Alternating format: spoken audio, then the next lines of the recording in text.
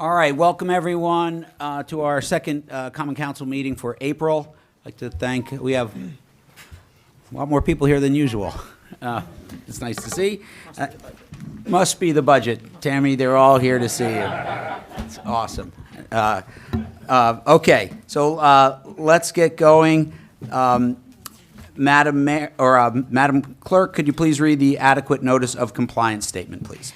Adequate notice of this meeting has been provided by the City Clerk's Office in preparation of the Council Annual Meeting Notice dated December 16, 2024, which was properly distributed and posted per statutory requirements. Please be advised the fire exits are to my right, your left, and at the back of the room. The City has a listening system to assist the hearing impaired. If anyone needs hearing assistance, please obtain the system at the dais and return it thereafter. Thank you so much. Roll call, please. Mr. Boyer. Present. Ms. Hamlet. Here. Ms. Kamenson. Here. Mr. Pulowski. Here. Mr. Smallwood. Here. Ms. Toth. Here. President McTurnan. Present.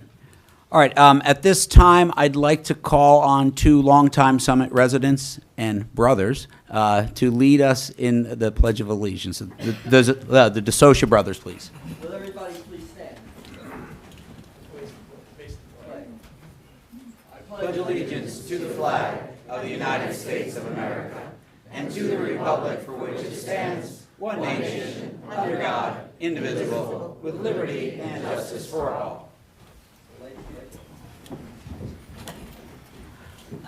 Thank you, guys. All right, moving right along. Madam Clerk, would you please read the explanatory note regarding closed session and hearings and comments? A closed session meeting as authorized by state statute was announced and held prior to the start of this meeting, and the known items for discussion were listed on the published closed session agenda. Please be advised that council meetings are broadcast live on Comcast channels 36 and 34 and Verizon channels 30 and 33 and rebroadcast on Thursdays and Saturdays on HTTV on Comcast 36 and Verizon 33.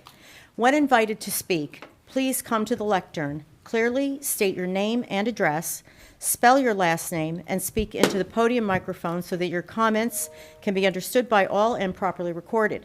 Whenever an audience or council member reads from a prepared statement, please give or email a copy to the city clerk at cityclerk@cityofsummit.org. To help facilitate an orderly meeting and to permit all to be heard, speakers shall limit their comments to 3 minutes. Unless you are using an electronic device to follow the meeting agenda or need it for professional emergency contact purposes, please turn it off. Thank you. Thank you very much. All right. Madam Clerk, I'm sorry, do I have a motion to approve the minutes for regular and closed session meetings of March 18th and April 1st? So moved. Second. All in favor? Aye. Opposed? Motion carries. All right, before we get to reports, I just want to make an announcement. I believe there are seats upstairs if anyone in the back would like to sit. I think there are TVs up there too. You'll have plenty of opportunities to come down if you want to speak at any time during one of the public comment sections. I'd hate to see you guys all standing up there, knowing that there are some seats available in the building. So be my guest to stand if you'd like to, though. Okay, so we're on to our report section. Madam Mayor, do you have a report for us this evening? Indeed. Good evening, everyone. So I'd like to start with a big thank you to everyone who came out for our annual Easter egg hunt on the Village Green. We had great weather and a fantastic turnout, and a special thanks to the PAL for sponsoring the event and to our Department of Community Programs for organizing such a fun day for our community.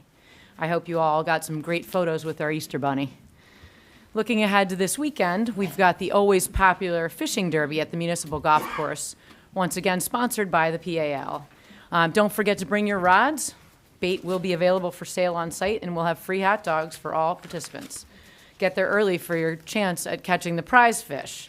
It will be both Saturday and Sunday from 8 a.m. to 4 p.m.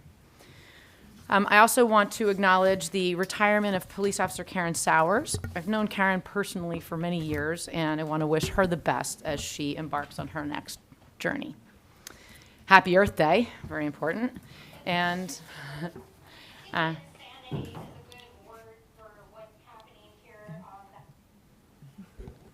I agree.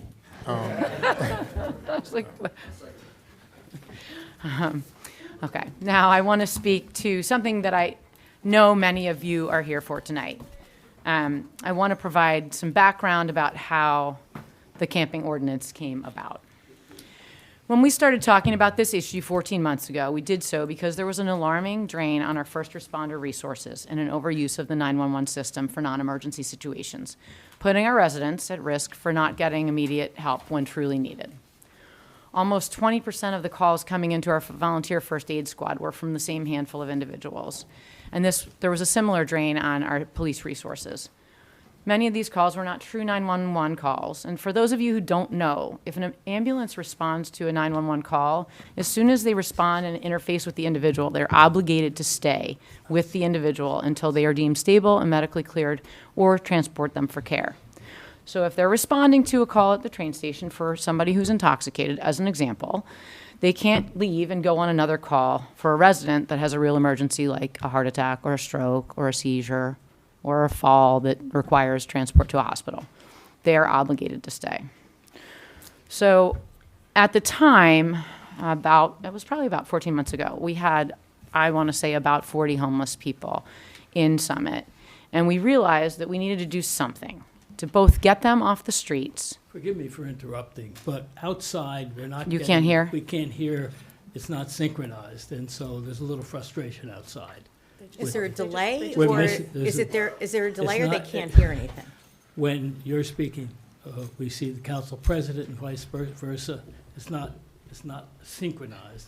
So there's a lot of frustration Is he- outside. Is it better if they go upstairs? Can try, yeah, I mean. I would suggest that they try the Whitman room upstairs. They told me it was just better. Someone just texted me that it got Oh. better. I'm not Oh, okay. if it didn't, but maybe All right, can try we, again. maybe we do a like a test. Why testing? don't we just do a test? Anybody? Can we get a test, a thumbs up from the lobby out there if we're better now? Anyone? Bueller? Keep talking. Council President, someone informed me that there's a 20-second or so delay. I don't think there's anything we can do Yeah, about that's a the live delay. stream Yeah. thing. That's Right. not, Right. that's Maybe if not we any close the door. malfunction. It's Should I going to be a speak more delay. slowly? No, we'll be okay. I think they'll be able to get the gist of what we're talking about. All right. So we started talking about how to both help individuals get off the streets and into a safe shelter and help our community's public safety and health as well. In fact, at the time, we considered an ordinance like this one because other cities had passed similar ones.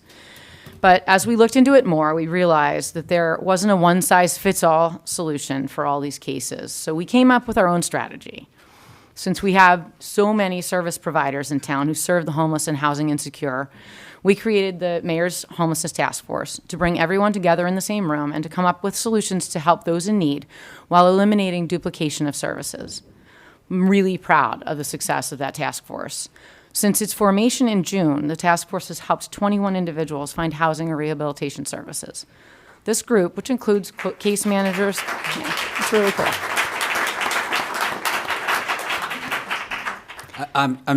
We're gonna have a really, really long really long. evening if everyone applauses for line. So I'm sure the mayor appreciates Appreciate the it. applause, but can we just keep the applause to a minimum so we can get through our meeting? We should Thank have you. had paddles. Yeah. Yeah. So this group, which includes the task force, which includes case managers, EMS workers, police, and volunteers, and representatives from all of our service providers in town, and our healthcare providers as well, have spent countless hours. And when I tell you countless, and most of these people are volunteering their time to solve this issue. We had service providers and outreach teams out 5 days a week, engaging with people, working tirelessly, creating relationships, identifying what the issues were, what the hurdles were, and trying to find the right solutions for the people who wanted to engage and were ready to accept the boundaries required for them to receive the right care. It's an incredible success that continues to this day. Offering resources will always be our community's first response. Not only has our task force helped all of those who were homeless and willing to accept assistance, but they also helped 7 Summit residents who were at risk of becoming homeless get the resources they needed in time to get out of that crisis situation. So during this whole process in the last, 10 months or so, as we were working to house these individuals and connect them with services, we were expecting call volumes for our particular issues and disturbances to decrease. So things like quality of life issues such as urinating in public intoxication, things like that. But we're still facing some of those. We're still seeing a lot of calls regarding those issues. And we're still facing some public safety issues. And an inordinate request for resources from a group of individuals who haven't accepted help or boundaries that have been put in place. Some of the calls we received include showing pornography to children, looking up pornography in the library on public computers in plain view of our kids, punching and hitting our first responders, urinating and defecating in public places, including right in the middle of center town. Most recently, we even experienced a more threatening situation where one of these individuals was panhandling, and when an 11-year-old did not give him money, he pulled a knife on her. We had to ask ourselves, not only how do we help those in need who want help, but also how do we protect our residents, our business owners, and our visitors? We identified two major issues: the strain on our resources from these disturbances, which I've outlined, and secondly, and even more importantly, a broader public safety implications near our highly trafficked areas like our train station, our bus stops, our library, and our downtown. For instance, because unattended personal belongings are becoming commonplace, we run the risk of complacency and not being able to recognize when there's a true threat. I know when I go to Newark Airport and I see a backpack and there's nobody around, I look around, right? We're sort of becoming a little immune to that in our little Summit bubble, and that's concerning. It's really unacceptable. We have a train station with thousands of commuters passing through each day, and we can't allow ourselves to be a soft target for someone with violent intentions because we can't properly monitor the surrounding area. I think we can all agree that the residents of Summit would not want a tent city on the Village Green, and that we want to be safe in our city. And I think that all of our discussions and efforts will be to ensure our residents' safety while also continuing to treat individuals with compassion. In the past few weeks, we have taken into account feedback from residents, our service providers, law enforcement, the prosecutor's office, to amend what was proposed last meeting in a way that better serves their needs and the community. I'm thrilled with the collaboration from those who truly want to be a part of the solution, and it's led to something that I think is going to be better and more useful. And that, my friends, is the power of democracy. So thank you to all who have been involved in these discussions. Thank you again to my task force for your tireless efforts, and for all of our service providers and our first responders who are caring and compassionate. Thank you. Thank you, Madam Mayor. All right, moving along to our city administrator report. Ms. Baldwin, please. Thank you, Council President. Good evening, everyone. The next Summit Free Market will be held this Friday, April 25th, from 12 p.m. to 2 p.m. at the transfer station. It's located at 40 New Providence Avenue. Stop by, drop off any unwanted yard sale quality items, and browse for other donated items for free. A Summit resident transfer station permit is required to attend, and more information is available at the website cityofsummit.org/free market. And in celebration of Local Government Week, which was held earlier this month, the City of Summit is hosting a spring photo contest now through May 16th. Summit residents can submit up to 3 photos of our city that showcase its beauty, uniqueness, and community spirit during the spring season. The contest is open to residents of all ages, and all the information is available at cityofsummit.org/photo contest. We can't wait to see what you will share with us. That's my report. Thank you. All right, thank you very much. I'll keep my report very brief because we have a lot to get through today. I just want to thank everyone. We kind of joked about it, but our city administrator has been working tirelessly with city staff to prepare our budget, and we're introducing it tonight. We all talk about affordability and how expensive it is to live in New Jersey, and all that is true. Most times when we talk about our budget, we have 3 people in the room. It matters, though.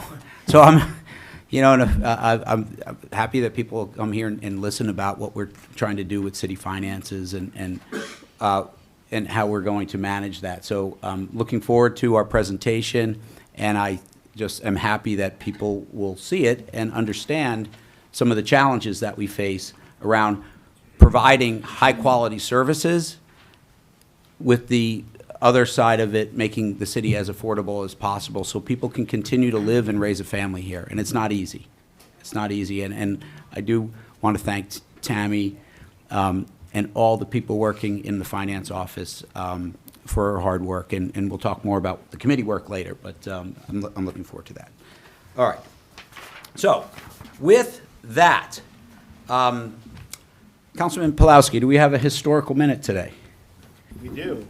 I'd like to introduce our business administrator, Tammy Baldwin, who's going to do some of the history of budgets in Summit. Apropos. Thank you very much. Thank you, Council President. And I appreciate being allowed to do the historical minute this evening. I'll keep it very brief.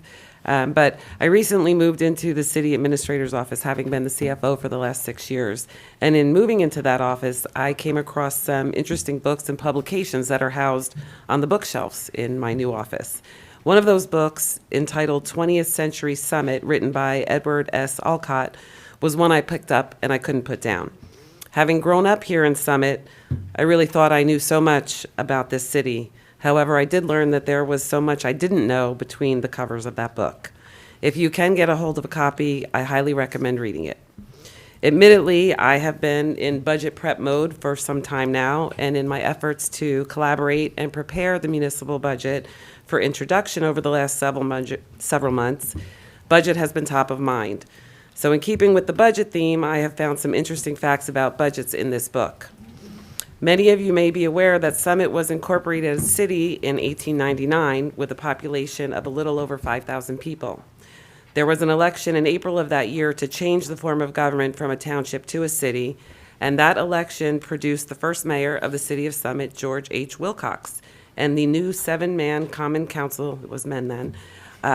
The members of this first council were for the most part businessmen and executives working in New York City, or in Summit, in fields such as sugar and coffee brokerage, diamond dealing, mailing and bookbinding, blacksmith and wagon repair, bakery and confectionery, and lumber and building materials. There was also a New York attorney on the council.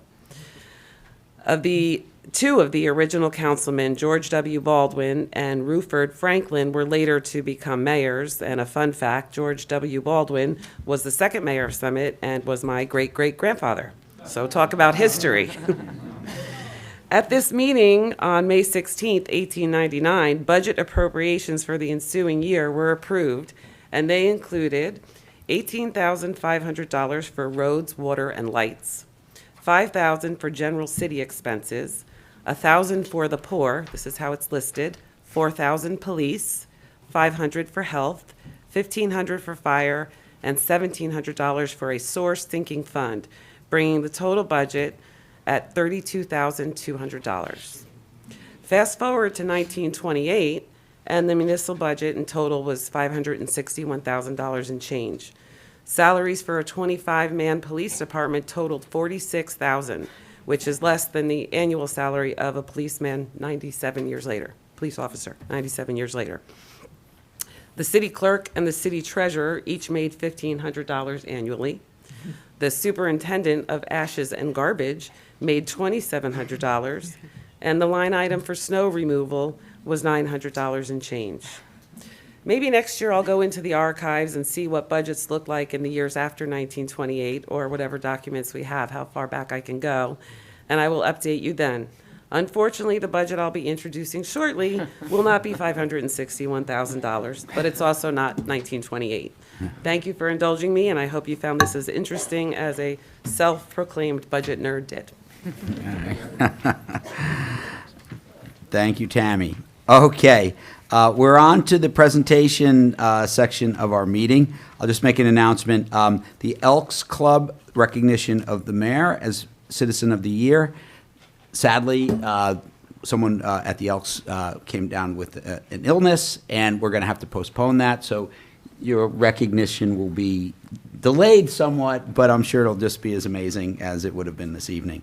But we still do have one presentation, which is a farewell message from our retiring Police Chief, Steven Zagorski. I think our mayor would like to maybe give us a small introduction. I would, thank you. I want to say that we are incredibly grateful to Chief Zagorski for his 36 years of dedicated service to our city. He has led with integrity, steadfastness, and an unwavering commitment to keeping our community safe. His membership of our current officers, I'm sorry, I can't see, and I'm trying not to cheat because really this is supposed to be, and it is from the heart, and I really didn't want to read. Sorry, Chief, I'm not good at this. His mentorship of our current officers and of the incoming administration has ensured that the department is in a strong position to continue its important work. It has been a privilege to get to know you and to work alongside you, and I thank you for your patience and your guidance and for helping me understand the inner workings of public safety. And I will really miss your calm demeanor and your sense of humor. And we all are better for your leadership, and I wish you the very, very best as you explore your next chapter. So thank you.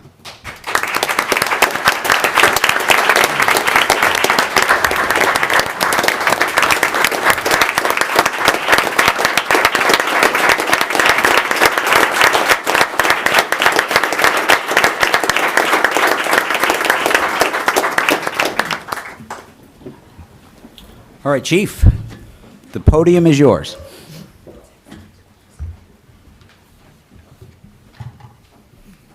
This is a little bit more coverage than I was anticipating.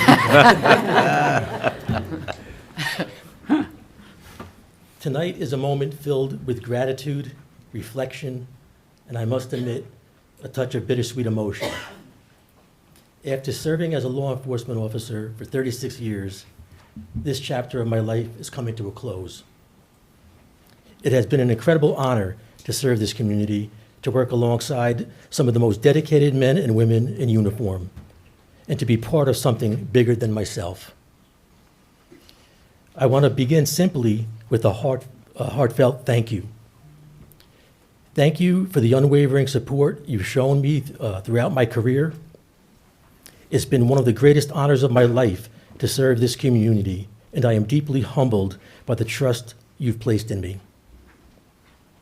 I want to especially thank Mayor Elizabeth Fagan and the former mayor, Mayor Nora Radis, for their steadfast support, leadership, and dedication to public safety. Mayors, your belief in me and this police department made all the difference.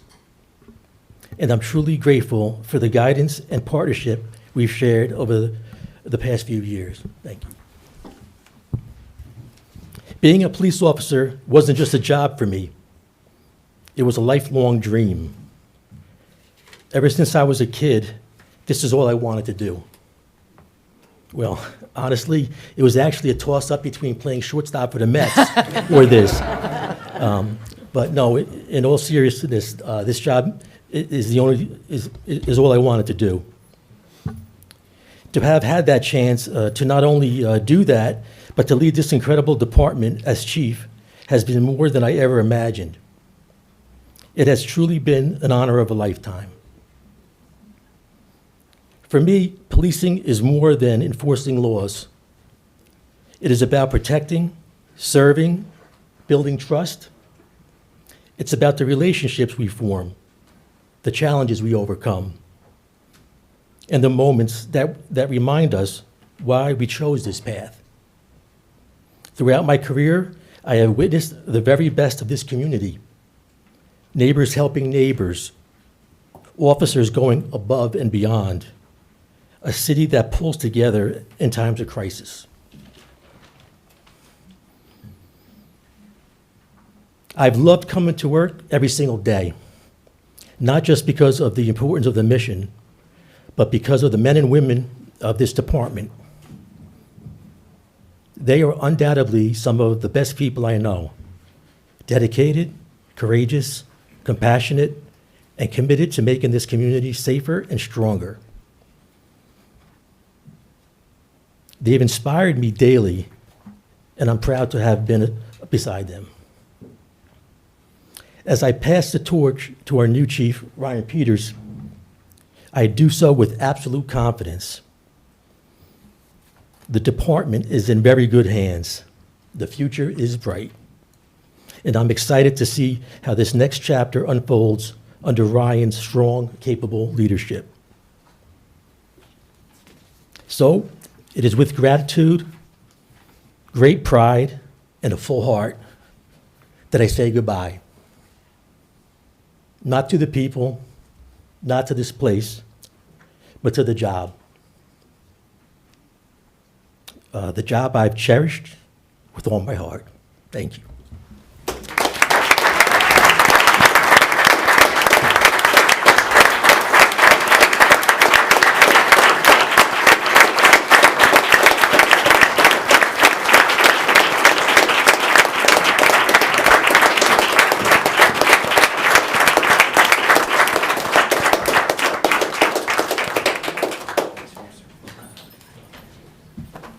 Hug you from here.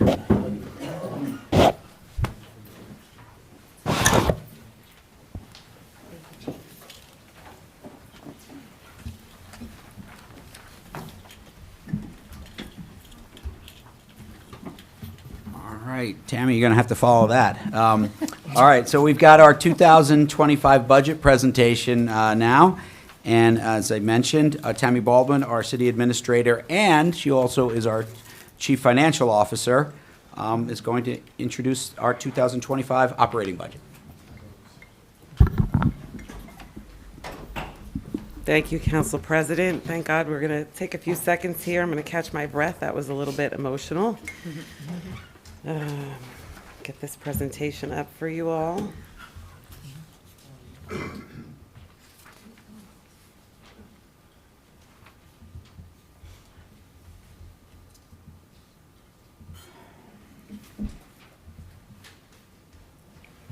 Okay. Well, good evening again, everyone. It's the trifecta. I did the city administrator report, I did the historical minute, and now the municipal budget presentation. I've been doing budgets for 25 years now in municipal government, and this is by far the biggest crowd I've ever done a presentation in front of for budgets. So this is exciting, a highlight for my career. I'm going to try to keep this as brief as I can, but it is a lot of information to get into a condensed period of time. And there will be information posted. This presentation will go up on the city website tomorrow. And by Friday, there'll be some very detailed information going up on the city website if anybody wants to do a deep dive. But tonight we're going to quickly, let me go over what we're going to go through is the process and the timeline and how we develop the budget, the challenges, some of the challenges we face for 2025, our financial totals, the general fund summary points of the budget, our tax base evaluation, property taxes and budget impact, and the general fund revenues and appropriations, along with the city's debt position. And we'll touch on the 2025 capital budget and that plan. So this process actually starts in August. I'm just, 4 months out from starting it again for 2026. All department heads start putting together their operating and their capital budget requests.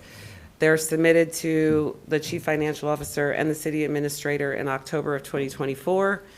And then council committees review and discuss the various department budgets in their committee.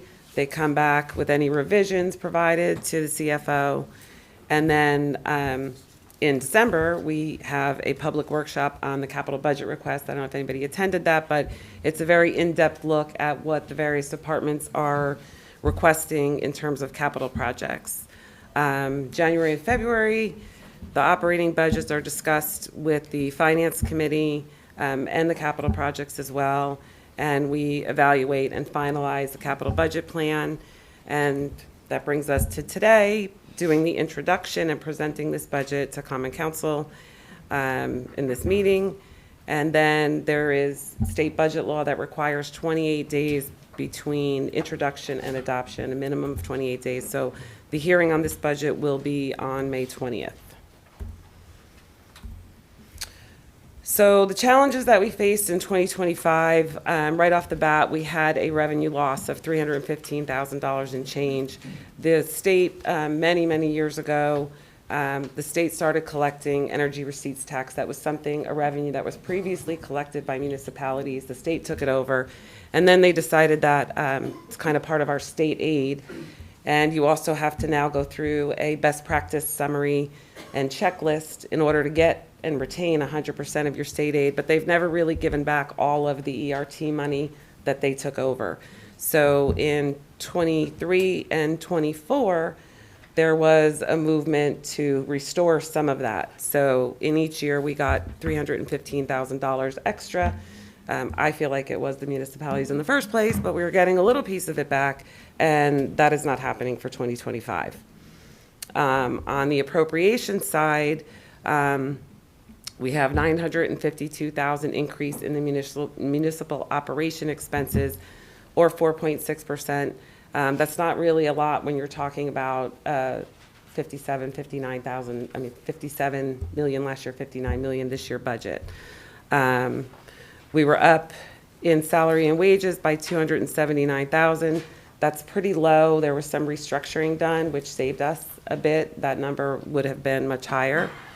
And then 672,000 and change in the other expenses, the regular operating non-salary expenses. There was an almost $60,000 increase in the general liability and workers' compensation. We've been seeing steady increases in this area, in large part due to cybersecurity threats that not only municipalities, but all corporations and private industry are seeing the same kind of threats. And then our healthcare insurance premiums went up by $450,000. It was a 17% increase with the state health benefit plan. Caveat to that, myself and my finance team and some other folks in City Hall will be looking at our options for 2026 to see if we can do something different and save some money in the 26 budget, because I don't anticipate that 17% is going to be the number next year. I think it might be much higher, reading all of the fiscal reports that are coming out. So we'll be looking at that carefully. The general fund municipal budget for 2025 is $59,769,000 and change. Again, that's a 4.6% increase in the amount budgeted, not in taxes. We'll get there in a minute. And then the capital budget is up at $5,256,000. That's a 2.9% increase. I have to keep in mind that and we talked about this last year when the previous city administrator presented the budget. There's a lot of capital needs. Infrastructure needs to be maintained, and we can't continue to not do it and push it. Eventually, we have to get certain things done. So we take a hard look at what is imminent, what can wait, and what needs our immediate attention, and that's how those are developed. We also have a sewer utility fund and a parking utility fund. The sewer utility fund, they're both called self-liquidating funds, right? They are maintained, the expenses are covered by the revenue that's taken in. So the sewer fees that are collected cover all of the expenses of the sewer utility fund, and the parking revenue that's generated covers all of the expenses of the parking utility fund. Those numbers are here. We are up 4.7% in the operations for the sewer utility fund and 1% in the parking utility fund. The capital budget looks huge there with the parking utility. You see 2025 is $2,725,000, and last year it was $55,000. That is because, in large part, we have funds put into rehab the tier garage. It is in need of repair. There have been some presentations to council. We're looking into it further to see the breadth of the repair that's needed. Tammy, could you just speak I'm closer into the sorry. microphone? Yes, I can. I apologize. So we're looking into that to see if, we're fairly certain this will not cover it, but we're starting to prepare for that, and we need to get into the design of it to really see what we're looking at. And then we have to do a cost benefit analysis as to whether it's something we should fix, and how many years does that get us? Or is this something that we have to look at a bigger solution for? So financial totals, and that's everything all in. You're taking sewer, parking, and the general fund, and we are up 8.6%. But again, that is not in taxes. That's 3 different budgets altogether. So just a reminder, nobody panic. Tax base valuation breakdown, everybody can see this and take a deeper dive, but essentially, we are looking at a net assessed valuation total of $3,380,000 and change. And you can see the distribution on this slide. Residential property makes up 82% of that tax base valuation. Commercial makes up 9.5%. Industrial 5.5%, and the apartments, vacant land, and the business personal property telephone tax with Verizon makes up the smaller percentage. The tax base growth, you can see overall the years 2020 through 24. To note, you see that in 23, that tax base growth was $81.9 million. That is because Bristol Myers Squibb, some of their properties came back online and were assessed at the right values, and so that made for a big jump that year. This year, in 2024, we closed with an increase of just about 26 million. And this is important because the growth in the tax base raises revenue in the tax automatically, inherently. So it's not additional tax rate that has to go up. So our tax base, as I said, is 3.38 billion. That's up 26 million from 2024. Inherently, that provides for 1.13 million in increase of total tax revenues. Of that, the municipal gain is 240,500. That 1.13 is the school, the county, the library, everything included there. So just over a half a cent in tax base growth. That's the impact on the municipal tax rate. This is a quick slide, a lot of information here, but it gives you the breakdown of the estimated right now. I don't have the county all in yet, but we estimated that based on information they provided. And right now, 2025 looks like this. 4.48 is the tax rate increase. For the municipal side, which is the only thing that this council really can control, that is 0.943, which is a 0.018 cent tax increase. This dollar is a pretty good graphic that our Chief Communications Officer helped me get up here. And this shows the distribution of your tax dollar. So 49.3% goes to the school, 24% goes to the county, 21% goes to the municipality. Additionally, there's 3.2 in school debt service, so that raises that to about 52.5 for the school. So just over half your dollar. And then 2.23% is the public library.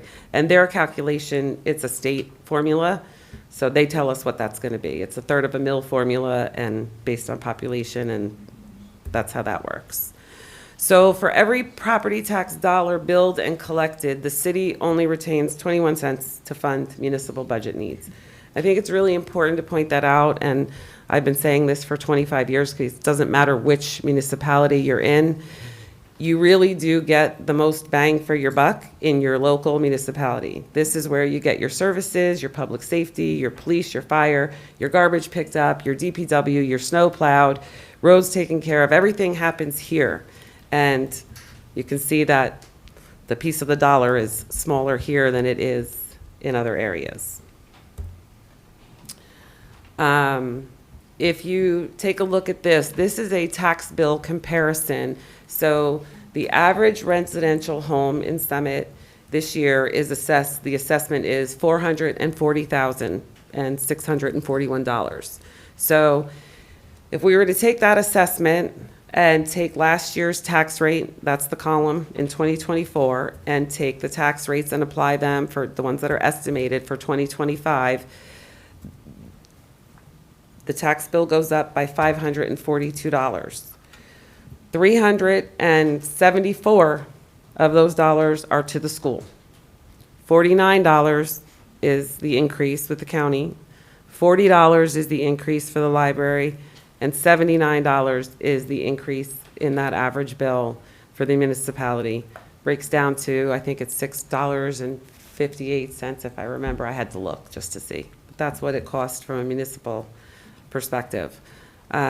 This is the annual change in the municipal tax rate from 2015 to 2025. And this slide represents the general fund revenues. You can see that fund balance is at 8.4 million in this budget. That's 14% of the revenue.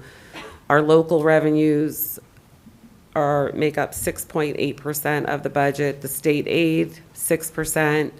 Grants, 0.1% of the budget. I think it's worth noting here that in 2024, you see that there was 137,000 and change in grants, and right now there's 608 in 2025. When we closed out 24, we had over $900,000 in grants, but they weren't in the initial adopted budget. They come in during the year, the state approves them and lets me enter them into the budget. So we're lucky that we started out strong right now, and I already have a couple of grants that have come in that'll get booked after the budget is adopted. There's a whole process with the state for that. Enterprise funds contributions make up 5%. Prior year tax receipts, 0.5%. The municipal tax levy makes up 53% of the general fund revenue. And the school district debt has to be paid back to the municipality. They cover that. That makes up 7% of the revenue, so it offsets their debt. And the library tax levy makes up 5%. So our fund balance, otherwise known as surplus, we closed out 2024 with 11.85 million in surplus.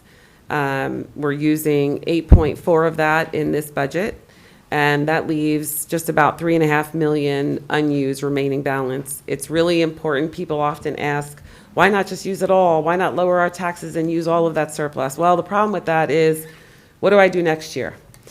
You can only go up 2% on the tax levy, and we leave this behind to regenerate surplus, and there are other methods, unused appropriations, cancel back, unanticipated revenues add to that, but it is not a smart move at all to deplete your fund balance. So this leaves behind, oops, I should go back 1 second. This leaves behind the 3.45 million. I get to it in another slide, but there are certain policies that the credit rating agencies look for in how much surplus you have and what is your surplus policy. And Summit is rated AAA by all 3 rating agencies, and that is worth its weight in gold. And keeping a 25 to 30% fund balance is really important in that endeavor, and that lowers our interest rates when we go out to bond. So it all ties in.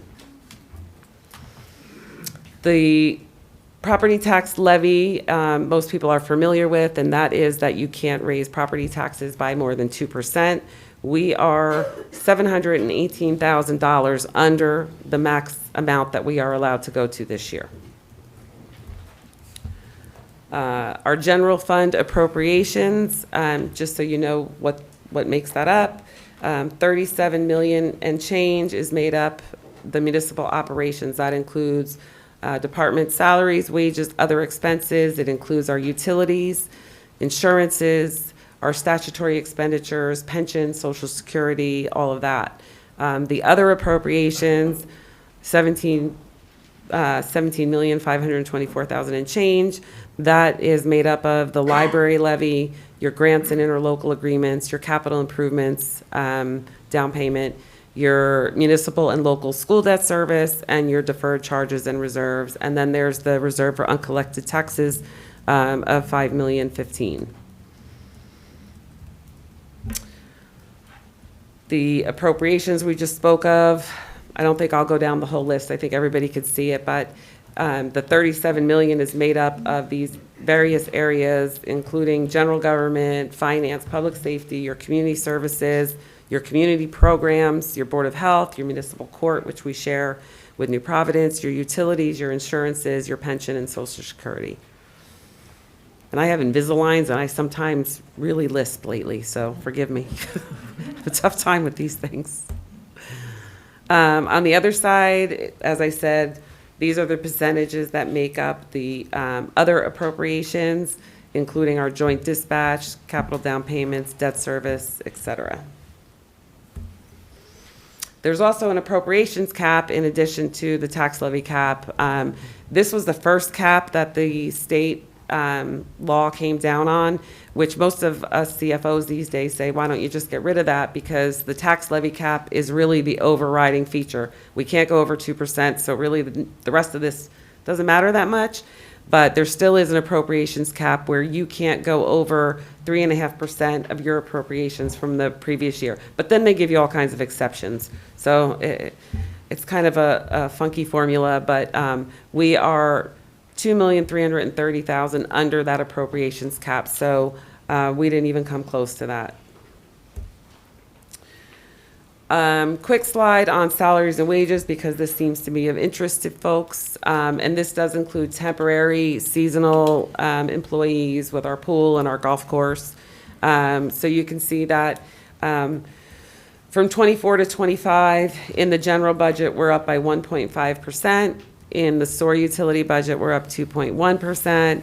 Parking services, we actually decreased by 14.4%. There was a lot of turnover and change from longtime employees and new folks taking over. So just by attrition, that savings occurred. And then in our UCC, which is a dedicated trust fund, we're up 4.9%. Our current debt position, as of the end of the year, our annual debt statement is posted on the website. Anybody who's interested can take a look at that. But our statutory equalized valuation is $8,512,942,632. That allows us 3.5% borrowing power. So counties can go to 2.5%, municipalities to 3.5%. That would allow us to borrow $297 million in change. We are not doing that. Right now, we're at $62 million. So you can see that we are well under what we're allowed to go to. The remaining power there is that $235 million. And our net debt to statutory equalized valuation is 0.678. So we're under 1%. We're not even at 1%, and we could go to 3.5. Not that I would advise that.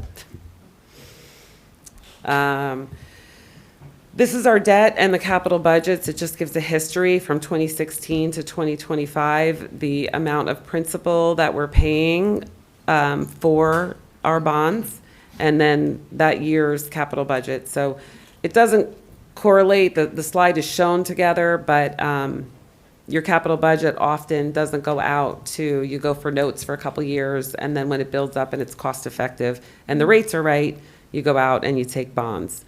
So in my experience here, it's about every 3 years, depending on where the rates are with the market and if it makes sense at that time. And these are the capital budgets. I'll touch on these real quick because we did have a very lengthy discussion back in December on this. But overall, the general fund, $5,256,000 and change. The parking services agency, I talked about. The funds for the tier garage, $2.7 million, and the sewer utility improvements of $2.1 million. This is a breakdown by department. For 2025, fire requested $333,000, police $195,000, community services just over $3 million, community programs $1.375 million, and administration clerk $260,000. That's what makes up that $5,256,000. These are a breakdown of parking services. We touched on that briefly. Again, that is up because of the tier garage, and SOAR is actually down by $460,000 as it stands right now. This is a detail for the fire department of the request that they made. It's turnout gear, replacing car one, small equipment, rescue equipment, and radio equipment. Makes up that $333,000. In the police department, it's a network server replacement and upgrade. It's Axon drone equipment, replacing desktop computers, and vehicle replacement. Department of Community Services, which is where most of our capital dollars are spent. This is where our infrastructure is. And their total request, there's $2,140,000 in road improvement projects, in stormwater projects, in traffic and safety projects. And there's a list here that y'all can look at online if you'd like to. Also vehicles and equipment, a rear packer garbage truck, a trash transfer trailer, and a zero-turn mower. And then city buildings and properties and the transfer station have some additional funding requests for City Hall, for DPW, for the community center, and for upgrades to the transfer station. The Department of Community Programs has funding request in for Upper Tatlock Playground, the Memorial Playground, a shade structure and basketball court at the Summit Family Aquatic Center, Tatlock lighting, Investors Bank Stadium upgrades. And the administration clerk finance capital, there's not every year is there something there, but there is funding in for upgrades to the Whitman Community Room upstairs. That's to be able to live stream and to get all of that up to speed with, 2025. And then property acquisition for a small piece of property related to the firehouse, just a small piece within that whole property that the city doesn't own currently. And that's what that is for. The SOAR utility has $2,145,000 in their budget. In large part, that is for the SOAR infrastructure, cammering, inspections, lining, spot repairs, mapping and updates, and facility upgrades, as well as SOAR replacements for particular areas and general areas, general repairs and system upgrades to the SOAR infrastructure, utility vehicle and truck with plow for equipment, and $200,000 for our pump stations on Chatham Road and Constantine Place, and then general pump upgrades as necessary. Also, there is $250,000 starting to work towards the capital contribution that, as a member of the joint meeting of Essex and Union County, we have to contribute to the capital programs that they have. Parking services is the tier garage rehab project, $2.5 million. City Hall parking lot and lighting upgrades, that's right out here, and parking lot improvements of $50,000. So before I get into this, we're almost done. I'm wrapping it up, I promise, but I think it's important to let everybody know that when it comes to capital projects, this budget adopts a plan. It adopts a municipal budget, it adopts a SOAR utility budget, and a parking utility budget. It does not adopt the capital, it adopts a plan. That is just a plan until council approves any ordinances to go ahead with funding those requests. So it remains a plan, and there's another, we always say there's another bite at the apple when those ordinances come up for introduction and adoption for folks to come out and hear about that, talk about it, express their opinions at the hearings for those things. And what you have in a plan might not always be what passes eventually. But this is where we're at right now. The key highlights of this budget is that we ended highest in decades, the general fund balance at the end of 2024 at the $11.85 million, which is fantastic. We are using $8.4 million in anticipated surplus to offset taxes for 2025. Last year we used 70%. This year it's 71%, but I'm still well within that 25 to 30% that the credit rating agencies are looking for. $844,928 is the municipal tax levy increase to balance the budget outside of the other revenues that help support that. The 26 million in new property value growth brings in the 1.13 million in new total tax revenue, which is the 240,000 in new municipal revenue. And overall, the 2025 municipal budget will require a municipal tax rate increase of 0.018 to generate about 608,000 in additional revenue.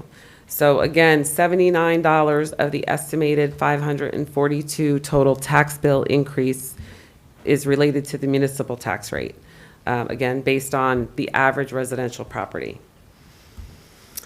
I would just like to thank all of the department heads and my finance team, because without everybody, this was a crazy year. We had a lot of people move on and move up. You mentor people, and then they get these bigger jobs, and they leave you. And my assistant treasurer left in December. It's just been a little nutty, but with the help of all the department heads and all of their hard work, and the finance committee who really bore down on all of this week after week in our meetings, I appreciate it, because it is a collaborative effort, and without everybody, I would not have been able to do it. So that wraps up the presentation. Thank you.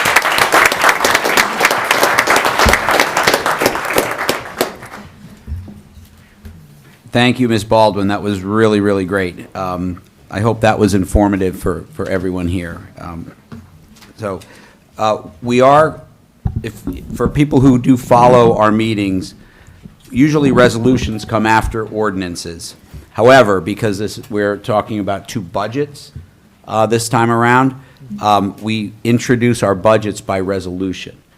So we're going to have a little resolution section.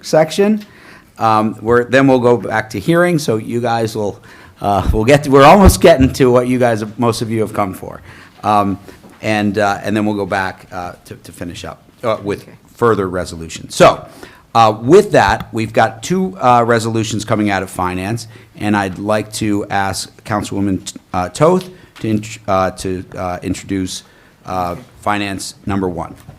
Thank you, Council President. This is Resolution ID 11808, and this resolution introduces the 2025 budgets for the city and for the parking and sewer utilities. And as Ms. Baldwin noted, per state law, we shall vote on these budgets on May 20th, and I move to adopt this resolution via a roll call vote. I second. Okay, this is a resolution to create a hearing date. So normally on resolutions, we would have public comments and council comments, but because we'll have a hearing on this. The hearing on this one will take place in a month. Okay, so with that, may I have a roll call, Madam Clerk? Mr. Boyer? Aye. Ms. Hamlet? Aye. Ms. Kalmanson? Aye. Mr. Pulowski? Aye. Mr. Smallwood? Aye. Ms. Toth? Aye. President McTiernan? Aye. Okay, motion carries. All right, Finance number 2, Councilwoman Toth. Thank you, Council President. This is Resolution ID 11809, and it introduces the 2025 budget for Summit Downtown, Inc., our special improvement district. The budget is included in the larger meeting packet. And we'll also vote on this budget on May 20th. So I move to adopt this resolution via a roll call vote. I second. Thank you. Roll call, please. Council President, did you want to give Ms. Adams any Oh. opportunity to speak? I'd love you to come back at our hearing date and speak. No, you can't? Our board treasurer will. Okay, that's great. All right, roll call. Mr. Boyer? Aye. Ms. Hamlet? Aye. Ms. Kalmanson? Aye. Mr. Pulaski? Aye. Mr. Smallwood? Aye. Ms. Toth? Aye. President McTiernan? Aye. Motion carries. All right, we're moving along to ordinances for hearing. We've got a few today. So we're starting off with Finance. Councilwoman Toth? Okay, thank you, Would you like me to read the? Oh, yeah, I'm Oh. sorry, Matt, I'm sorry. Madam Clerk, will you please read the ordinance for final hearing for finance? For hearing. Ordinance number 25-3336, bond ordinance providing for the acquisition of a portion of the property at 402 Broad Street in and by the city of Summit in the county of Union, New Jersey, appropriating $210,000 therefore, and authorizing issuance of $200,000 in bonds or notes of the city for financing such appropriation.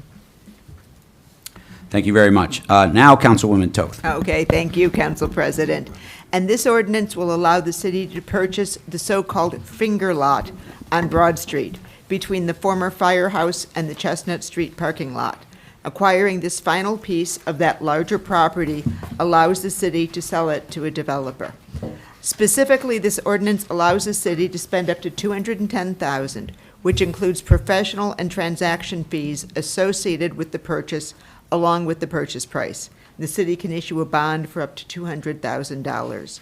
I move to open the hearing on this ordinance. I second. Okay. I'm going to declare the hearing open. At this time, what we're going to do with the hearing, I'm going to ask for public comments, and then we'll have council comments. I am wearing my Constitution tie today. So I think it's super, super important that people have an opportunity to speak when they would like to. One of the things we rebelled against England for was because we weren't allowed to petition the king. So you should be able to petition the government. That being said, we have a meeting to get through.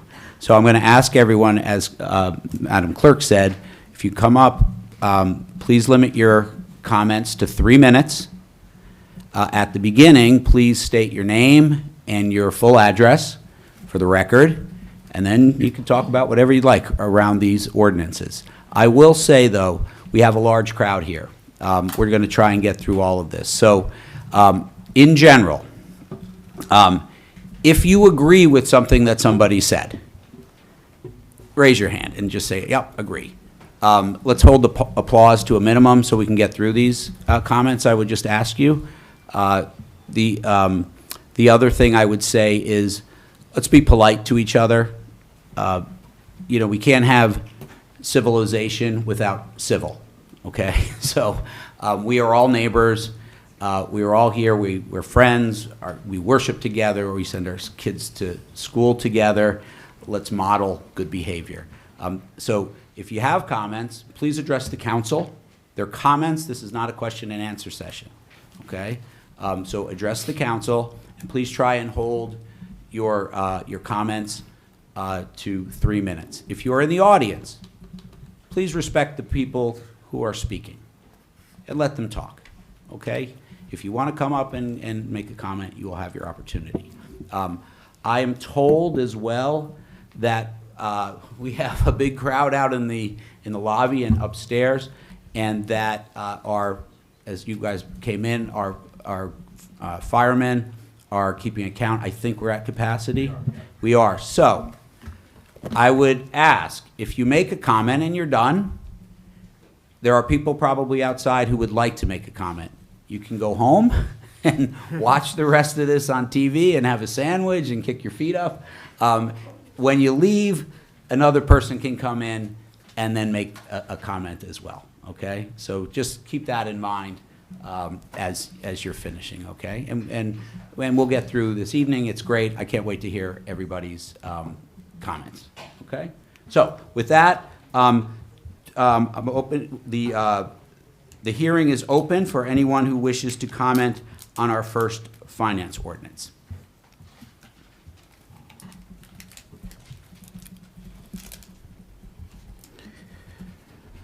Good evening. Diego Hoyk, 9 Argyle Court. This transaction is a win-win. The city wins by completing a larger property that likely becomes more attractive to prospective buyers. The current owner of the lot finds its natural buyer. Without this transaction, he or she would be left with a tiny property of limited commercial potential. Thus, I wonder whether the city is paying a fair price. By appropriating $210,000 to buy 0.067 acres of undeveloped land. The valuation becomes $3.1 million per acre. How did this council decide that $3.1 million per acre was a good price for an empty lot? Thank you. I'll send it to you, Rosie. Thank you. Other comments? All right, I'm going to declare the public comment portion of our hearing closed. Any comments from council?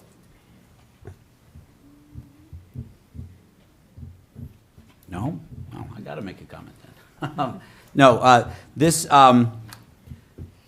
is, as mentioned so eloquently by Councilwoman Toth, is the last little piece in the jigsaw puzzle to get this property at Broad Street West ready for sale.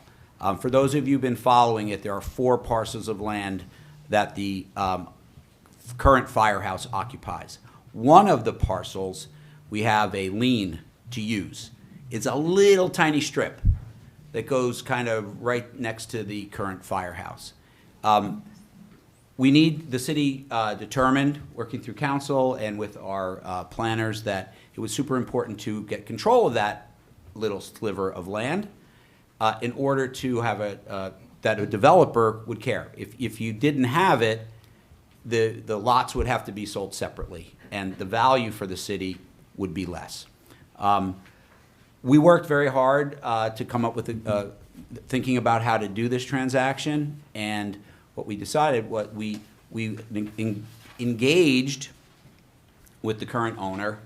The owner had an agreement to sell this property to the developer, the infamous developer, who was going to buy our property and then develop the Broad Street West large development.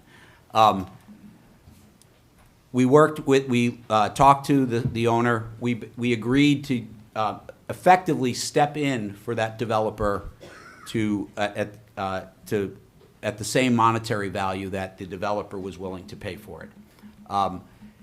Thinking around it on those terms, that developer is a professional, knows a lot more about real estate than we did, and I think if anyone had followed the Broad Street West saga all those years, that developer kind of ran circles around government as it came to development. So that property, I think, is very fairly valued. It's not, you can't look at it just because it's per acreage. It matters because it's that last piece in the jigsaw puzzle. Without it, you can't really sell the lots in general. So I think it's a great deal, and I'm very happy to support this ordinance. Okay. All right. Without any further questions or comments, I'm going to close the hearing on this ordinance. We've got another ordinance for hearing today. Madam Clerk, will you please read the first safety and health ordinance? Ordinance number 25-3337, an ordinance amending and supplementing the Code of the City of Summit, Chapter 3, Police Regulations, to add new sections 3-17 entitled Skateboards, Scooters, and Other Non-Motorized Personal Transportation Devices, and 3-18 entitled Electric Personal Transportation Vehicles. Thank you very much. Councilman Boyer. Thank you, Council President. I am introducing ordinance number 25-3337 for a final vote, which amends Chapter 3 of our City Code to address the responsible use of personal transportation devices, both motorized and non-motorized within our city. This ordinance adds 2 sections to our police department regulations. Section 317, which regulates non-motorized devices such as skateboards, bicycles, scooters, and rollerblades, although I don't know if anybody rollerblades anymore. Section 318 governs electric transportation vehicles, including both low and high-speed e-bikes and electric scooters, in accordance with state definitions. We fully recognize that these devices offer real benefits, especially children, seniors, and individuals. We promote safe travel, However, we've also recognized that we need to protect pedestrians. And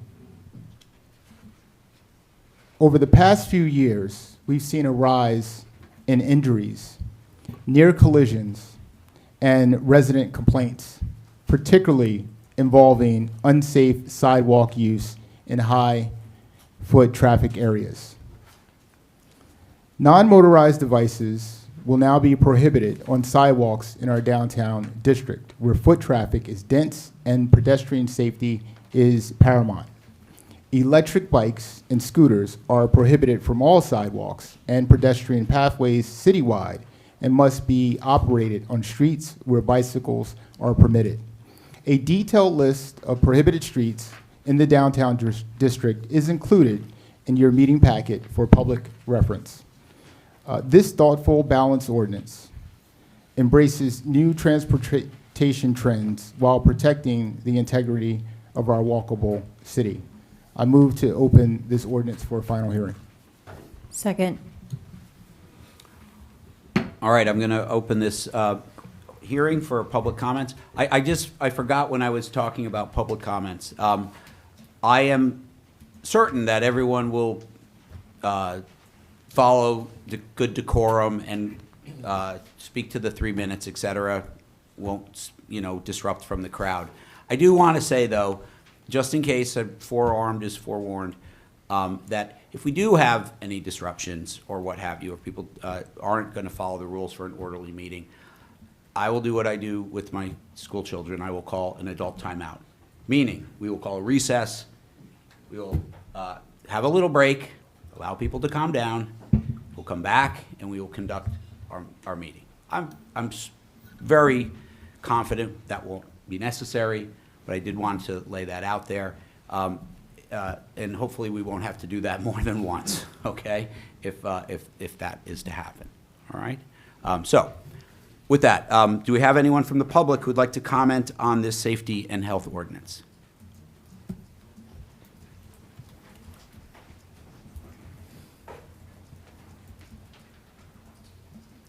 My name's David Sherry, Sherry, and my address is 241 Plainfield Avenue, Berkeley Heights. And I just wanted to say, if you want to ban the use of bikes from sidewalks, you need to install bike lanes. It is not safe for bikers and people on rollerblades and people on scooters to share a road with a vehicle that can go 60 miles an hour, and they don't have any protection from that. Thank you. Thank you very much. Other comments from the public?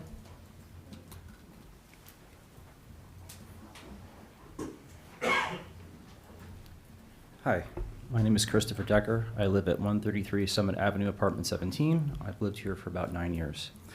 One of the reasons I moved to Summit is because of how walkable it is. It's really nice being able to walk around and not have to get into my car to go run errands. Obviously, things have changed recently, and now I need to ride my scooter down the street sometimes to go get groceries.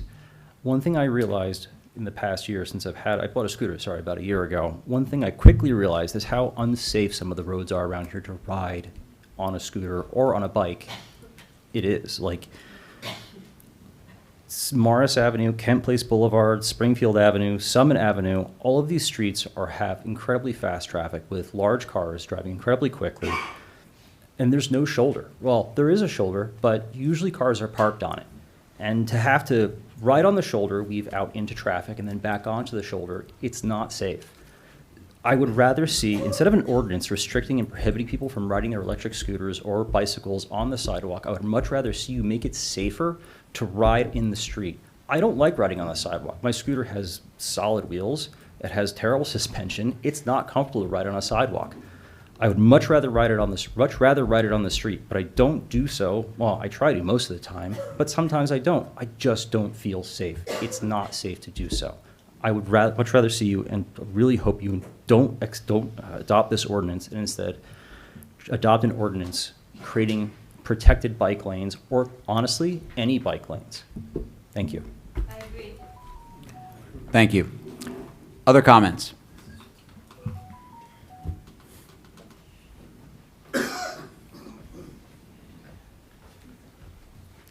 Jesse Reyes, last name spelled R-E-Y-E-S, 42 Londonderry Way. I've been riding bikes all my life. I'm 67 years old. Used to do bike racing. When I moved to the city from the country, it was a big adjustment. What I've noticed is several towns have done this. I saw this in Chatham. They have busier streets than we do because they have an entire street that's a through street. I've seen near collisions between children and pedestrians. There's no clear winner ever in these things. My dad used to say you can be 100% right and 1,000% broke, which basically meant if you get in the street, you may have the right of way, but you may get run over. The thing I have noticed about bikes is I've told my kids, the minute you get off of your bike, you become a pedestrian. And so one of the things that I like seeing is parents who have their kids walk their bikes on the sidewalk. Now, granted, I don't know about scooters. I don't know about electric scooters, but for bicycles, especially for very young kids, I know why they want to ride on the sidewalk because it's safer. You're there with parents. But I'd also have to say that we have to do better training of our kids of how to use their vehicles. I watched a kid without a helmet the other day cut right in front of me from the sidewalk to the street on an electric bike. Just took me a second later, and it would have been an accident. So it's as much about training our bike riders, especially the young ones, about how to be and how to coexist with pedestrians. I don't think there's a clear winner in any of this ever, and we don't want anyone to get hurt. So I'm in favor of anything that does that, but I think there's also needs to be some training for our bike riders, adults. I had a bike that almost ran into me because he thought he had the right of way to run through a stop sign, and this is an adult, not a little kid. So I'm in favor of anything that makes us safer. I wish I had one solution. This is a step in the right direction, but with the right training for kids. Thank you. Thank you for your comments. Other comments from the public?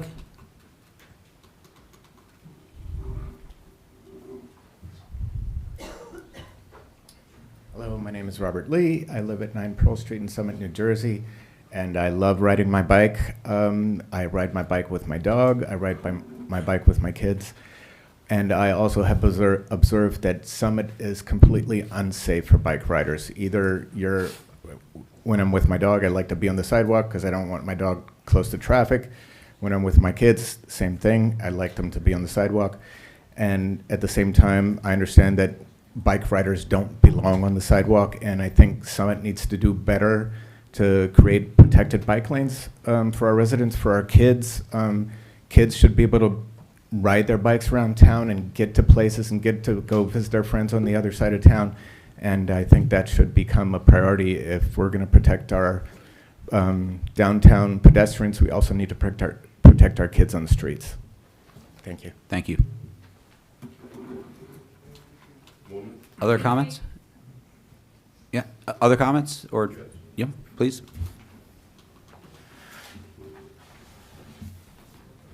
Leonard Prentice, 12 Chestnut Avenue, Summit. I've been a cyclist most of my adult life, and one of the things that I've noticed here in Summit more than too much is that when parents are out riding bicycles with their children, oftentimes the children are riding in front of the parents as they go down the street. Wrong. If something would happen and one of those children fall off and couldn't let out a shout or a warning, the parent will ride on down the street and the child is behind them. And sometimes they got 2 and 3 kids behind them. No, I don't care what ordinances you pass in the future or don't pass, but parents need to be made aware that you keep your kids in sight, you become the obstacle between that car, that vehicle, and your children. You get hit first as a parent. Thank you. Good comment. Thank you. I agree. Other comments from the public? Okay, seeing none, I'm going to close the public comment section of this hearing. Comments from council? Council President, Yes, Councilman Boyer. I just want to make a distinction between non-motorized bicycles and electric bikes and scooters. So the thought process behind this was, regardless of what age you are, right, you can ride your bicycle on the sidewalk. I thought about it, and I said, you know, you could be 60, 70 years old and say, you know what, I want to pick up riding a bicycle and not be that good and be in the street. We don't want that to happen, right? Also, regardless of what age you are, we don't want the police to stop kids on the sidewalk that are riding just bicycles. So the idea is that you yield to pedestrians on the sidewalk. The difference between the bicycles and the electric bikes are that A, they're heavier, they go faster, and they shouldn't be on the sidewalk. We've seen people that have had catastrophic accidents being hit by an electric bike more than once. And I've gotten a lot of complaints, and I've talked to a lot of residents about this. I think it's a great idea for the downtown section because everybody should just walk, right? It's a busy, heavily trafficked area. And even this past weekend, I've seen kids riding in the downtown section, and it's some of them move, some of them want you to move, and there's a lot of small children around. So I think it was a good idea. The last point is I've talked to the chief of police, our new chief of police, Chief Peters, and there has to be some education. Being a former football coach here in Summit, I know a lot of these boys.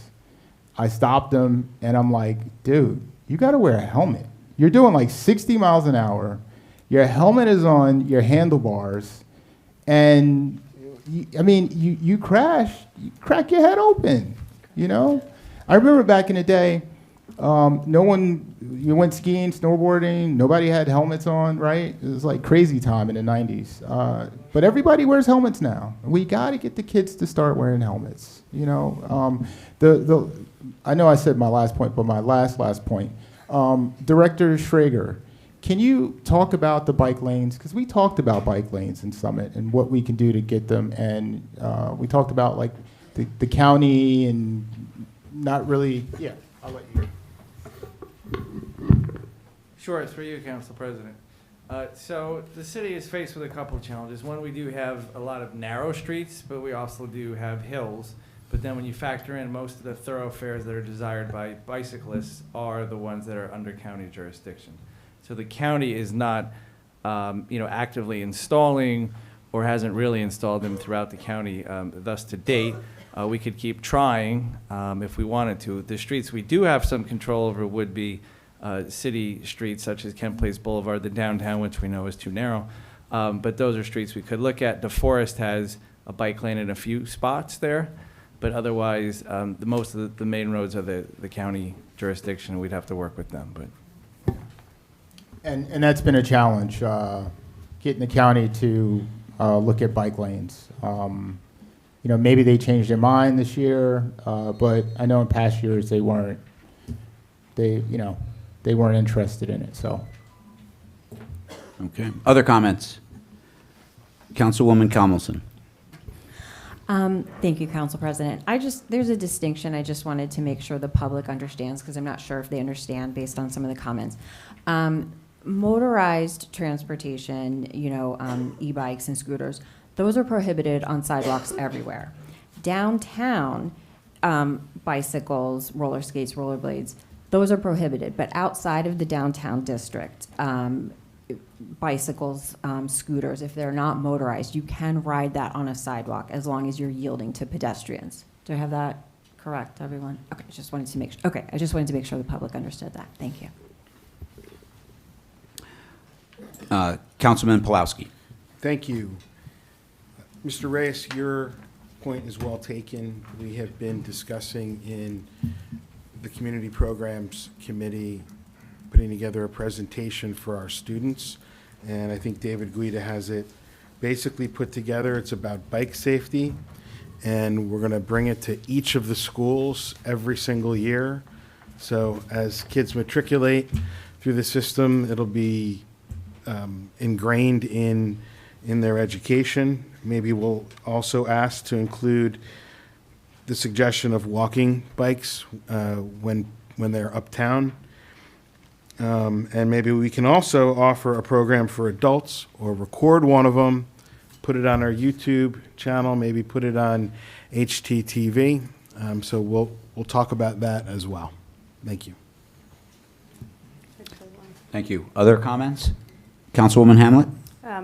I guess my question might go to you, Rosie. Is it true that we do have to register bikes in the code? I don't want to open up a can of worms, but I think we actually do have to register regular bikes according to the city code, which brings up an interesting, and I just thought about it now. I know we talked about it before, Councilman Boyer, but when I think we either need to eliminate that or get these folks to register a bike as well, because it might give us an opportunity to say to those motorized scooter vehicles, here are the rules. I think we just need to maybe clean that up a little bit before because at least if we're going to require regular bikes to be registered, then we should also require, the other bikes. And I guess my other question is, I just want to understand, what safety standards was this? I understand it's just in the central downtown business, but what bike standards are out there that we got this from? Where did this, I just don't know. Where did it originate from? Is it the chief or was it safety committee? Yeah, we spoke about it in the safety committee, and based on complaints and everything, we looked at the streets, we looked at the different options, and this is what we came up with. And secondly, I would say there are multiple different ordinances that we have in place that we're not in line with, right? So I can talk about the fact that there's a city ordinance that says you're not allowed to put your garbage out front, right? But we do. So, I mean, we could kind of, play whack-a-mole with that, in terms of ordinances, so. Mike? Yes, Councilwoman Hamlet. Mike, I'm just putting my 10-year-old son in the picture, and I'm wondering at what the gentleman, I forget where you went, where you were scared to go on the sidewalks as well. My son does not have one, but for the younger kids, is it safer for them to ride on the sidewalks when they're going to get their ice cream, or do we want to put them in the street? I guess that's my question that as a mom I have to ask. Are you talking about e-bikes or bicycles? Motorized scooters. So if you're riding a motorized scooter, right, and the thing goes 30 miles an hour, I think you got to make an assessment of how old your child should be to ride it. But a 13-year-old, are they better off? I mean. I don't know. I'm just asking a question. Okay. I'm just asking a question. Councilman Smallwood. Thank you, Council President. To be honest with you, I don't think this goes far enough. I think this should actually be a work in progress. Do I believe that even though there currently exists an ordinance that we're having to register our bicycles, I think that's something that we could probably eliminate. However, a motorized scooter, an e-bike that goes 30, 40 miles an hour with a teenager who doesn't even have a license, without making them go through some sort of safety protocols, I would totally be in favor of them having to register those. And also incorporate, and I would certainly rely on our police department for guidance on this, but if you're having to register an e-bike that goes 30, 35 miles an hour, even more, maybe, we can incorporate mandatory training. I cannot tell you how many times I have seen children, and I say children because I know that they're teenagers, riding an e-bike on Union Place, 2 or 3 at a time, going 25, 30 miles an hour. And as everybody knows, on Union Place, you're backing out diagonally. And they're driving down the street, going 30 miles an hour, being distracted by the kid that's behind them, pulling their shirt or whatever. And none of them are wearing helmets. So I really think, and I'm going to fully support this, because I really think that this could be a work in progress to make it even better and safer for our children. Thank you. Other comments? Yes, Madam Mayor. I can never miss an opportunity to remind people to wear their helmets, and I don't care how old you are. I forget who was saying that, we need to encourage our kids to. I think one of the best ways to do that as adults and parents is to model the behavior. So may be guilty as charged. When I had younger kids, I maybe didn't wear a helmet because I didn't want to mess up my hair. But I do think it's really important. And I do, I think to Councilman Boyer's point, it used to not be normal to wear helmets when we skied and snowboarded. And there were a couple of celebrity deaths on the ski slopes, and that encouraged people to. Now this is kind of the norm. So I think to that end, I think we as adults need to model that behavior. So if we're riding a bike or a scooter or whatever it is, whether it's motorized or foot pedaled, I think that's really important. And then secondly, I do like the comments about bike lanes, and I know there are challenges with that. But I have had a few conversations with residents. I'm happy to entertain those. So if people want to, try to get behind that, I know there are challenges. I know this has happened and had been a discussion. I've spoken to Director Schrager recently about it. But I do think that it's something that we could entertain a conversation around at least, and maybe consider some trial of some sort. So thank you. Thank you. Other comments? I'll just wrap it up and say, if you thought the 90s were crazy, the 80s and 70s were much crazier. All right. But that being said, I agree. Safety is a big thing. And I was just wondering, Chief Evers, I know there's another component to safety for a lot of these e-bikes, which is battery fires and things like that.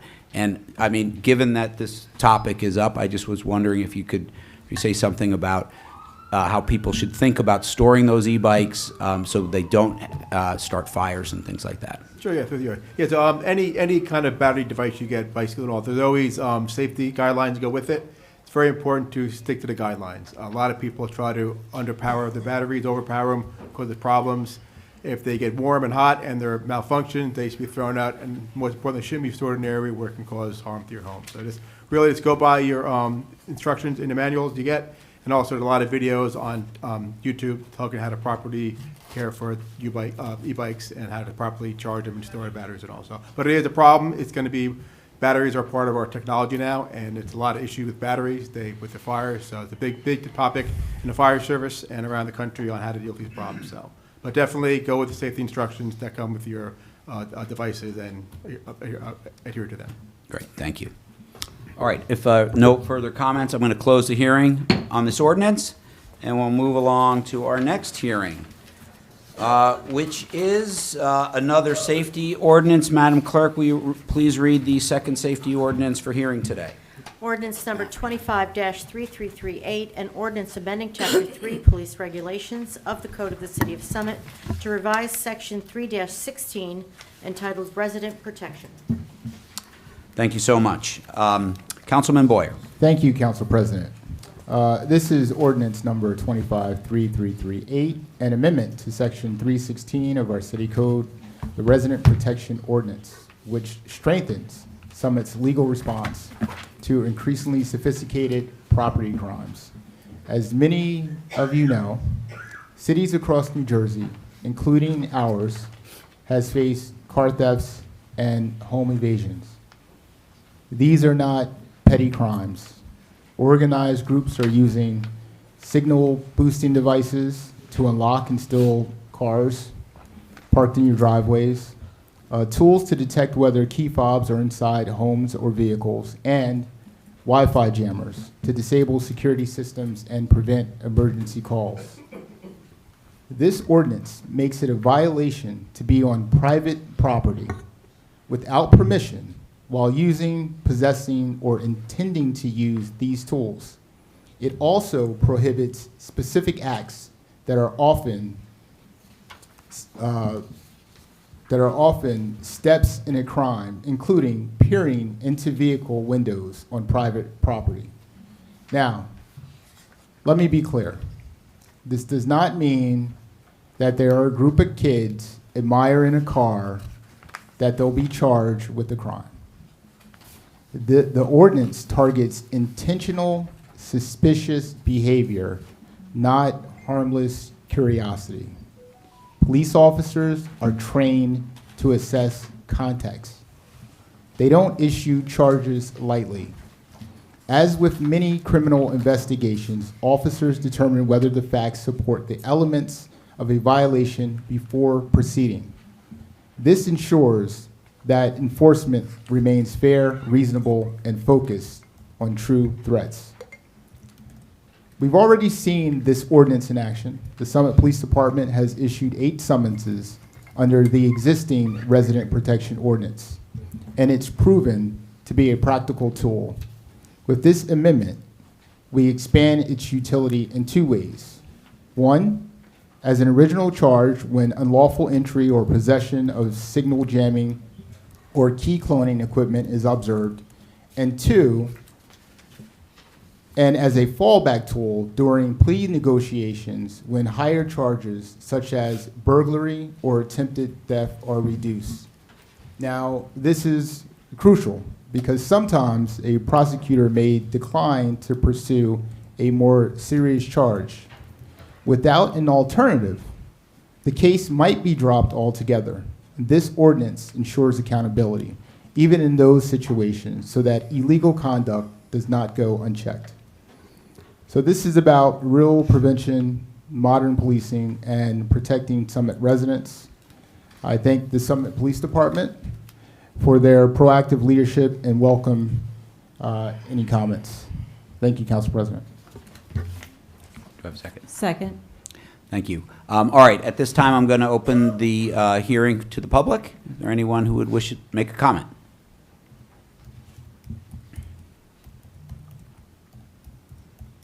Okay, seeing no one commenting, I'm going to close the hearing. And for the public, anyone from council wish to make a comment? Yes, Councilwoman Toki. Thank you, Council President. I'm not going to oppose this ordinance, but I do want to comment. A hallmark of good government is to decide slowly and execute promptly. Deciding slowly means consulting with subject matter experts and stakeholders. It means working through alternatives and approaching a problem from multiple perspectives.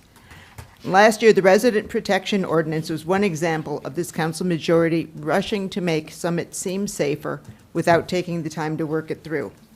Procedurally, when this ordinance was passed a year ago, the then council acknowledged that there were drafting problems with it and promised amendments.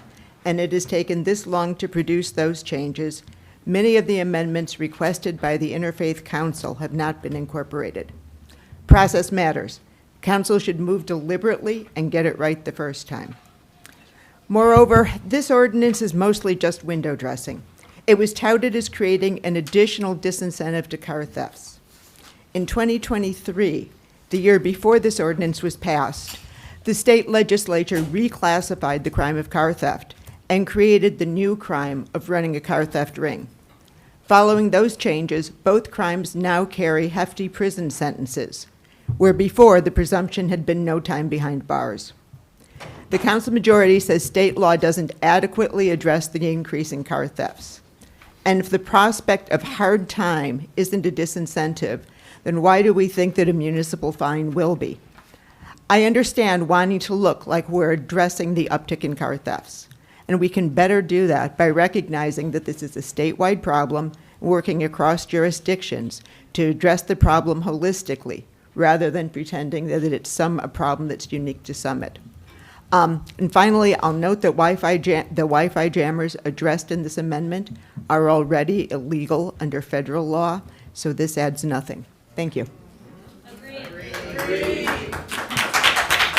Please, can you hold your applause, please? Thank you, so we can get through the evening. I mentioned that earlier. Thank you. There's a balance to get through a meeting. Thank you. Okay, other comments? Councilman Pulowski.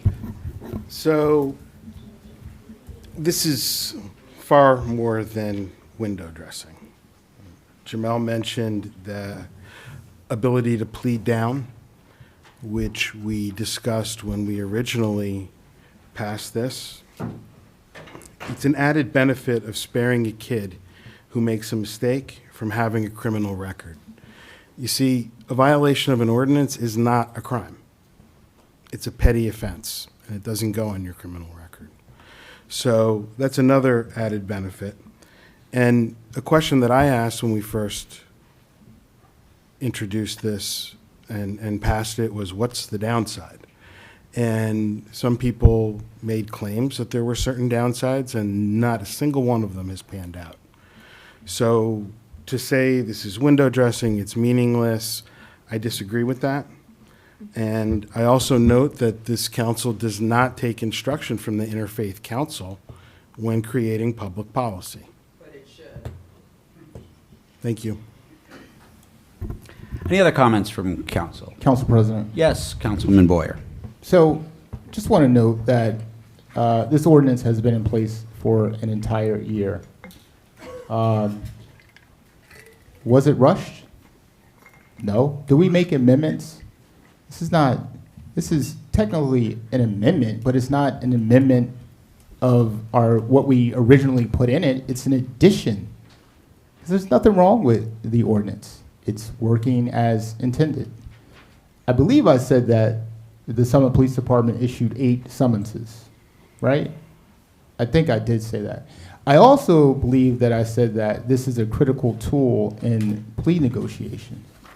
The point of this ordinance was that we wanted accountability.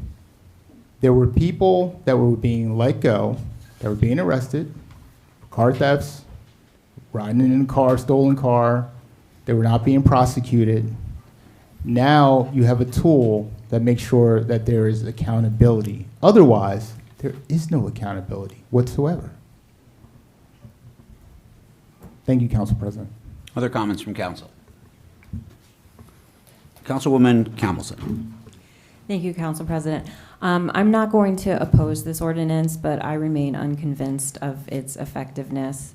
Last year, there was a lot of talk about how this ordinance had brought crime down in Summit, but I looked up all of the neighboring municipalities, and there was a sharp decline in crime regionally in all of the towns around. So I mean to say this is what brought crime down, I don't agree with that, but I'm not going to oppose this. Thank you. Other comments? Councilwoman Hamlet. I guess since you're on the committee, Councilwoman, who did you receive guidance from when you were crafting this in committee? Sounds like you're not convinced. So did you have input from the chief, or it's your committee? So if you're not comfortable with it, I just want to make sure. I'm this saying was I'm vetted not through the going police chief, right? to oppose it, but I'm not going to oppose it. I remain unconvinced of its effectiveness. Was this created with the chief of police, with his input? Is that, or maybe Councilman Boyer, you can answer that. Yes. Okay, there you go. So maybe he can comment, Council President? Who? The chief? Anybody? Zagorski? I think it was Chief Zagorski. Yeah, and he's left for the evening. But this was fully vetted by the chief of our police. Of course. City of Summit. Absolutely. Thank you. Other comments? Just Councilman Boyer. really quickly, right? I don't think anyone said that this was a magic bullet, right? Like, you looked across the universe of other municipalities, and they didn't have an ordinance, and car thefts were going down. I don't know how you make that correlation, and no one's up here saying that this was the reason why car thefts are down. This is just another tool. It's a force multiplier. That's it. Thank you. Thank you. Yeah, I'll just wrap it up. I would say I know this ordinance was adopted before I was on council, and there was a lot of concern from different people. I wanted to make sure, one of the things I did when I became council president was to make sure that Chief Zagorski held a meeting and a presentation on the effects of the ordinance, particularly around a lot of the concerns that citizens had that maybe the ordinance went too far or would target certain individuals, whatever their concerns were. And I was happy to see that that just was not the case. So there were a lot of concerns, and people are quite in their right to have concerns. There were a lot of people who said this was not going to be a problem, and you know, that doesn't mean things can't change in the future, but at least for now, this ordinance hasn't caused some of the issues that people have feared.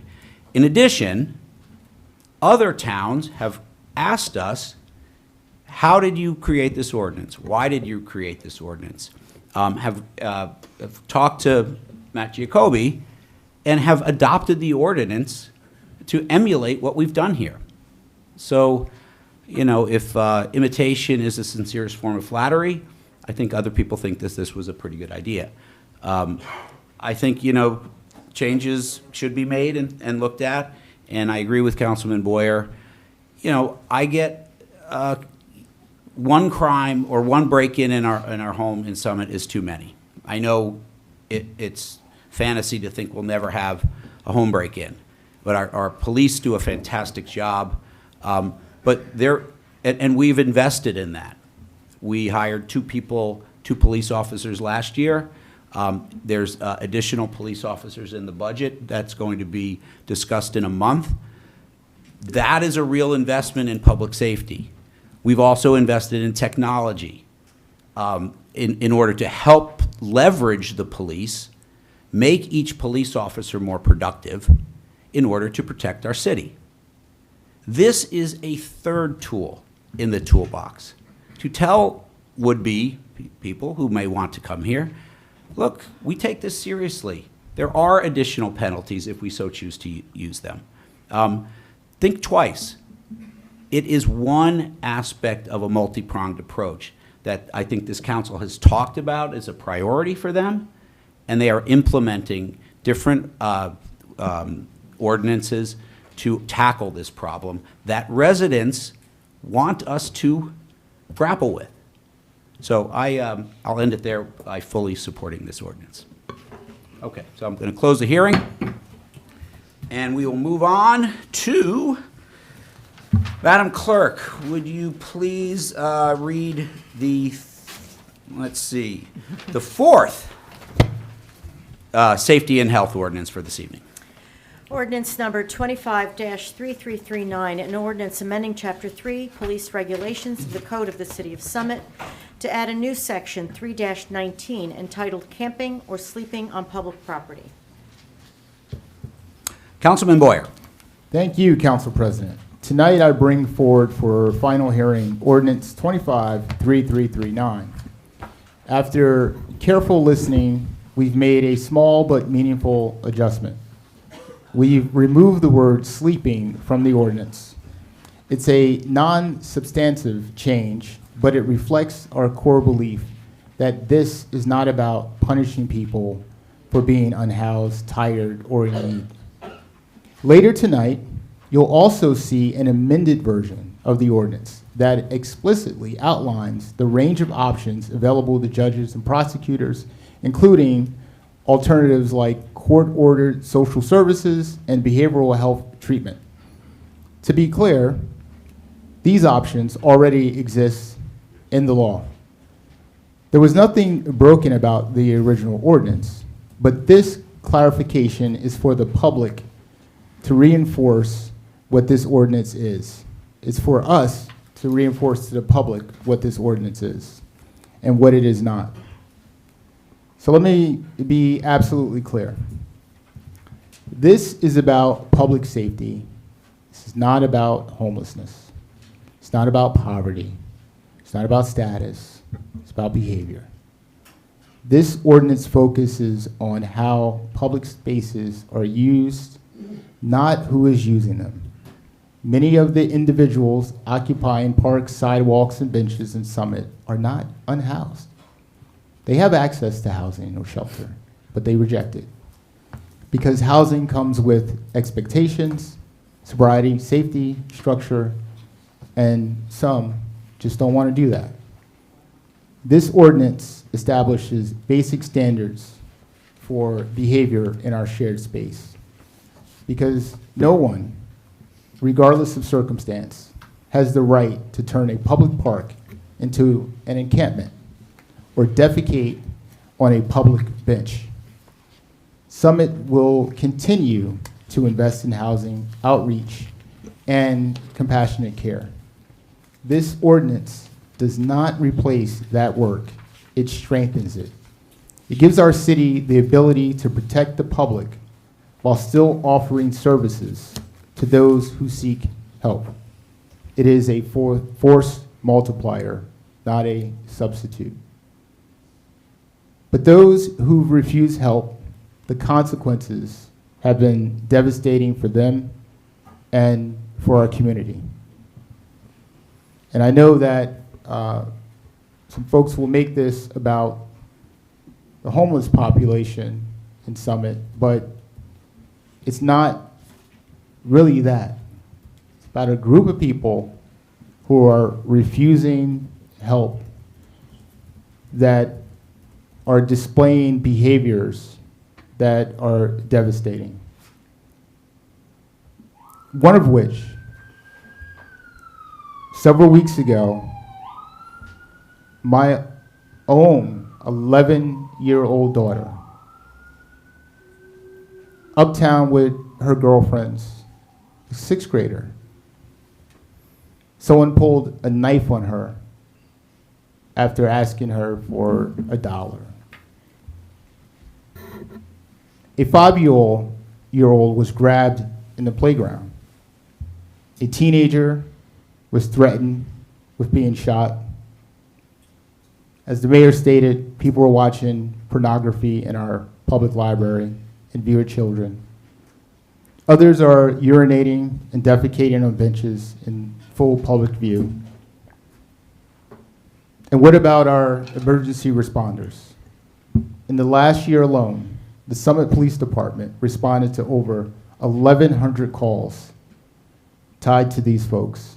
That included 351 welfare checks, 267 medical emergencies, 89 trespassing, 82 disturbances and fights, 74 municipal violations.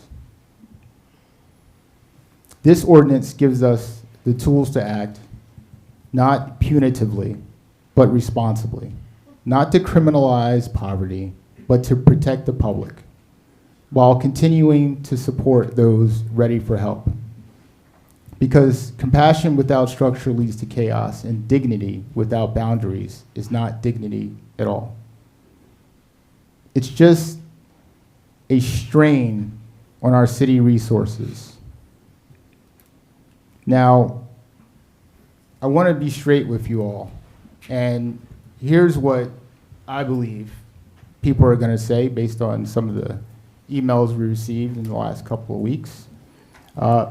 This ordinance is unlawful. It's not. Cities like Summit are granted clear authority under New Jersey Statute 40-48-1, state to regulate public spaces for health and safety. This ordinance targets behavior, not housing status.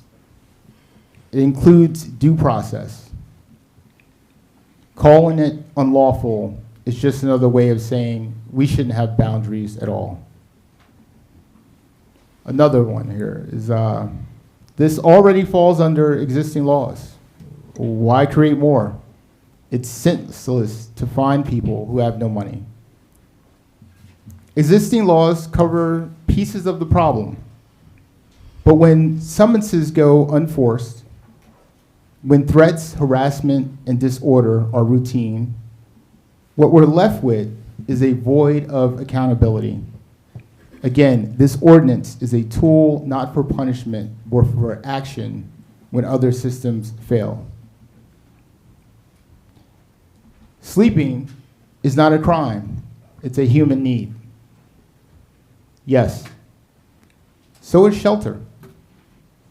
So is community. So is structure. But when people pitch tents in public parks, store bags on benches, and disrupt daily civic life, they aren't simply sleeping. This undermines Summit's progress. Progress that abandons order is not progress. It's decay with a smile.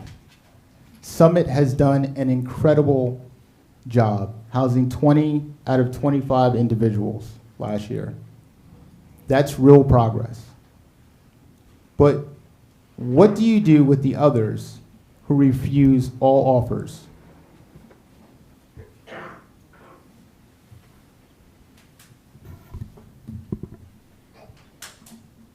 This tarnishes Summit's identity. You know what tarnishes Summit's identity? Children being chased through parks, public libraries being used as porn theaters, a group of 6th grade girls almost being dragged into a train station bathroom, first responders responding to one person 200 times a year, while possibly somebody else across town has a heart attack. This ordinance isn't a stain. It is a course correction. It's a signal to our residents that we still believe in the value of public order. And last but not least, what are we debating here tonight? We are debating the fact of whether to allow people to make encampments on our city public parks, train stations, sidewalks.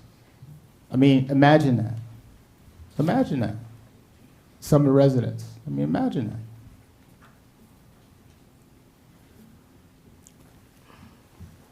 We're not here to preserve illusions.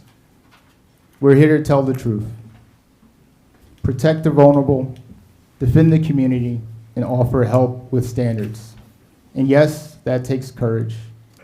But courage is exactly what's required right now. And I'd ask our police chief to come up and say a couple of words. Thank you, sir. Through you, Council President. As incoming Chief of Police for the City of Summit, I want to speak to you tonight not only about the ordinance, but also about community, empathy, and the shared responsibility we all have in maintaining safety and dignity in our public places.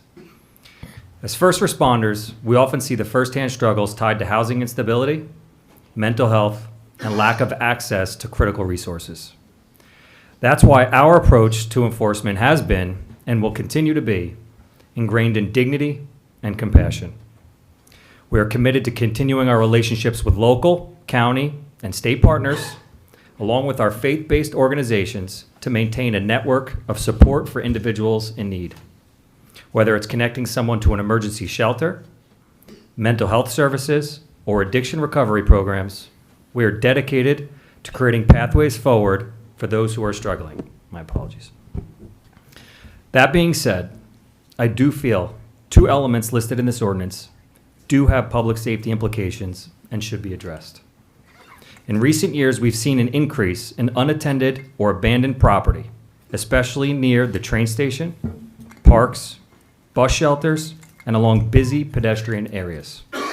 Whether they are suitcases, boxes, or personal belongings, each raise legitimate safety concerns. And in the law enforcement world, we cannot afford to overlook the potential risks these items may pose. As we try to navigate these concerns, we cannot turn a blind eye. For example, as recent as yesterday, New Jersey Transit responded to the Summit train station where a party graffitied inside the vestibule words like, "For 1995 OKC bombing, Oklahoma City bombing. R.I.P. Timothy McVeigh, American hero." 168 bad guys equals one win for us. And for the record, 168 citizens died in that bombing. Then went on to write, "Die a martyr. Lee Harvey Oswald, where are you when we need you?" Although sad, these are the realities that law enforcement are challenged with. While isolated, we must also be cognizant about the real concern the city faces. Unattended bags can trigger fears of hazardous materials, suspicious activity. They also require immediate investigation and, at times, intervention not only by police, but specialized response teams. This diverts critical resources and causes unnecessary distress for commuters, residents, and visitors alike. Additionally, abandoned items can obstruct sidewalks, create hazards, specifically tripping, and present sanitation issues that affect the cleanliness and usability of our shared public spaces. The second element of this ordinance that I feel has public safety implications is the creation of temporary structures for habitation. As of today, April 22nd, 2025, there are no legal mechanisms in place for law enforcement to address this within the city. While we recognize the desperation and hardship that may lead someone to build such a shelter, we must also address the serious safety risks associated with the structures present, not just to those who build them, but to the broader community. Temporary structures are often built with flammable materials, lack proper ventilation, and do not provide adequate protection from the elements. They can pose fire hazards, obstruct emergency services, and invite other public health concerns, such as improper waste disposal or unsanitary conditions, as we've heard from the council members and the mayor regarding urinating, defecating, and a variety of other calls for service that we've responded to over the last few years. Additionally, when these structures are located near high-traffic areas like parks, playgrounds, or sidewalks, they can cause accidents, hinder accessibility, and raise concerns among residents and commuters.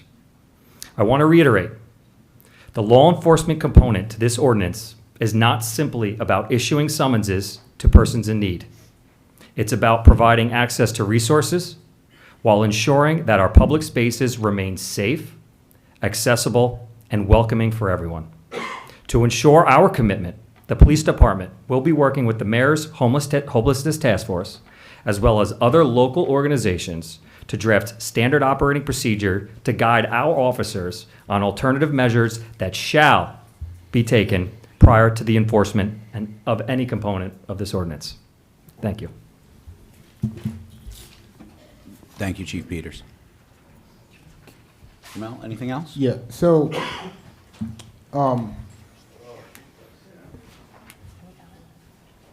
let's be honest about what's going on here. I grew up in this town. I've been in this town since I was in 5th grade. I have 2 children. I get phone calls from residents saying that they're concerned about their kids walking into town. That breaks my heart. We've always had a homeless population in Summit, always. But this is something different, what's going on here. Some of you are not from Summit. You may not know. This is different. And what the media is portraying is clickbait politics, plain and simple. I mean, look at the headlines, right? Wealthy town jails the homeless and fines them $2,000. I mean, it's clickbait. No, it's not. No, but it's not true. It's not true. You guys will have a chance to comment, please. That's not journalism. It's not journalism. It's not journalism. Listen, I told you we will recess for 10 minutes. If you guys can't, stay under control. He's an elected official. He ran for this town. He represented more than people sitting in the audience did. He deserves people's attention. He gets that right, as do everybody up here. If you have an outburst again, I will recess us for 10 minutes, and we will wait until everybody calms down, okay? Please continue. This whole thing is designed to make people feel guilty for wanting order, not to actually understand the crisis that we're dealing with. And it starts with the word homeless. You see, that term has been weaponized, turned into propaganda. It flattens every situation into a single narrative. You know, the struggling mom evicted unfairly, the abused survivor with nowhere to turn. And yes, those stories exist. But let's tell the whole truth. A huge portion of what we're dealing with isn't that. It's not what we're talking about. Anyone who wants housing has got housing. Summit has done an amazing job with that. What we're talking about is a group of people that are pulling knives on kids that are defecating and urinating on benches, that are fighting with police, that are harassing residents, that are writing terroristic graffiti in the bathrooms of the train station supporting the Oklahoma City bombing.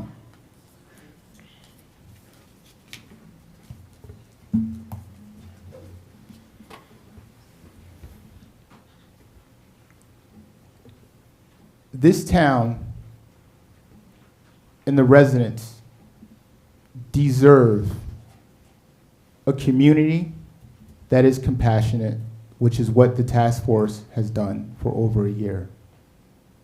And they also deserve the balance of a protected community. And this is what this does. Thank you, Council President. Thank you. No, please, hold your applause. Do I have a second? Second. All right, at this time, I would like to, we're going to open up our hearing on this ordinance. We're going to begin with public comments. Just remind people when you come to the lectern, please state your full name and your address, and limit your comments to 3 minutes, please. Who would like to come? Please approach the bench. You guys can make a line if you'd like.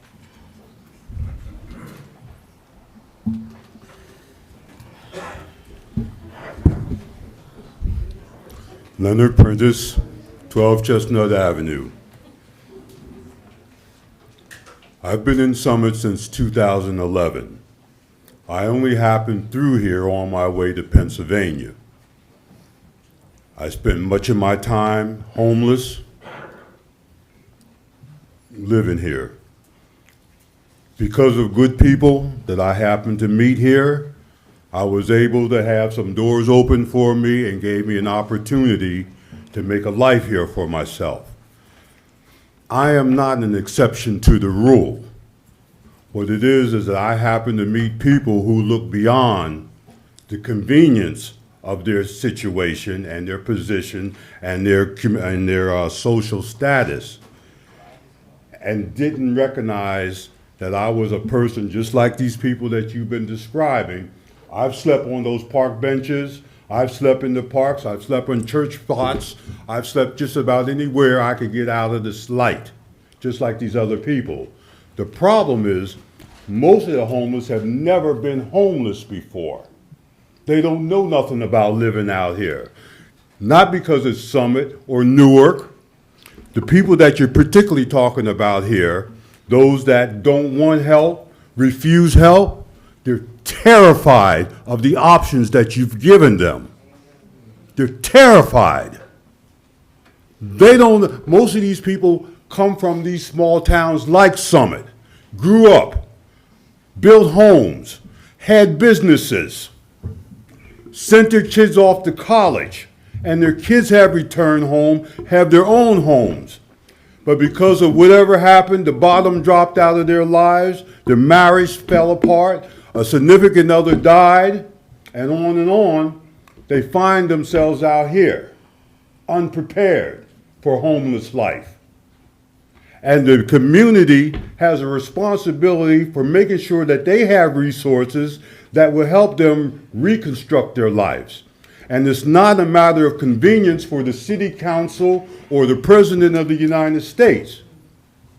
People need what they need in spite of their inconvenience to you. My thing is this, and I'm gonna cut it short because I'm getting ready to get rude. The thing is this, you got that firehouse the old firehouse over there?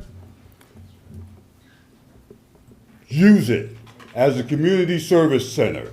You have enough room to house any homeless people you got here under one roof, and you don't have to move them all over town like gypsies. That's one of the reasons why they don't trust you, because you haven't given them anything to feel settled with to make them feel comfortable with you.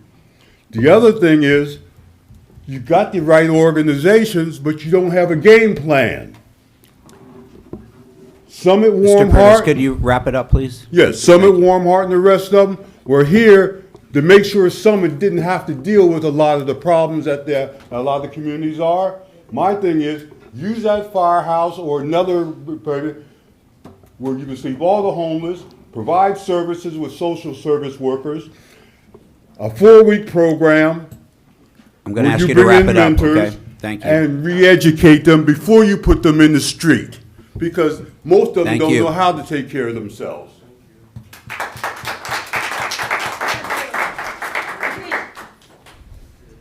Good evening, Mayor. Good evening, Council. I will be remaining anonymous tonight. No. No. In accordance to the Open Public Meeting Act, and I guess we're going to have your lawyer tell you this, and the Fourth Amendment of the United States, anonymous communications are heavily protected by the First Amendment as you wear your Constitution tie. As you wear the Constitution in tie form, you ignore the values and the fundamental rights that come along with it.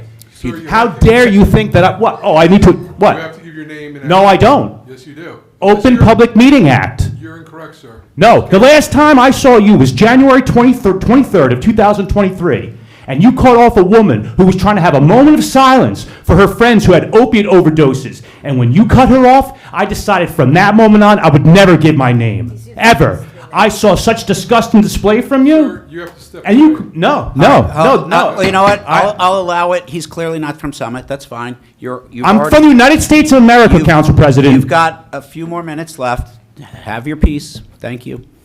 I mean, talk about some housekeeping. Jesus Lord. How dare you? Through the chair to the lawyer, how dare you? Through the chair to Mr. Boyer, when you introduced this ordinance, it had napping in it.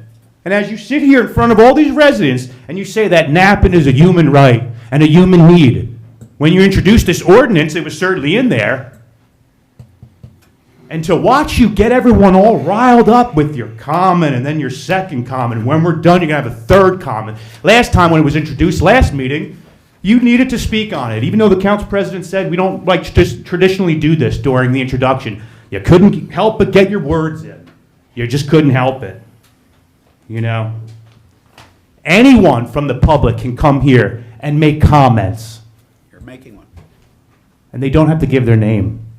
That is protected by the First Amendment and the Fourth Amendment and the Open Public Meeting Act. Mr. Lawyer, I've been to council meetings all across this state, and I stopped giving my name and address because of what you did to that lady.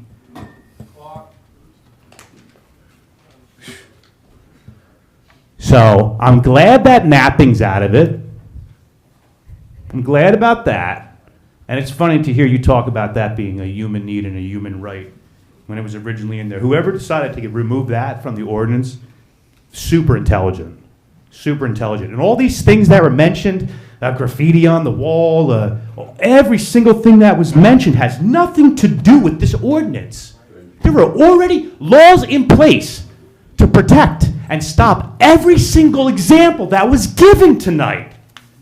None of these examples had anything to do with napping or camping. So to watch you guys weaponize fear is a disgrace. I know we want this time to end as soon as possible, I get it. But through the chair to Mr. Boyer, watching you get everyone all worked up because you just love the sound of your own voice is not good for public service. In my opinion, you are a disgrace.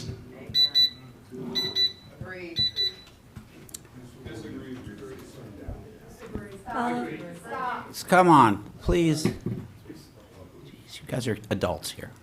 Do I need to give my name again? I gave it in the last Yes, one. please. Yeah. Okay. Good evening. My name's David Sherry. My address is 241 Plainfield Avenue. I live in Berkeley Heights.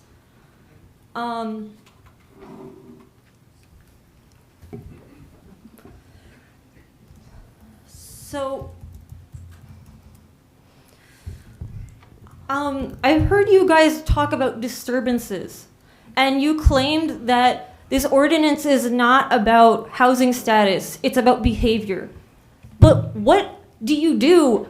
Like, how can you say that when this is a behavior that a person is doing to survive?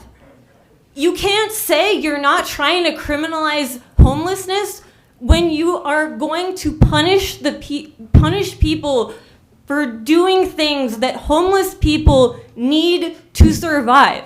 You can't tell me that that's not about criminalizing homelessness. And even if it's not, that's what the effect is. You talk about people urinating and defecating in the parks. And I've talked to homeless people, and they said they always complain about this. People are locking them out of their bathrooms. If you want people to stop urinating in public parks, give them bathrooms. If you want people to stop making temporary shelters, give them housing. And you can't try to punish them into doing this. This makes them even more afraid to reach out to seek aid. It makes seeking assistance terrifying to people, and it makes them trapped. Thank you. Thank you for your comments. You're creating a sundown city with this ordinance. Wow, Fox 5. Hi, Grandpa. My name is Gavin Lowenberger. I live at 9 Blair Place here in Summit, New Jersey. Lowenberger, do you need me to spell it? Please. Yes, it's Lowenbe, not U, R, and G-E-R. I would begin with this prepared statement that I've got here, but I think there's a couple claims that have already been made that I need to address. First off, this is pretty controversial, and I want to address every member of this board with respect, especially you, Councilman Boyer. And I think that you were absolutely right when you said that this is not an issue of homelessness, because it is in fact an issue of mental health. 20% of the homeless population, it seems, right, 5 out of 25, are refusing to be helped and causing problems such as you put it, Mr. McTiernan, in a statement 2 days ago, putting a monopoly on our healthcare resources. This ordinance would put fines on those people. It would put them could put them into jail for up to 90 days, or it could give them up to 90 days of community service. These don't address the root cause. I think we can agree that any rational person would accept the help that we in a wealthy town with our homelessness coalition have offered. And it seems like these people are not rational. It seems like these people might suffer from mental illness. The Arlington Life Shelter shares that about 20% of homeless Americans suffer from mental illness. Does that 20% remind you of anything I've previously said? These people need psychiatric help. And while it might be easier to push people into debt and push people into prison, we decide to help the homeless, not because it is easy, but because it is hard.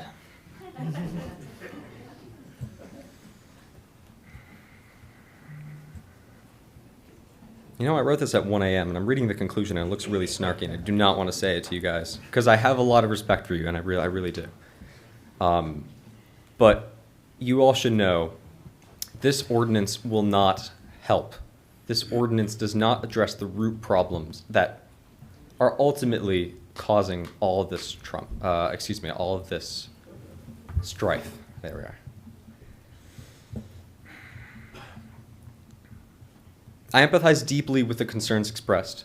I myself am a 17-year-old high school student, and in a lot of these ways, I'm quite vulnerable.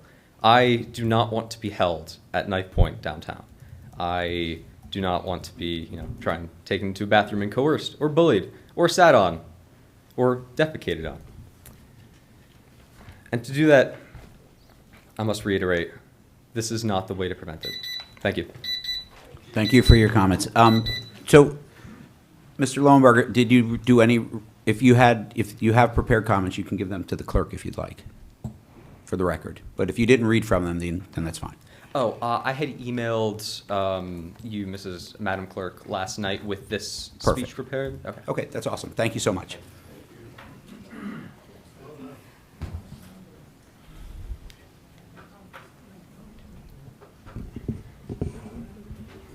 name is Karen Olson, and I. You're gonna have to speak louder.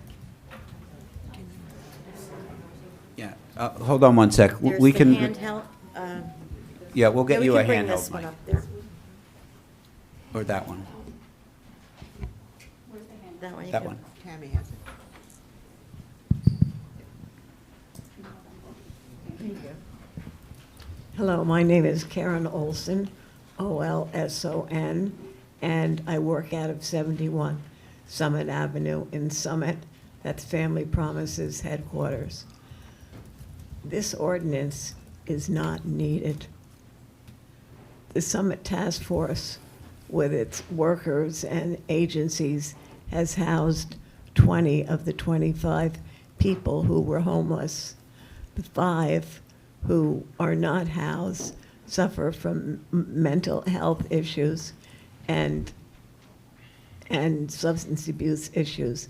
They need help, and their lives can be turned around. It means an investment of a social worker or two working with them comprehensively and consistently, not just once a week or once a month, but regularly there to build their trust so that they will want to get the needed help. You know, if somebody has heart disease, you don't give up on them, you get them treatment. They're suffering from mental health issues and substance abuse issues, most of them, and that needs to be treated. And in Summit, we can do that. It requires the investment of another 1 or 2 social workers to help them turn their lives around. Let's not criminalize homelessness. That's what we're doing here. It's absolutely ridiculous and insane. This ordinance is not needed. We're bringing ourselves back to the dark ages, and I applaud Summit and its task force for all it's done. Thank you. Thank you.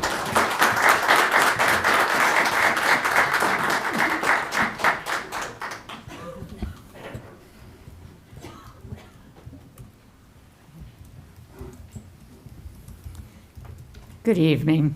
My name is Vivian Hardy.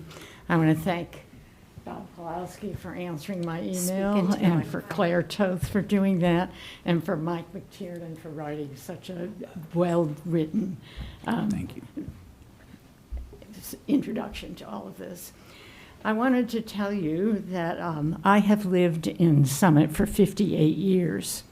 Over that lifetime, which is a lifetime almost, there's been a lot of change in our world in New Jersey and Summit. Ms. My Hardy, first just job- please speak into the microphone I'm so they sorry. can hear you. Yeah. My first job was with Family Service of Morris County. That was after I had been in New York City for a little while running a program for a settlement house, and in the Peace Corps in Bolivia before that. So I worked for 10 years for the Family Promise of Morris County. What I did was write a grant to the state, and the state at that time was interested in helping communities. I hired 3 Spanish-speaking people who I trained to be paraprofessional social workers and work in Dover, New Jersey, which had a largely Puerto Rican and Hispanic community that needed a lot of help. So that was way back when. I also became president of the Mental Health Association of Union County. There was such an association. There was an association of the state called Mental Health. In Elizabeth, we had a headquarters that had services that provided daytime and some nighttime services to people who had mental health issues. There was a thing called Runnels Hospital. Do any of you remember the name of that? There was, outside of Morristown, a huge mental health hospital. All these facilities to treat mental health have been done away with in our state. And as the 2 people before me have said, this is a mental health issue. You've done a wonderful job with your task force, but the work is not done yet. The task force needs to go on. It needs to take some of the advice that Karen just gave you. We need a couple of workers who would be able to reach out to these people, help them get over their fear, and make it so that they could be treated. But the truth of the matter is, this is not going to end. It isn't just these 5 people who are sleeping on our street. There will be a continual group. Do we really want to put them in jail? Do we really want to spend the money that it takes to incarcerate people? Or would it be much better to try to help them find a cure? Thank you. Thank you.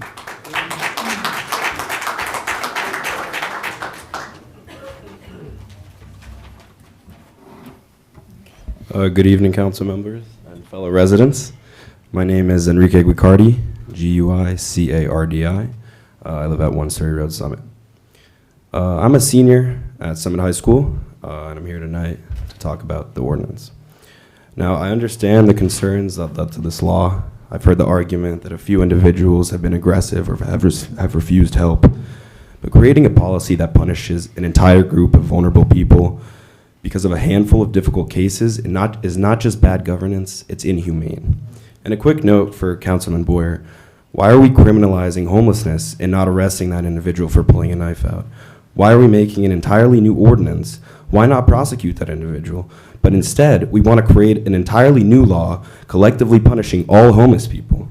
We are fining people who have no money. We are arresting people who have no homes. This is not a solution, it's a cycle. You can't just jail someone into housing.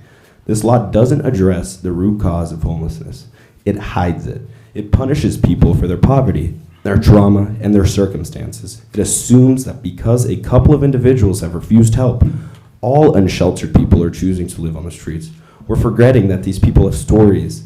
They face serious mental health issues, or whatever the case is. The point is, they're human beings.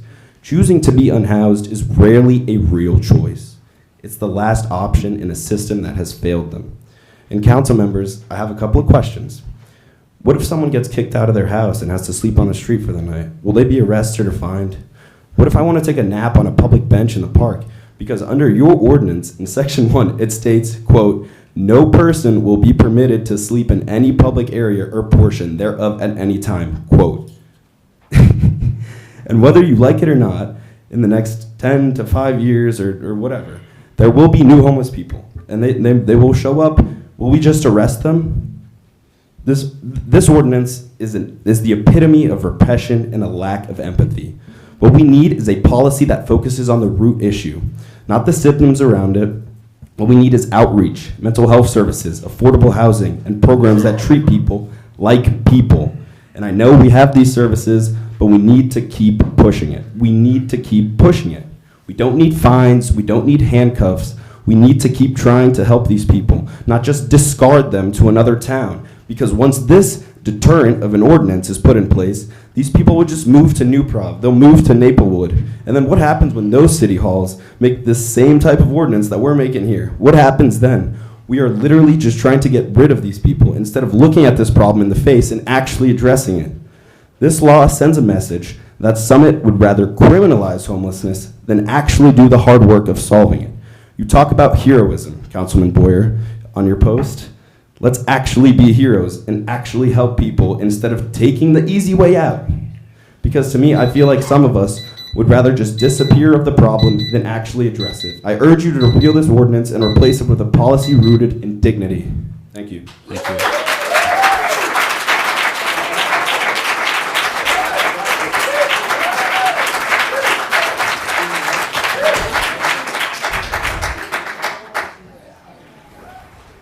I'm happy to give my name.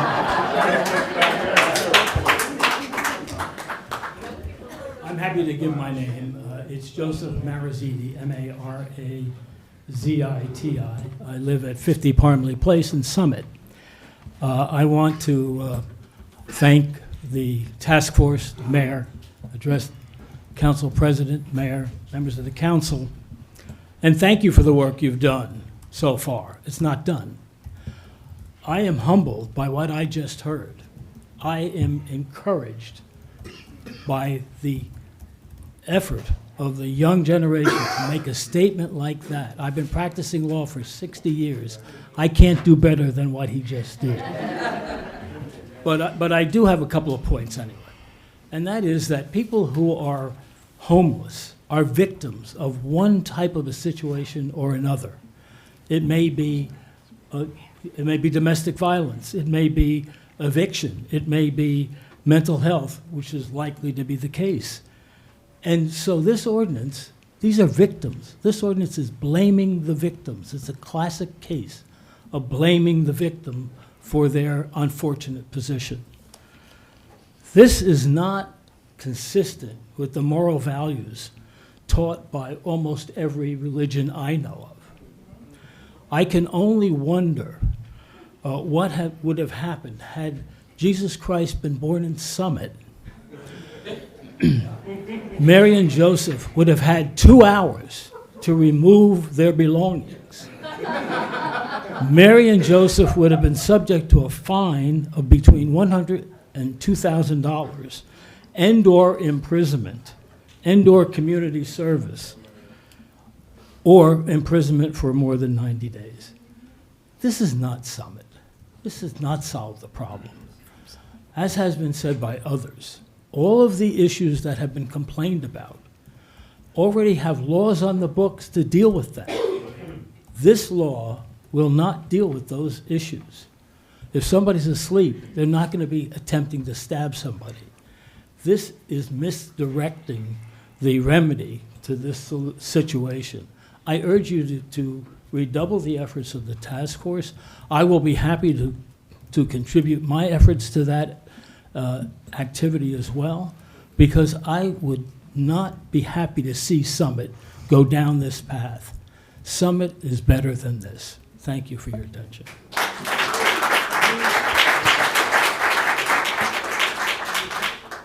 Marcus McNamara, 53 Morris Avenue. Yeah, I got nothing prepared, but let's see. You know, I agree with what everybody says. There needs to be more mental health. There needs to be more help for people with addiction, you know. And years ago when they were really getting wild at the bus stops, I was kind of talking shit, and like, I kind of said, well, wait a second, what if these guys really do need help? What if they really are just down on their luck? And I went up to the bus stop. I don't like to air my dirty laundry, but I'm in recovery almost 20 years. I went up there, I said, listen, I could get you into a rehab tonight for free. I got connections. Nobody said they were alcoholics or drug addicts. Then I said, well, how can I as a resident help you? They said, oh, well, we need jobs. So I went home, I printed out every job that a convict or somebody who's been in trouble could get, moving, whatever, entry-level stuff. They didn't like the jobs. So, do I have compassion for alcoholics and drug addicts? 100%.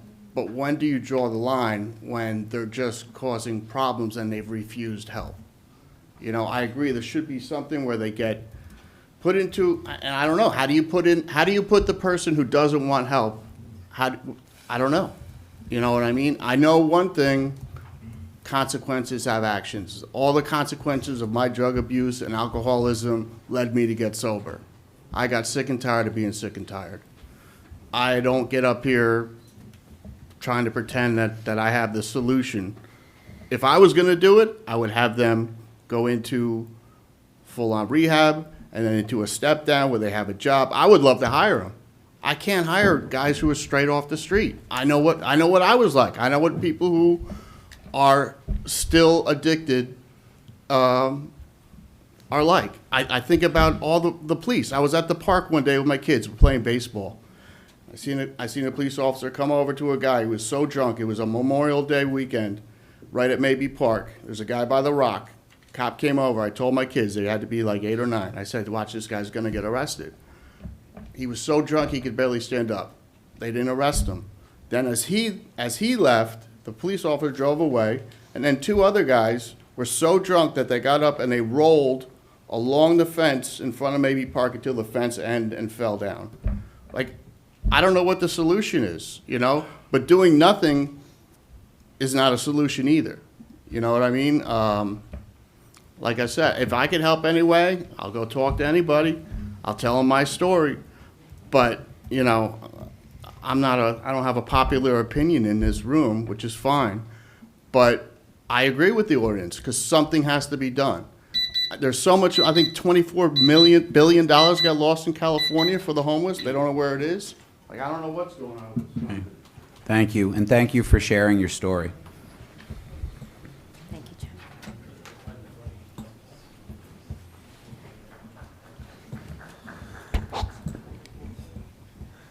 Yes, good evening, Mayor Fagan, Council President McTiernan, members of Common Council. I'm Jim Bennett, B-E-N-N-E-T-T, 38 Fairview Avenue. I call for the adoption of the ordinance. A few weeks ago, Councilman Boyer's 11-year-old daughter was threatened at knife point by a vagrant with a rap sheet longer than your arm. What does that incident have to do with this ordinance? It's about the broken window theory. To restate that theory imperfectly, when government focuses on quality of life issues such as, well, it was sleeping or camping on public grounds, cities like New York have proven that big problems tend to take care of themselves. To those who think that sleeping in public areas is innocuous, 2 weeks ago, 2 MTA workers were injured after waking up an aggressive subway passenger when the train reached the end of the line. Allowing abuse of our public spaces is neither humane nor compassionate. Nearly all of Summit's homeless who sought help received help. Our homelessness task force has done an exceptional job of reducing Summit's homeless population from at least 35 to 5, according to Richard Unica of The Gothamist. Those who refuse help tend to have problems, and the best prescription for these intransigent homeless, according to my predecessor, who's a Summit painting contractor who himself long ago recovered from alcoholism, is tough love, which this ordinance delivers. The ordinance focuses on deterring conduct that people of ordinary sensibilities find repugnant, not on the status of homelessness. If there is any perceived deficiency in this ordinance, the mayor, as head of police, can cure it with internal guidance. Following adoption, I urge council to post signs putting potential visitors on notice at every entryway to the city, including bus stops and the train station. Join the municipalities of Millville, Keyport, Howell, and Hamilton. Adopting this ordinance will be an essential step to ensure that Councilman Boyer's daughter and many like her feel safe in Summit. Thank you. Thank you. Mr. Bennett, if you leave your, oh, you did, got it, okay. Janet Molbeck, 40 Russell Place. Good evening, Mayor. Good evening, members of council.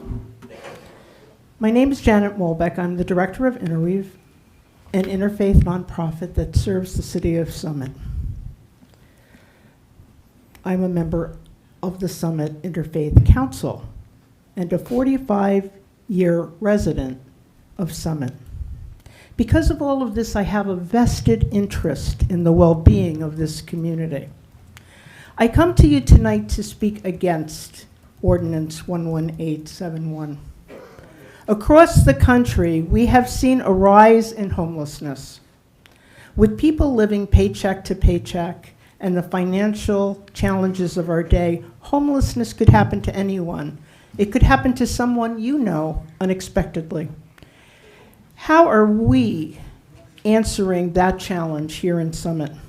Until recently, I would have been said that I am proud of how we are answering that challenge because of the work of the Mayor's Task Force on Homelessness. Thank you, Mayor.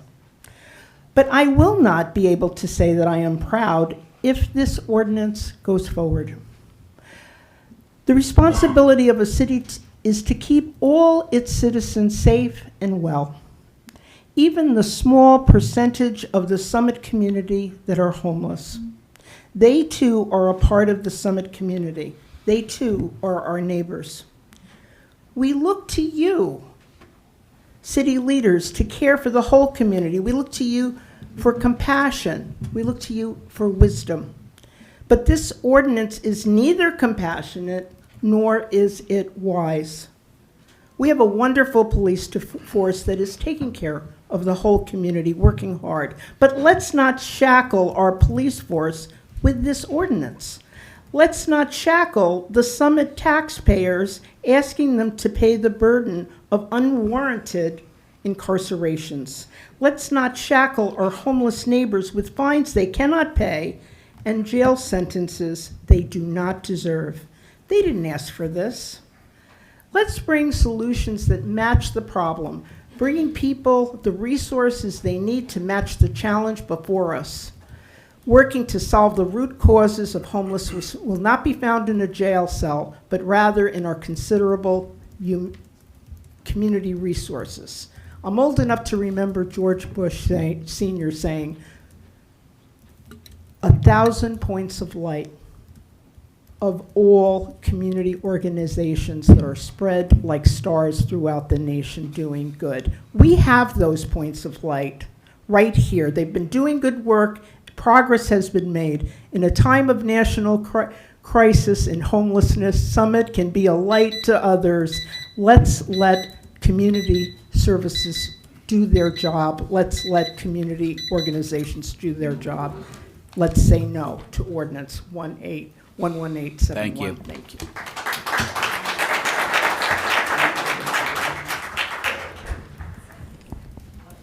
Good evening. My name is Maberly Hernandez. I live on Ashwood Avenue, and I own my home. I'm an immigrant, and I came to this country in 2000, and I'm a proud U.S. citizen. I chose to live in Summit because it's a safe place and it's a good environment to raise my kids. And the schools are very high rated. When I moved here, I was a single mother and especially chose Summit because it was a safe place for my family and for me as a single mother. I started my business in 2009, and I have been leasing my business space since then. I own a salon, and clients come from Summit, Short Hills, Chatham, Berkeley Heights. My business serves mostly females and old ages. I have been surprised to see the changes in Summit over the past 5 years. And it's very concerning to me. My staff feel sometimes very unsafe when they leave the salon at the nighttime, especially Thursdays and Fridays, because of the situation. Some of my clients express concern about coming into the salon when it's dark or when they leave in or when they're entering because they feel unsafe. I have called the police more than 10 times because of the situations. People come into my salon, they come into my salon and ask for money and harass sometimes my employees. 2 of my employees are refused to work late nights because they don't feel safe.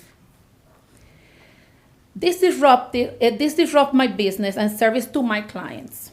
I have chairs outside in front of my salon, and various people take over the chairs and talk and trading manners to clients and people in my salon. We take the trash out in the back alley, and my youngest worker have witnessed people urinating and doing other unsanitary and inappropriate activities. My youngest employee will no longer take out the trash due to so many threatening incidents involving these situations. I witnessed how the Summit safety has been declining in the past several years. And I'm gonna be honest, it's a daily drama in front of my house. I have first see. I see everything because my salon especially is between the liquor store and the cigarette. So I see everything in first time, every single day. I care about these people. I'm a Christian person. And I want to help those in need, always. This situation is affecting my business somehow. And I have to tell people, I have given them free haircuts. I have to try to help them to get some jobs at the pet store, etc. And I've talked to them about their addiction issues. I'm not capable to manage that because that's another level, but I try my best. And I even pray with them. I try to guide them and encourage them. By the way, one of them was here. We're to this point in Summit that you need to do more. The safety of my kids is a big concern always. All the kids, they love going downtown. They are not coming anymore. These kids need independence and Ms. social Hernandez, skills and being able could you wrap it up, to please? shop. Lastly, my 13-year-old son and his friends reported that we witnessed a drug deal near the train station, and it's very scary and very concerning. So if we don't have the ordinance, we need to do something because we are trying to solve this matter. You guys have been putting some solutions there, but we need to do something with the people who are left. Thank you, Ms. Hernandez.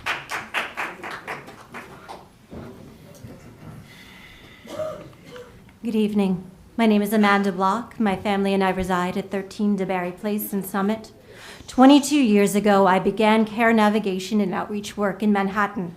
It was in that time that I led trainings on care navigation, specifically for the unhoused population and the soon-to-be released individuals from Sing Sing, Bayview Correctional Facilities, Bellevue Hospital, and the Fordham School of Social Work. I closed that work in 2014 and laid the groundwork to prevent suburban homelessness with what is now known as GRACE. For the past 10 years, starting when I was chairman of the Board of Bridges, I advocated for municipal involvement in the outreach and intervention of our community's unhoused neighbors. And I am especially grateful for the resources and collaboration afforded by the Mayor's Task Force over the past 2 years. 7 years ago, Summit Warm Hearts was created by one of our previous speakers, Leonard Prentice, who I've known for 30 years thanks to Bridges. It created a platform for stabilization, building trust, making a place to be human, and make rational decisions. In the 2021-22 season and in the 2022-23 seasons, each season, 6 participants obtained and continue to enjoy stable housing.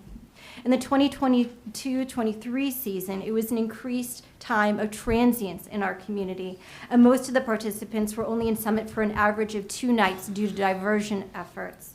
In 2023, we started working with Court Innovations, a court diversion program to take summonses from the unhoused population and create a pipeline to rehabilitation and housing. Most of the time, the tickets get thrown out, unfortunately, by the prosecutor or the judge. Most of the 5 individuals council references have extensive interactions with the police and the judicial system. It is yet to change anything. I don't know why we think this ordinance would make a difference when the judicial system has not changed. In the 2023-24 season, 20 participants obtained stable housing. Why? Because it was a year we could foster relationships and build plans from a place of strength and trust. In the 2024-25 season, Summit Warm Hearts only offered respite to 7 unique individuals based on the task force guidelines. 5 of those 7 obtained housing. This year, I do not have the same access to the data because of the boundaries put in place. It does not mean the numbers have changed substantially. In fact, our current estimate is that 17 individuals lack a stable address. This year, we were lucky to have access to the only solution to homelessness, housing. The rapid rehousing awarded by the DCA and enacted by the members of the task force is what ended homelessness for the 7 individuals.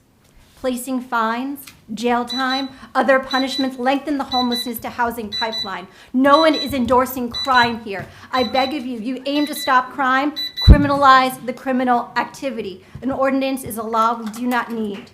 This council has made a name for itself with accountability and with care. This ordinance will not give you the result you seek. Please invest in what will: coordinated care. Thank you.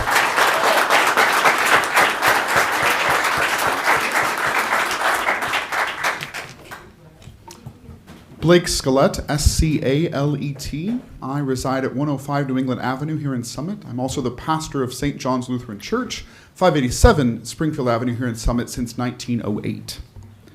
I want to read to you a statement actually that I didn't write, our whole congregation endorsed. I think the first time in 117 years we've ever done that. As followers of Jesus Christ and active members of the Summit community, we of St. John's Lutheran Church feel called to speak out against the proposed ordinance banning camping and sleeping in public spaces. This ordinance does not reflect the moral values of compassion and justice that our faith demands, and it will harm our most vulnerable neighbors rather than strengthen our community. Scripture makes clear that God identifies with the poor and the unhoused. In Deuteronomy, you are told, "You shall open wide your hand to your brother, to the needy and to the poor in your land." The prophet Isaiah urges us to share your bread with the hungry and bring the homeless poor into your house. In 1 John, we hear, "If anyone has the world's goods and sees his brother in need, yet closes his heart, how does God's love abide in him?" And Jesus says plainly, "I was hungry and you gave me food. I was a stranger and you welcomed me. Just as you did it to one of the least of these, you did it to me." This ordinance would criminalize the simple act of existing in public while poor. That is not mercy. That is not justice. Now, as Lutherans, we affirm the role of the government to maintain safety and order, but never at the expense of care and protection for the poor. Enforce existing laws as necessary, but do not make poverty itself a crime. We urge the Summit Common Council to reject this ordinance. Instead, continue to invest in real, compassionate solutions and partnerships that address the root causes of homelessness. Our congregation has committed our time, energy, and resources to do this work, and we will continue to do so. Let us not turn our backs on those in need. Let us open our hearts as Christ has opened his heart to us. Adopted by the Congregation Council of St. John's Lutheran Church, April 15, 2025. And I would say personally, you've said, tell the truth. Well, you're talking about residents. These people are residents too. We are all one community together. All of us residents, safe, welcoming, vote no, don't do this. This is not Summit. Thank you.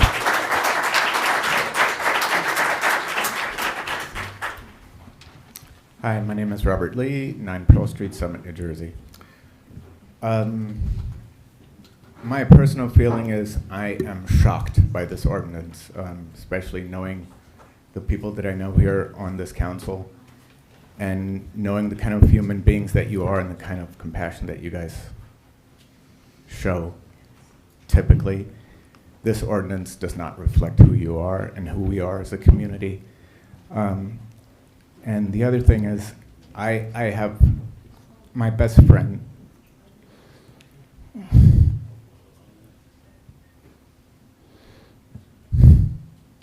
My best friend from college dealt with schizophrenia. He's been homeless and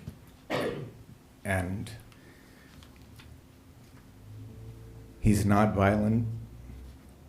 He's not a danger to others, but he's one of those people that reject help. We do not have the right to take away his freedom for who he is. If we as a country criminalize people for who they are, just to clean up our streets so we don't have to face the ugliness of those issues, is not who I feel we should be as people. And that's why I urge the council to reject this ordinance. We cannot presume to know what is best for somebody else just because we feel we don't agree with their lifestyle. Courage is having the patience to be there for them when they are ready to say yes to the help that we're offering. That's true courage, and I ask this council to be courageous and be patient with those people and deal with the criminal situations, threatening somebody with a knife, with the criminal laws that we have to do that. But don't criminalize people for who they are. That's all I have to say, because that's a dangerous road to go down. Thank you.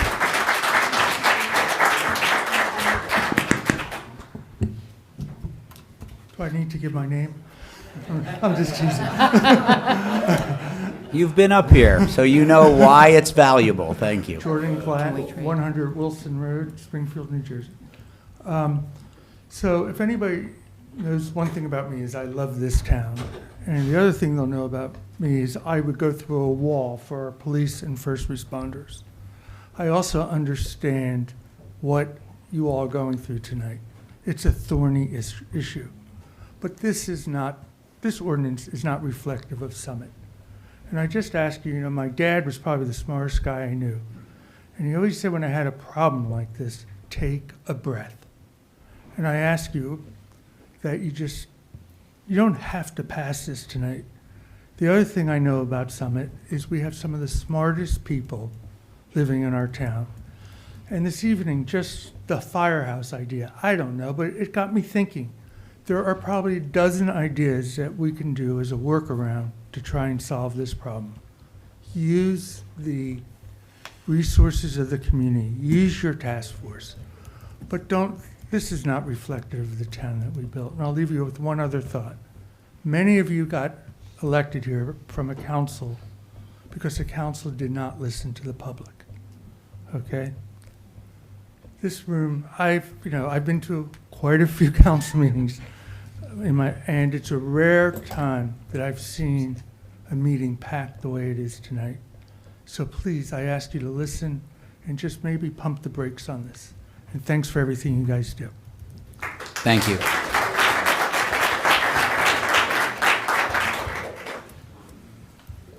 I suppose I should give my name as well. Christopher Cotter, 752 Springfield Avenue.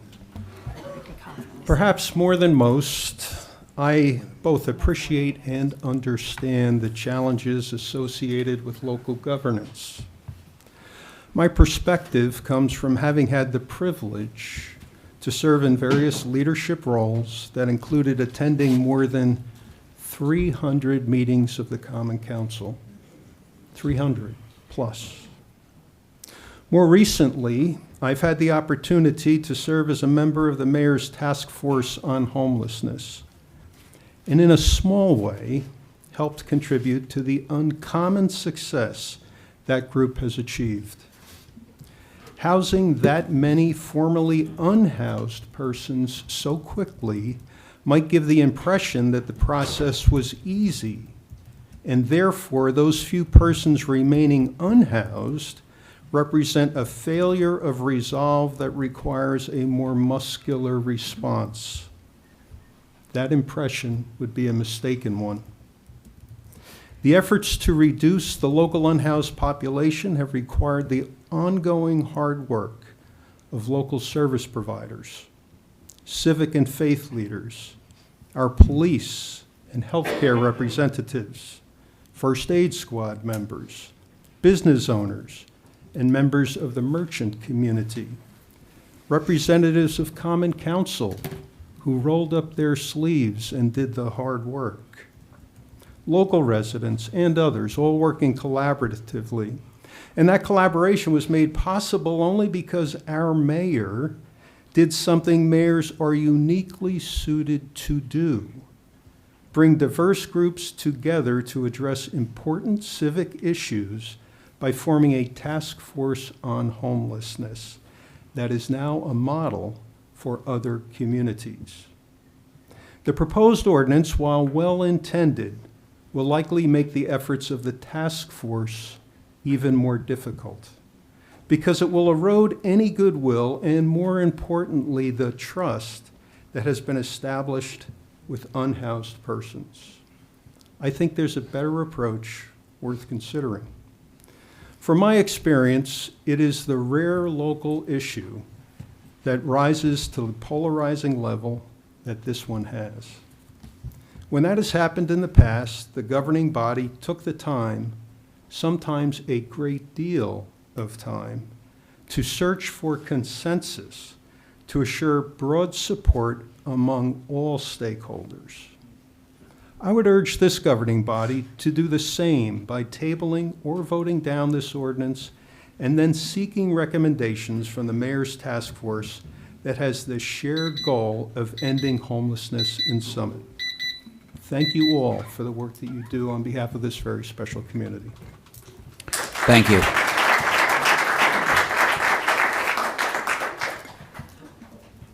Mia Griffith, 41 Witchridge Road. And I'm speaking tonight as the chair of the Mayor's Task Force on Homelessness. I first want to just applaud the mayor and this council for forming the task force. It's quite an extraordinary group, and most of our success has come from participation of all of just our incredible first responders, our incredible social services agencies, our residents, and our business owners. I know I'm a little repetitive from some people who've spoken before me, but I thought it was really important for you all, as well as the town, to know exactly what it is we do, because I think a lot of it is somewhat hidden. And I say this because I'm greatly disheartened by the characterization of Summit in recent press and media. It is an alarmingly false narrative. Summit has a long history of caring for all of its residents, and that continues today. Homelessness is a complex issue, and I'd like to explain the resources that the task force has utilized to house and care for the homeless. We have outreach teams in Summit 5 days a week. They're not particularly visible to many people, but they are trained professionals in outreach, and they engage with our known homeless, as well as any new faces in need of assistance. Outreach has been a key driver to our success in engaging and getting people into definitive care or housing. The teams are in the train station, the library, downtown. They also arrive when the police or EMS or others notify them of someone in distress.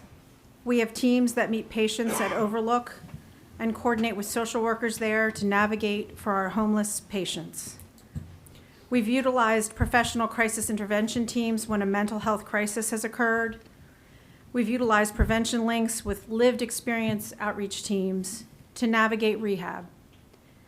We are working really hard to utilize all of our available resources. The task force has met bi-weekly or monthly for 10 months. We have a triage team that meets weekly. I receive messages daily with outreach team updates, etc. We've housed numerous people with the help of rapid rehousing funding that this council secured, and moved them into furnished apartments with items that residents of this town have joyfully provided. My husband would have a little bit of beef with all the space it was taking up at some point, but it's the response by this town is incredible. This is the very best of this town, people working together to make a better life for others. And yet we have those that resist case management or housing assistance of any kind, but we continue to outreach to them. Two things can be true at the same time. The task force work continues. What are we doing next? We're trying to get people connected to services earlier. We don't want anybody sleeping outside. We're going to focus on stabilization of those already housed to ensure they remain housed. Prevention of the housing insecure, and working with houses of worship. Thank you. Thank you so much.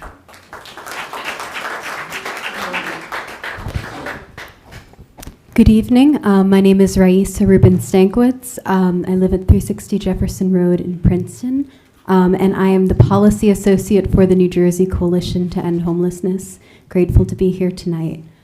I wanted to start off my remarks just by bringing up some unintended consequences of this ordinance that you may not have thought of.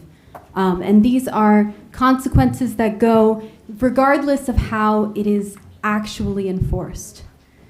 Having this ordinance on the books will impact, others have spoken to the issue of trust, will impact the willingness, it may impact the willingness of some who are unhoused in Summit to engage with street outreach and homeless emergency services, even beyond what they may have been willing to do before. The other piece is that it may impact the willingness of people, might lead to people staying in unsafe housing situations because they are afraid of being unsheltered and unhoused and being arrested or being fined. And when I was at a hearing similar to this in Patterson, where they tried to pass a similar ordinance and ended up the council pulled the ordinance because of the degree of community backlash. There was someone who spoke to being in a domestic violence situation and how because of similar types of ordinances and policies, she had stayed in a situation that was unsafe for her for longer than she should have.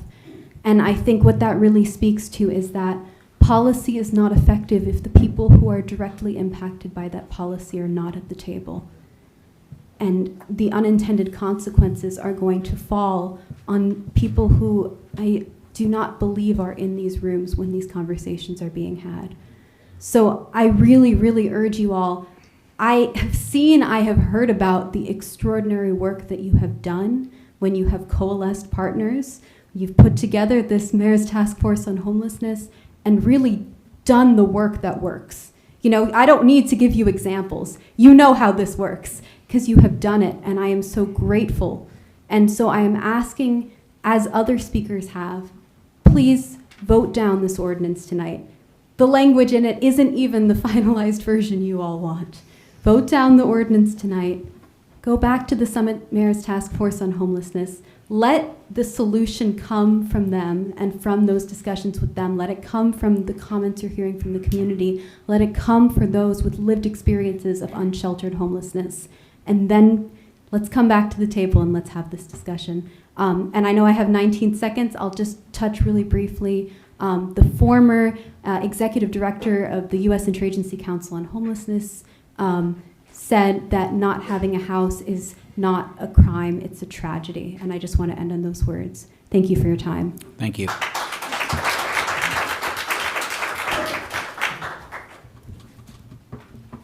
Hello, my name is Paula Cerdas, last name Cerdas, and I live at 14 Tingley Road in Mendham Township. I want to say that this town has done something absolutely amazing. The town of Summit has become a destination. People travel here from all over the county to enjoy the gardens. People travel here from other counties to attend the beautiful churches and wander through the town. People come here from all of North Jersey to eat on Springfield Ave, and people from all over the state of New Jersey and New York City wish that they lived here.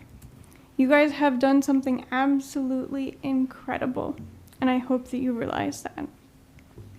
But for everybody at the table here, there is something important that you need to know. There is a benefit that you will get from not moving forward with this ordinance. There's a message that you're sending, and the message that we have heard is that the pesky do-gooders need to leave town. We need to go back to the other towns where we live. I have heard this numerous times from the Summit Council. And there's multiple ordinances that have come out, one after another, that are systematically dismantling the community that you have built here, that everyone is jealous of. So I want you to know that if you want us to leave and go back to our other towns, we can. We can stop attending events on your green and posting about them on social media. We can go to the restaurants that are in our own towns instead of meeting with friends and family here.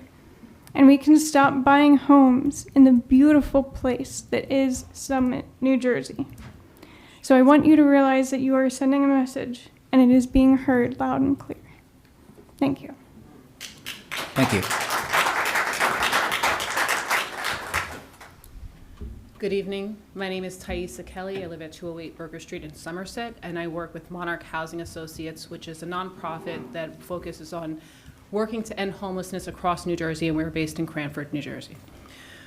I think it's safe to say that everybody here, all of you at the table there, and everybody in this room and in the overflow rooms, does not want to see any person living on the street. Nobody wants to see somebody unsheltered. And I think it's also safe to say that everybody here also agrees that we need to ensure the safety of our community, and we want everybody to enjoy the space safely. That being said, making it a crime, developing this ordinance that makes it a crime to have, whether it is about sleeping in public, whether it is about camping in public, does not ensure safety and does not help to end homelessness in this community. At Monarch, we conduct the point-in-time count for the state, and we have been seeing an unfortunate trend of increase in homelessness over the last couple of years. We expect that number to continue given the the situation that we're in now, given the unaffordability of housing, given the stagnation of wages, this is going to be a troubling trend. And so this ordinance is not just about who's experiencing homelessness in your community today. It is also going to affect those who experience homelessness in your community in the future. And I would love to say that, you know, once you've housed everybody who's experiencing homelessness now, you will not see any other folks experiencing homelessness. But the reality is there will be others who fall in hard times, who have housing insecurity, who end up unhoused, who are unsheltered, and need support.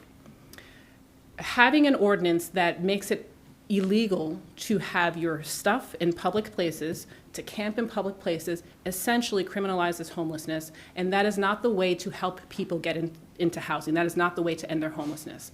The way to end homelessness is to get people into housing. You guys have been doing a tremendous, tremendous job of actually getting people into housing. The reality is it takes a lot of work, and I know that you guys know this, to move a person into housing. It is not something where we can offer them a voucher today and they can be in housing tomorrow. It takes time. It is a process. And so we have to be patient and let that process play out. I know it is difficult, and you do have laws on the book when there are instances and behaviors that are problematic in your community. There are ways to address those by addressing the problematic behavior. But having this ordinance that speaks specifically to camping does not address the problematic behavior. The problematic behavior is not the camping. The problematic behavior is the aggression, is the other things that are happening. And so you can use the laws that you have on the books to address those behaviors rather than criminalizing folks for the simple act of sleeping out in public. There is nowhere else for them to go. It is not a matter of simply refusing help. It is also a matter of our systems not being equipped to help people in the ways that are needed, and we need to take the time to build the services and supports to help get them safely into housing. Thank you. Thank you very much.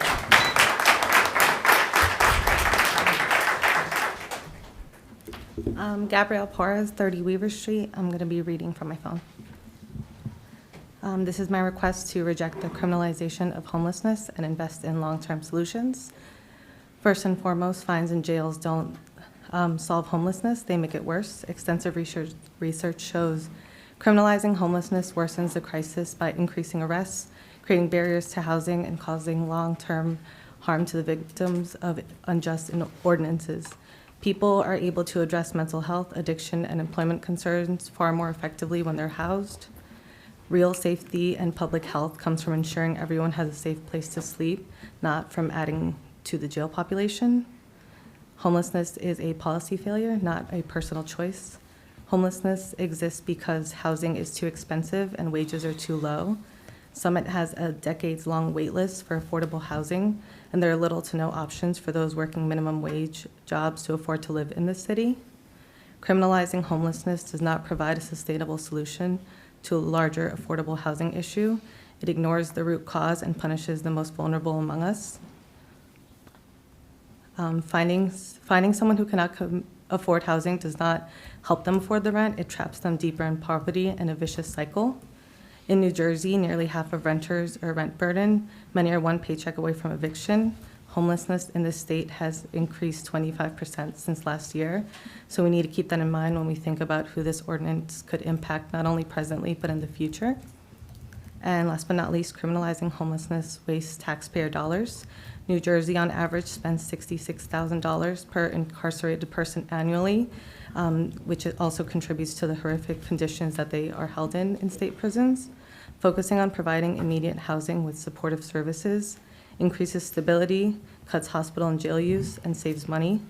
The proposed ordinance drains local resources while ignoring proven solutions, such as the task force to combat homelessness. Summit's homelessness task force has proven successful in generating results and lasting change while leading with empathy and community support instead of contributing to the homelessness to prison pipeline. And I have a few seconds left, so I just wanted to note that some of my statistics and remarks were contributed by Alec Vandenberg, who leads the anti-criminalization work at the National Alliance to End Homelessness, which is the organization that gave the Summit Homelessness Task Force the award recently. Thank you. Thank you.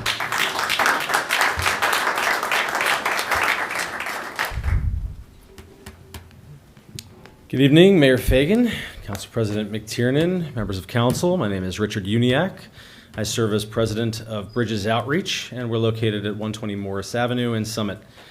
3 weeks ago, when the camping and sleeping ban was introduced, I shared how proud I've been of the work being done in Summit, the formation of the mayor's task force to solve homelessness, the data-driven, housing-first approach, and our ability to bring in DCA to help facilitate a rapid rehousing sprint. Together, we've been doing all the right things. With the mayor's leadership, we were able to convene key stakeholders, we established a by-name list, and there has been consistent case collaboration. The by-name list of 35 names is essentially down to 5 through rapid rehousing, HBP, HPRP, diversion, and more. We've made huge progress. More than that, we've established a model for other communities to emulate. That model led to national recognition. Passing this ordinance as written is incongruous with that approach. And criminalization of homelessness, including coercive tactics which attempt to force people into treatment or case management, do not work. These approaches are widely shown to be the most expensive and the least effective ways to approach solving homelessness. I recognize the need to uphold public safety. There have been behaviors exhibited which are unacceptable and should be unacceptable in society. Those actions, which are already illegal, should be punished. We should not punish the condition of homelessness itself, nor the biological imperative to sleep. My ask of you today is that you vote down this ordinance or table it in favor of engaging the task force in substantive discussion. Though the mayor's task force may not have an official role in policymaking, you've created and convened this body to great success. Engage the members in discussion of the ordinance. At this point, that group's feedback is conspicuously absent from the ordinance process and is instead coming out through other channels. I also reiterate my call for continuing to engage DCA.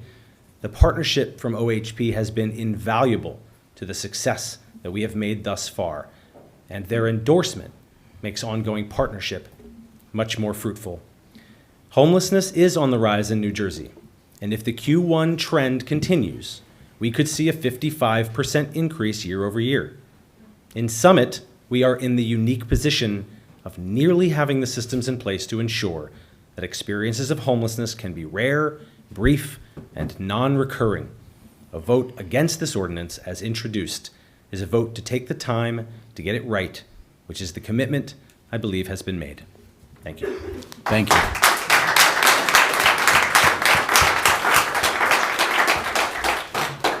Good evening, Peter Jacob, 402 Elizabeth Union Avenue, Elizabeth, New Jersey. Mayor Fagan, members of the Summit City Council, my name is Peter Jacob. I'm the Executive Director of Family Promise Union County, which serves families with children who are at risk of being homeless. We are the flagship organization founded by Karen Olson, who spoke before me. Personally, I love being a resident here in Union County, and I'm a patron of many of the businesses here in town. I want you to imagine, if you will, a single mother with children who has nowhere else to go in an emergency situation, fleeing a dangerous circumstance, and now by definition, homeless. Driving down Broad or Springfield with no place to go, but the safest place they could find is a public lot or a side street to get a few hours of rest and safety. Under what and whose discretion will this ordinance determine what will happen to this mother and children? Will Child Protective Services be called? Will they be split up? Will they be fined, face jail time? What if warrants for unpaid parking tickets come up? Sure, this is not the intended, but can be one of the unintended consequences for someone who is camping in their vehicle or having personal belongings such as a sleeping bag or blanket. And how is this distinguishable from an individual who has personal belongings sitting on a park bench? We all want to live in vibrant and safe communities, so I want to laud the mayor's task force on homelessness and the success it has seen over the past year, resulting in being recognized as a national model, and we're proud as Family Promise Union County to sit on that task force. However, now we find language around criminalizing homelessness, which is synonymous with the language found in this ordinance, when the evidence shows that such policy results in worse economic health safety outcomes for both unhoused and housed residents. I understand our challenges now are very nuanced, and that the nature of things when you do succeed as we do level up, we need to meet that challenge for our community. And this phase that we walk into will be our next challenge.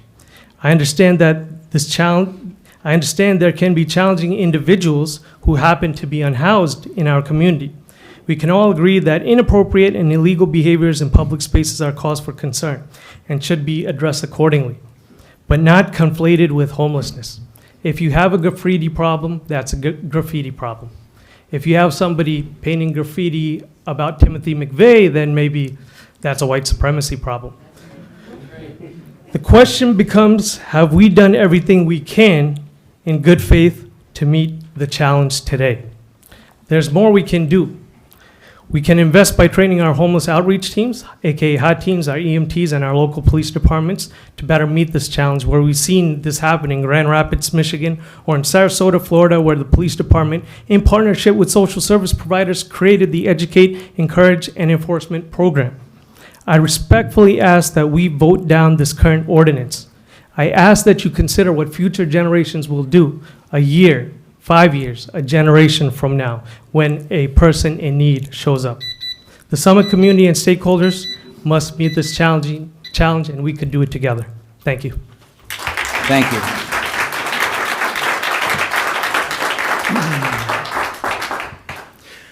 Good evening. I'm Jeff Wild, 1 Lowenstein Drive, Roseland, New Jersey. I am a founder and trustee, of the New Jersey Coalition to End Homelessness. I am a partner at New Jersey's largest law firm. Maybe more relevantly, I'm the son of a man who grew up poor and homeless, unhoused. They called it homeless then. And I think I have more experience than any lawyer in the state of New Jersey in working with municipalities from the top to the bottom of the state in solving this problem the right way. And I share your views. I get it. It is an abomination that people are living in tents in this town. I would hate it in my town. Daughters who are being threatened. I'm a dad. Believe me, I get that. And this is all the more reason why we shouldn't let emotion dictate what happens tonight. I have a modest ask. You have not yet spoken to the lawyers who, one, know the law in this area, New Jersey law, and two, have worked successfully, whether it's in Lakewood, Toms River, Patterson, everywhere. We have been able to get rid of the tents, get rid of the people outside, and do it in a legal way. I applaud how you have made so much progress here, and please don't blow it when you're about to take the last step here, because legally there is a fatal flaw in this ordinance. The amendment is helpful in some ways, but it doesn't have in it what I heard was your intent, that you're not criminalizing homelessness. Well, the reality is there are no available beds many nights in Summit and Union County. We called this morning. No beds, people can't go there. And the problem with the ordinance is it doesn't have a clause saying what I think you believe, that no person shall be prosecuted under this ordinance if they are outside because there is no housing, no emergency shelter, no safe place that they can go. Because the absence of that runs afoul of all sorts of New Jersey laws. But let's be practical. It's been done the right way and the wrong way for 4 or 5 years. Lakewood litigated with us. Ultimately, at the end of the day, they wasted a fortune in taxpayer dollars. They got bad press, considered to be a heartless community. At the end of the day, it didn't work. There's no community where criminalizing homelessness has worked. I would urge you, give it 2 weeks. Let's sit down. If you won't withdraw the ordinance, at least fix the obvious legal fatal flaws. So before you embark on a course which is going to bring on all the problems to the town, will solve no problems, when this can be a success story, and like in all the other cities, we can do a joint press release together and we'll get rid of people living outside. Thank you. Thank you.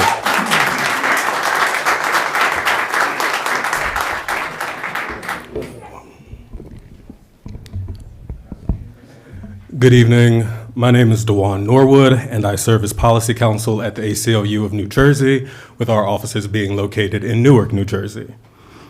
ACLU-NJ opposes the ordinance to prohibit sleeping and camping on public property. As written, the ordinance unduly targets individuals experiencing homelessness. We are deeply concerned by the ordinance, as it would place severe punitive measures on those who are the most vulnerable in the community. On its face, this ordinance would only accomplish the goal of punishing and criminalizing individuals on the basis of their poverty and housing status. Instead of providing individuals with the help that they need, the city stands to further exacerbate the conditions experienced by unhoused individuals. Imposing fines and jail time on unhoused individuals will increase barriers to accessing housing and will perpetuate the very issues that the city claims to be addressing with this ordinance. Put simply, the policy proposed in this ordinance is ineffective and inhumane. It is unconscionable to propose meeting individuals in need with a bed in a jail cell instead of a bed provided through stable and safe housing or shelter options. At this critical political moment in our state and across the nation, city officials should be on the front lines of defending and protecting all within the communities that they serve. To pass this ordinance in any form would advance the notion that a human being can be beyond care, compassion, and decency. If the City Council is serious about addressing homelessness, the focus must be shifted to ensuring that there are shelters and resources that are easily accessible to people experiencing homelessness. Research by the National Homelessness Law Center shows that criminalization is the most expensive and least effective approach to addressing homelessness. Time and time again, it has been shown that criminalization does nothing to prevent it. Alternatively, policies that are rooted in care, such as emergency shelter and services, are more effective while costing less. Further, the city has presented no evidence to show that this ordinance would achieve its alleged goal of increasing public safety. Additionally, the ordinance lacks any clear guidance on enforcement. And as members of this council, the decision before you is whether you will cast a vote in support of the further criminalization of vulnerable people experiencing homelessness in the face of overwhelming evidence that doing so is harmful and ineffective. Ordinances like this one have no place here or anywhere in New Jersey. This council must seriously listen to and consider the concerns and stories of the community that have been presented here tonight, and we strongly urge you to withdraw or vote against the passage and implementation of this ordinance, and to rather pursue effective policies that are rooted in the care and rehabilitation of unhoused individuals. Thank you. Thank you.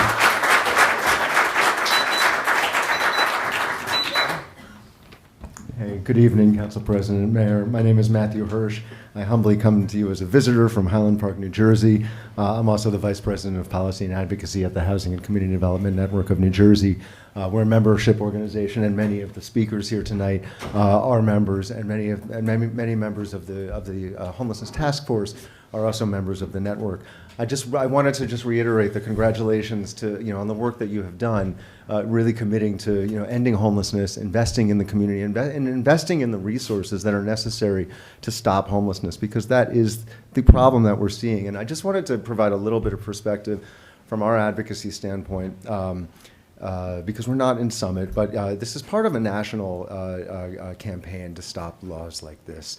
We hear it at every national conference that we go to, and any homelessness or low-income advocacy, focuses on these types of laws, because it is often a last stop for municipalities to take when they feel that they are fresh out of ideas.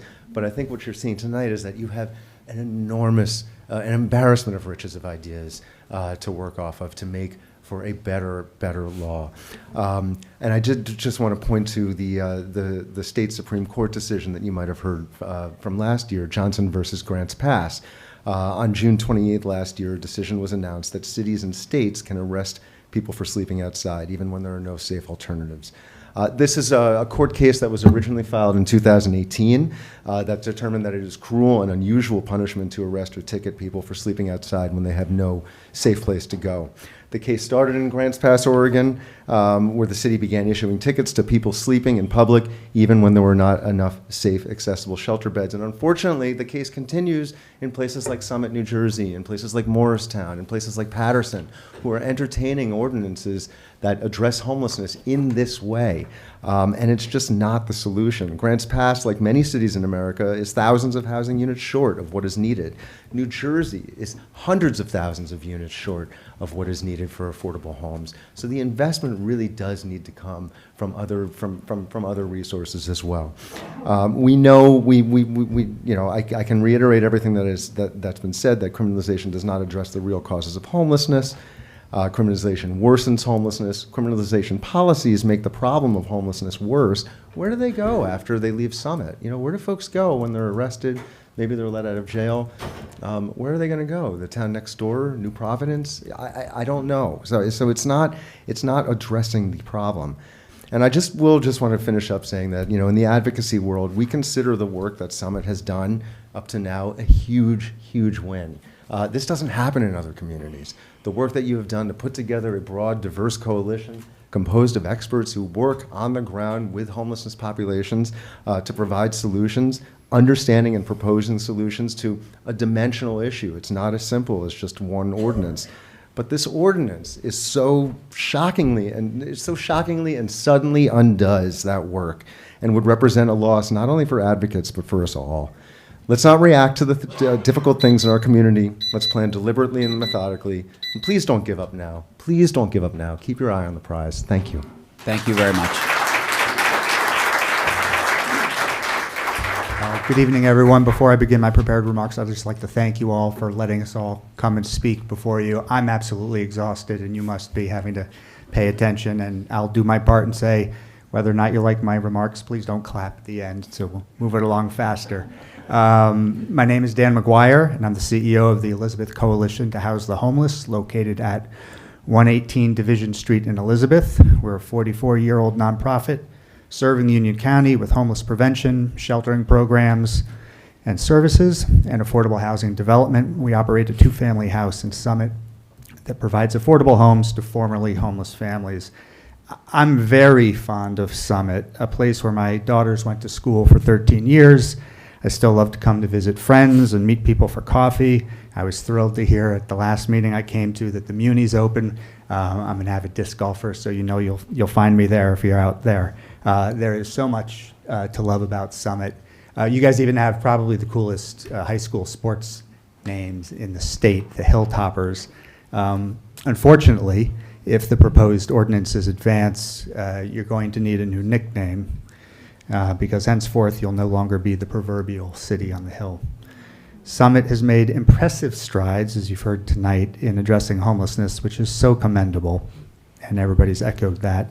Ordinances that criminalize homelessness obliterate the reputation that you've built and create a new image of Summit that is far less flattering.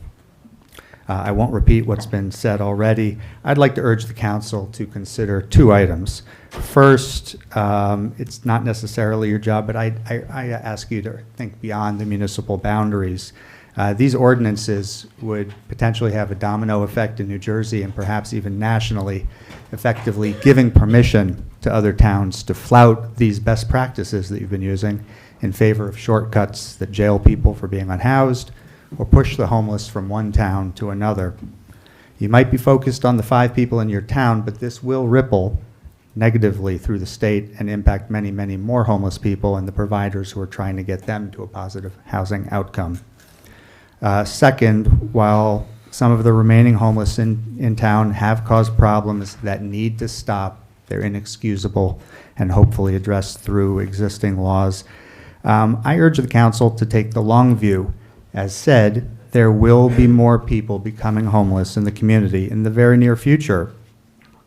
Should nonprofit partners like those who have spoken and worked on the task force, and the faith community who have been part of that, and government partners like DCA, should they all continue to invest valuable and scarce resources in Summit if trust is broken and best practices ignored when other towns are trying to do it the right way? I ask you to seriously weigh the question and the implications of the answer you arrive at. I urge the council to vote no against the proposed ordinances, or at least delay a vote so that continued conversations can take place that lead to a consensus approach. Thank you very much. Thank you.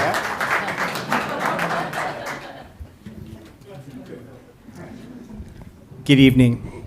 My name is Eric Salcedo. I reside at 28 Wade Drive. Like many of the folks in this room, I was born and raised in Summit. Born in Overlook and grew up over on Huntley Road, East Summit as it was called. And it was called that because it was spray painted on the train truss as you go down Springfield Ave. And like a lot of the folks in this room, I moved back to Summit after living out of state for 20 years because my family and I were attracted to its schools and its safe community. Councilman Boyer, I'm so sorry this happened to your child. I'm a parent of a middle school daughter as well, and if I had been in your shoes, I'd be doing everything in my power to make sure it never happened again. And I know your motives are for the safety of all of our children. But this just happened a few weeks ago, and to have this ordinance all of a sudden up for vote is the epitome of a knee-jerk reaction. We've had experts tell us, legal experts tell us that this is not the proper way to go. We've had social service experts tell us this is not the way to do it, to solve the issue here in Summit. And as any current middle school parent has been told by their child, I'll tell the council this: let them cook. Let them do their job. They're batting .750. In the span of 2 years, they've reduced homelessness in Summit by leaps and bounds. The last few are never going to be easy. They're going to be the hardest ones. And by using the stick, by using fear, that's not the way we're going to solve homelessness here in Summit. And I think it's fitting that we're bringing this up when, at a time when one of the leaders of the great religions of the world, Pope Francis, the late Pope Francis, lies in state. My mom and my dad, my stepdad, he played guitar at St. Teresa's at the rock and roll mass on 5:30s on Sundays, and this is not how we should treat the least fortunate among us here in Summit. And I ask you to table and reconsider this ordinance. Thank you.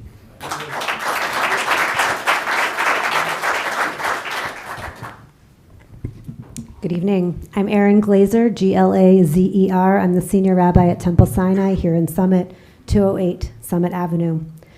I want to share a public letter that was issued today from community leaders, service providers, concerned residents, and faith leaders, including myself.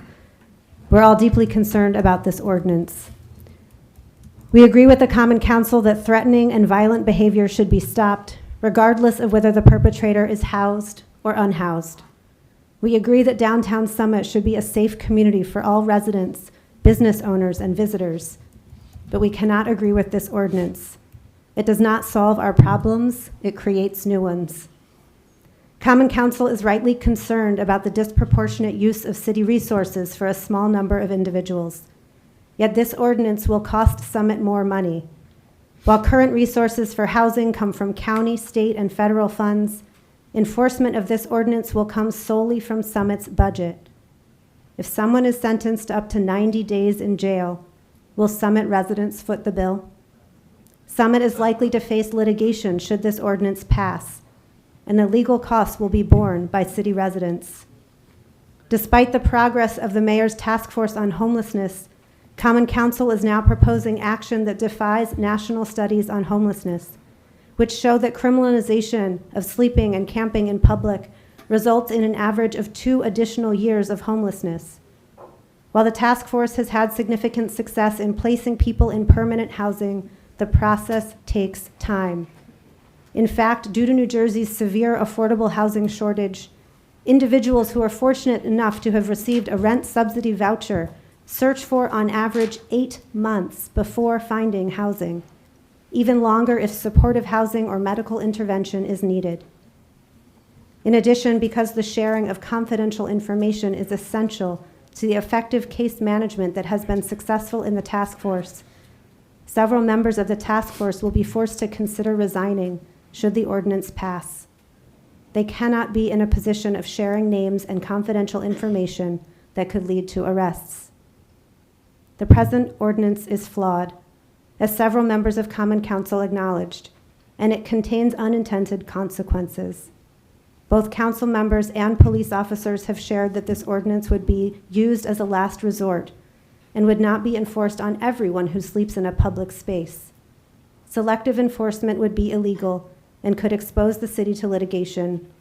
In addition, there are already laws in place that criminalize violent and threatening behaviors. For the financial, practical, legal, and moral reasons, we hope Common Council will vote this ordinance down and recommit to the Mayor's Task Force on Homelessness. We remain willing to partner to solve the challenges our community faces with data-driven, legally sound, and morally grounded solutions. We need to recenter on common sense solutions. This ordinance is the exact opposite. Thank you. Hi, I'm Abigail Kane, K-A-N-E. I live at 88 West End Avenue here in Summit. First off, Councilman Boyer, I am so sorry for what happened to your daughter. From one young woman to a father of a young daughter, I understand and I completely empathize. I think I felt unsafe at times here too, so I completely understand your motivations for wanting to create this ordinance, but I don't think that this is the right way to solve your issues of safety here. In my opinion, the wording of this ordinance and the attitude that certain citizens have towards it is tying and conflating issues of criminal activity and public safety to issues of encampments and the unhoused population. This confusion may be one of the reasons that the unhoused in this town don't want to accept help from their civil servants, and it's because ordinances like these and attitudes that some citizens have is that they view unhoused people as criminals and subhuman. If we wanted to stop criminal activity, like what has happened in recent months, we should create ordinances that target things like harassment itself, not the unhoused, and we need to make sure that the unhoused in this town feel human. Thank you. Thank you.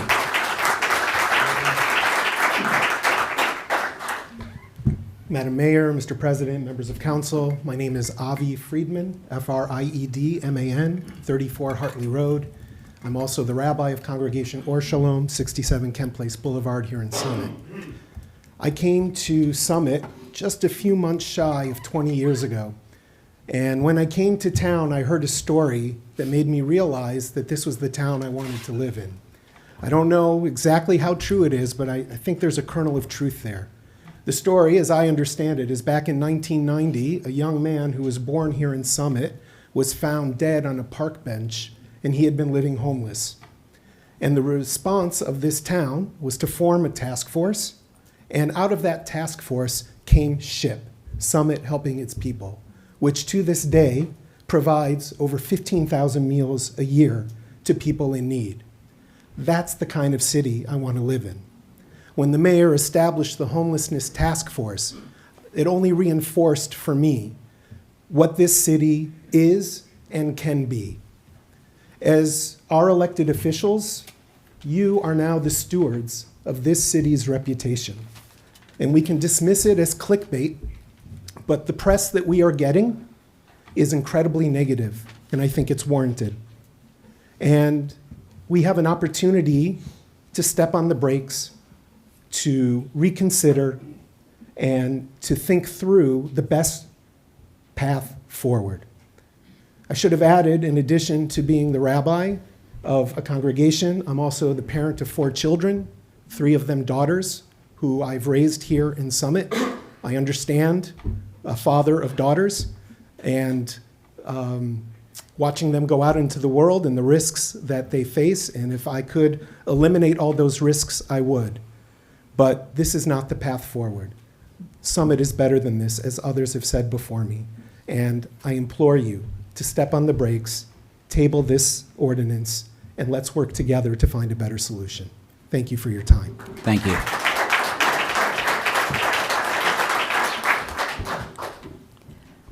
Reverend Dr. Robin Tanner, minister at Beacon Unitarian Universalist Congregation here in Summit, president of the Summit Interfaith Council, and a member of the Mayor's Task Force on Homelessness.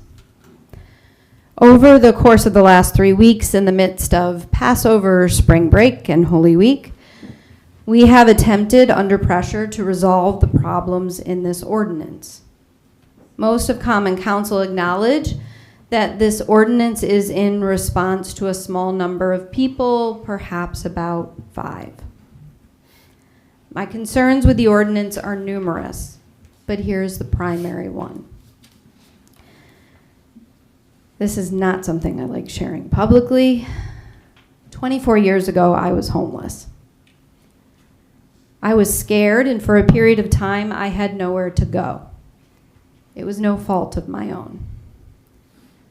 But I like to think of myself now, if I'm honest, at times as so different from that person then.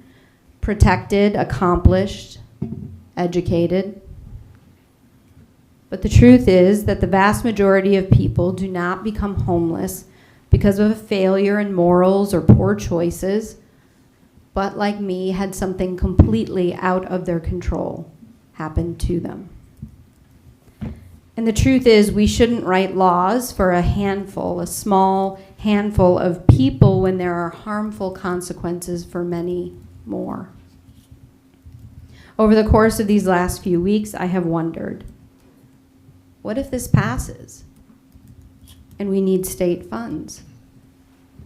Will DCA prioritize a community in which our practices run counter to housing first, which is the standard proven policy?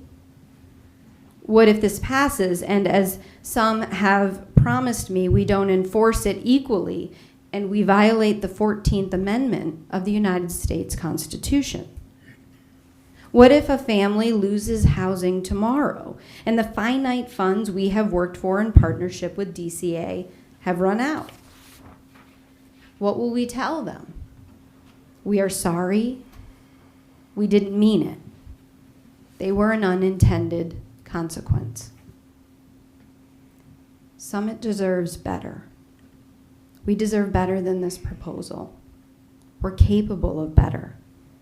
If we're really honest, as I have been with myself in these past few weeks, I know we can do better. But it will take all of us doing it together. Give us that time.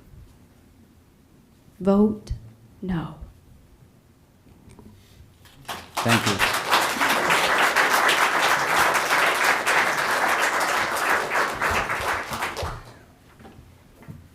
Rosemary Grace, Chestnut Avenue. I'm here speaking on behalf of At Home in Summit, a grassroots group of community advocates who believe Summit must do more to produce its fair share of affordable housing in our city. At Home in Summit strongly opposes this ordinance. The root cause of homelessness in our state is the dire lack of affordable housing.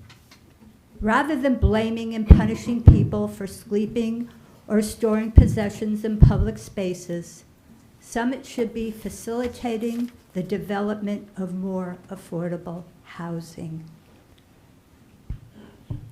Regardless of what you, as our city officials, have claimed, Summit has not met its round 3 fair share obligation and has only facilitated the construction of 23 of its 50-unit obligation.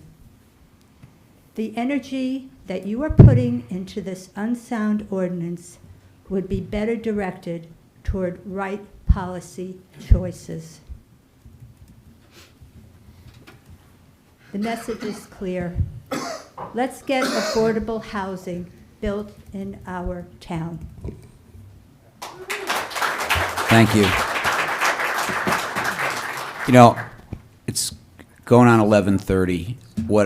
People have been up here for a while. I know people in the audience have been sitting for a while.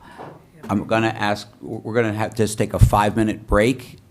I need one. So, and again, I want to thank everyone for your politeness and your patience in coming to the lectern. For the most part, you guys have been a great audience and a very, very engaged speakers. But can we get 5 minutes? We'll be back just after a couple of minutes, or a little past 11:30. If anybody has any snacks, feel free to drop them up here. Thank you, everyone, for the 5-minute break. Let's get going again. Thank you. Zelly Thomas, Patterson, New Jersey. First, I want to thank you all for allowing us to be here tonight. And again, my name is Zelly Thomas, and I'm from Black Lives Matter, Patterson. And the reason why I'm here today is a few months ago, Patterson tried to pass a similar ordinance to criminalize those that were living in encampments. And we was able to mobilize our community members, some of them who were houseless, different social service organizations and shelters to be able to push back this ordinance. And the Patterson City Council did the right thing. They took a step back and he shelved the ordinance and said, we do not want to criminalize those that's living in encampments. And we realized now that what we was doing was just that. Even though the intention was good, that no one wants people sleeping outside. We all agree on it, but their approach was wrong. That we don't end homelessness by disappearing people. We end homelessness by getting rid of the issues that cause homelessness. And those things are not always being addressed in our communities. We always take a punitive approach. And we need to stop taking a punitive approach when it comes to homelessness. We need to take an approach that comes with compassion, care, and love. And I think that's what the mayor task force was trying to do and is attempting to do by having that care and patience with individuals that are experiencing homelessness. But the issue is, right, that there are some individuals who their pathway to being housed is not going to be an easy one. And I know that many of us may be frustrated and not understand that why are people not wanting to be take some of these shelters. But that is why we have to approach this with a lens that has community care. With Black Lives Matter Patterson, we have something called a Harm Reduction Center, where we work with folks that have substance use disorder and who are facing homelessness. And some of these individuals come to our space every single day. And some days they're saying, you know what, I want to go to a detox center tomorrow. We get them all ready, get them in the car, and the last minute they say, you know what, I'm not ready.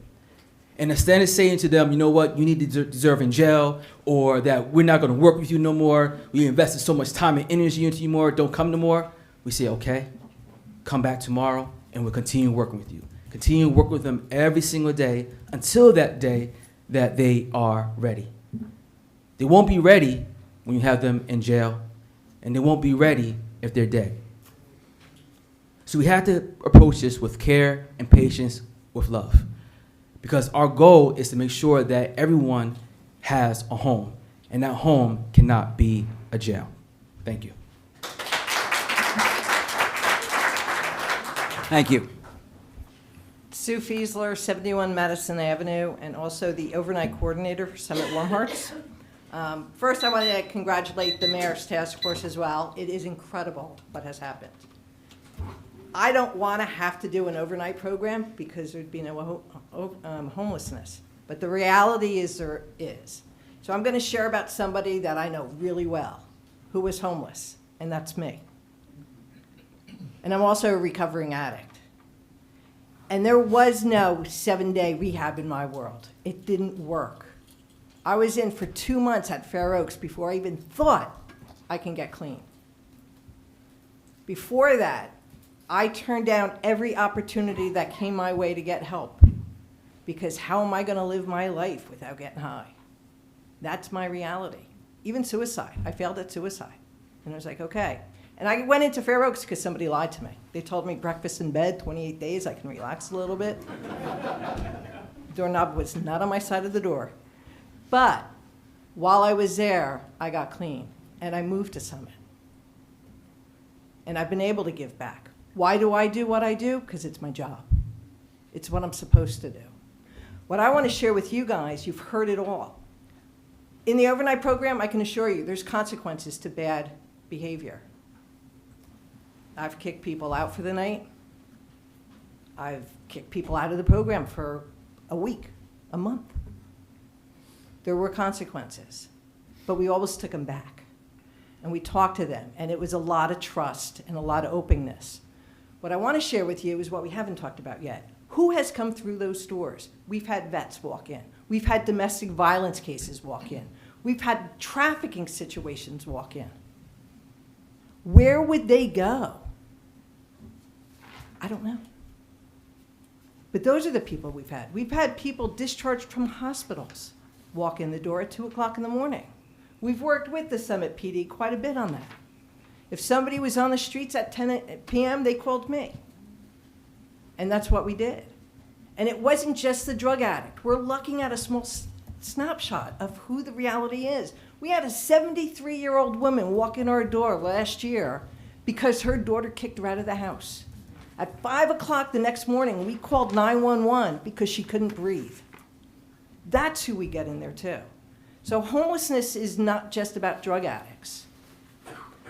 Yes, consequences have to happen for criminal behaviors, but we are all asking you, please rethink this ordinance. Please, because these people do deserve better. You know, it is hard on the street. I don't like the behavior, I yell at them. But don't make an ordinance for a lot of people because of a few. You know, I would tell you if we do that, then nobody should drive in Summit because a lot of people drive really bad. You know, let's think about that though. Let's make it real, all right? And think about it, please. Thank you. Thank you.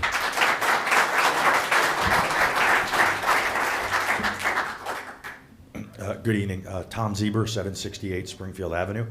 I'm here tonight to express my support for the passage of this ordinance. And I also want to dispel with one particular aspect of the opposition to the ordinance that I find especially false and misleading. I've heard from some who've opposed this ordinance that by enacting this measure, the Common Council is showing a lack of compassion. Well, I'm here to say that that is just not true. And in fact, it is just the opposite. I've spent 3 years on a mental health nonprofit board, and even before I began that service, I've always been incredibly passionate about mental health causes. And the fact of the matter is there's nothing compassionate about enabling individuals who are clearly already facing hard times to sleep on concrete. There's nothing compassionate about turning a blind eye to them relieving themselves outdoors. There's nothing compassionate about permitting them to enter or remain in a cycle of despair. This council, by passing this ordinance, is actually showing great compassion. They are doing it by offering help to the homeless individuals in this community while still fulfilling their duty to maintain public health and public safety. The mayor's homelessness task force, as has been brought up a number of times tonight, has in fact obtained housing for over 20 people. That is compassion. The council will, by passing this ordinance, empower Summit's unhoused to choose a path to redemption and recovery without shirking its obligation to maintain a safe and welcoming environment in its public spaces. That is compassion.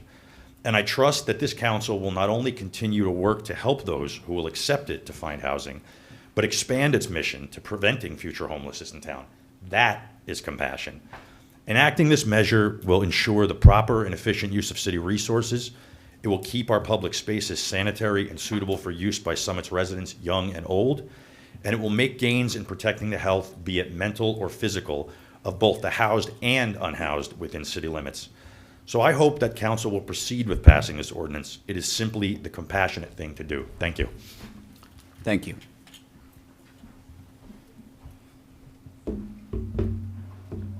Hello, everyone. Thank you so much to the Common Council for having us all here, and for everyone that has come. My name is Charlene Walker. I'm the Executive Director of Faith in New Jersey, the statewide power building vehicle that was lucky enough to bring a lot of these people here. I also, for the record, live in Roselle, New Jersey, and I will not put my actual street address for the fear of being doxxed because of my work. So I'm really happy that I went right after him. I also have over 10 years of experience working in mental health, and serving on a board does not mean caring and actually providing mental health supports for others. The reality is, when we think about compassion and we think about mental health, the truth of the matter is what compassion looks like in mental health is actually providing positive behavioral supports, proper medication, and teaching people coping mechanisms, not criminalizing them and throwing them in jail. That is actually what it looks like. I myself was born homeless. I was born and put up for adoption immediately. I grew and lived in a foster home my entire life and was lucky enough to be adopted. But the great part about that home I grew up in was the fact that my mother made home for so many other people, people who were unhoused. Lived with us, and she gave them a place to stay. And that led me down a path to become a community organizer. And I'm really thinking, as I was listening to all of these conversations, that there are some skills that community organizers have that y'all are being called to have right now. One, in order to be a good community organizer, you have to be unapologetic about the truth. The truth is the amendment that you're putting forward does nothing but just replicate and soften language, and it still outlaws sleeping. You have to be unapologetic about the fact that this is going to harm people. This is broken window policing, which funneled so many people into our criminal legal system over the years and never actually addressed any of the problems. You have to also be curious and ask questions. When I was listening to everything, they're talking about porn at the library that people are watching. Where was the curiosity to ask, why are there not blocks on the library computers? Where was the curiosity to ask, why are people defecating in public spaces? You have to be curious. And you have to have enough imagination to think about, how do we actually solve these things? Because policing is not it. Police are not social workers. They are not trained in positive behavioral supports. I myself have trained police officers. And the first thing that they will tell me after a training is, we should not be doing this. I have seen this council, as we looked at the budget, not have the imagination to reimagine how do we actually provide supports for people who are unhoused. Your health department has the one of the smallest budgets. Yet, most of the things that people who are unhoused need fall under health. The last, things that I just want to say that we also need to build real community. I heard people talking about being scared of people. We're at a time where people are so scared of each other. Could you please finish it up? The council should be asking, how do we actually build community so people actually see each other?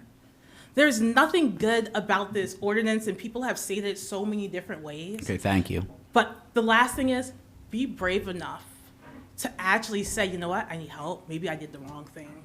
And to stand against those that are telling you otherwise.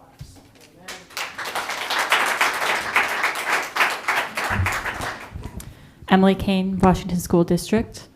I am here to express my opposition to Ordinance 11871. This ordinance reflects poorly on Summit, not just locally, but on a national level. Let us assume that any person who could afford to house themselves would do so. If a person does not have secure housing, then what makes you think that finding them would solve the situation? When study after study demonstrates that giving money leads to less homelessness, you are proposing the opposite. Or if a person cannot pay, you propose mandatory community service or up to 90 days of jail time. This proposition not only effectively deprives people of their civil liberties, but also uses money that could have been used to house these people to do such a thing.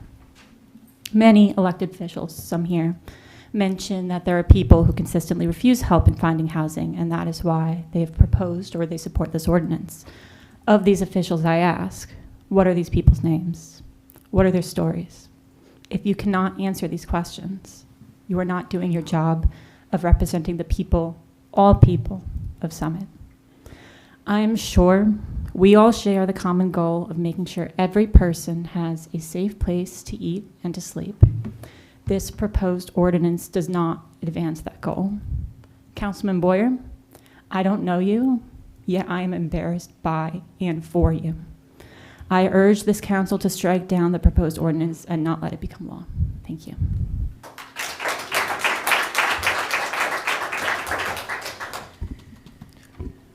Adrian Gomez, Brighton School District. I'm here to oppose this ordinance, and I want to echo a lot of what everyone else has been saying tonight. But it's increasingly frustrating how the council has spoken about this ordinance and about the community they claim to represent. So I have very few words left to find common ground. What I will say is that this indicates to me, and a lot of us, is that your ability to serve your position as representatives of the people of this town has become a liability. You show us that you're incapable or unwilling to solve complex issues with real solutions. Will simply push things under the rug. Undermine your own initiatives and your own task force, even when they are successful. This ordinance is not only harmful and sets up a potential for violence on our neighbors, but also destroys the trust in your position moving forward to solve any future issues in this town, or that any solutions proposed will be maintained and seen to its conclusion. I've grown up in Summit, as many of the people here, and I've seen so much improvement in my lifetime. And this is incredibly disappointing and a hostility on us as a community. We joked about this crowd being here today for the budget meeting. Let this be an indication of the will of our community. I urge you to maintain the trust we have in our representatives and continue the good work that has come out of this current task force to end homelessness. Thank you.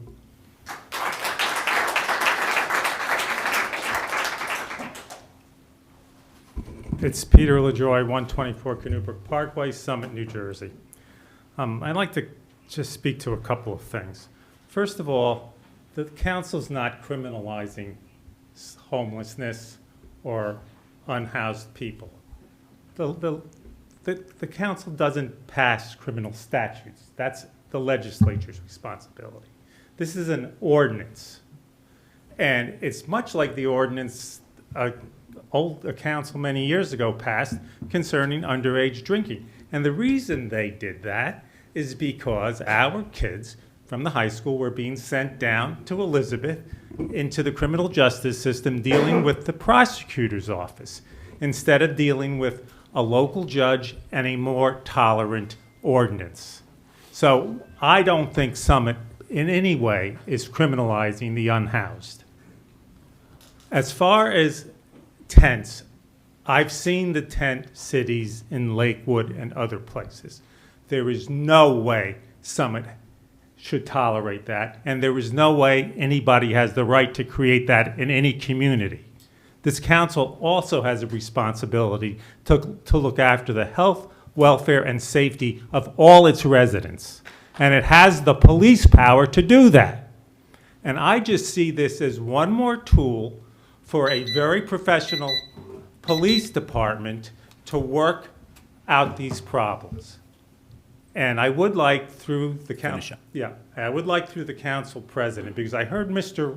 Wild make some accusations, and I would like through the council president to hear what our attorney thinks, because it suggests that what we're doing is illegal, and we're going to be loaded with lawsuits, and we've heard a couple of attorneys do that. And if that's your discretion, Mr. President, but I would ask that you do that. Thank you.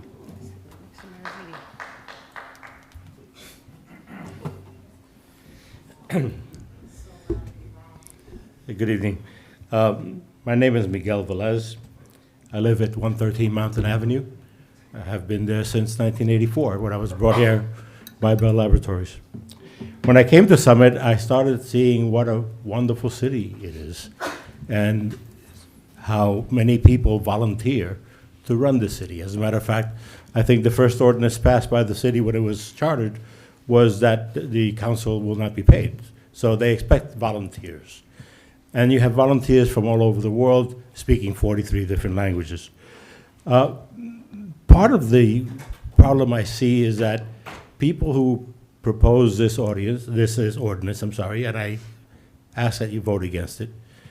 Maybe you grew up in Summit, but maybe you lack appreciation for what Summit is. I grew up in the Lower East Side, so I understand how Summit could be something different. I know that you have people who do the right thing. Summit is a city that built affordable housing before it was legally required. Summit is a city that starts a place like an organization like SHIP or Bridges to help the fellow man. It's not a place where people go to extremes with the retaliation. It's a city that receives recognition around the country. I mean, you just went some time ago, weeks ago, to Los Angeles because people were praising Summit, right? So that's part of the problem, that this ordinance is giving Summit a black eye and ruining the reputation that has taken over 100 years to build. The second problem is that it's a misallocation of funds.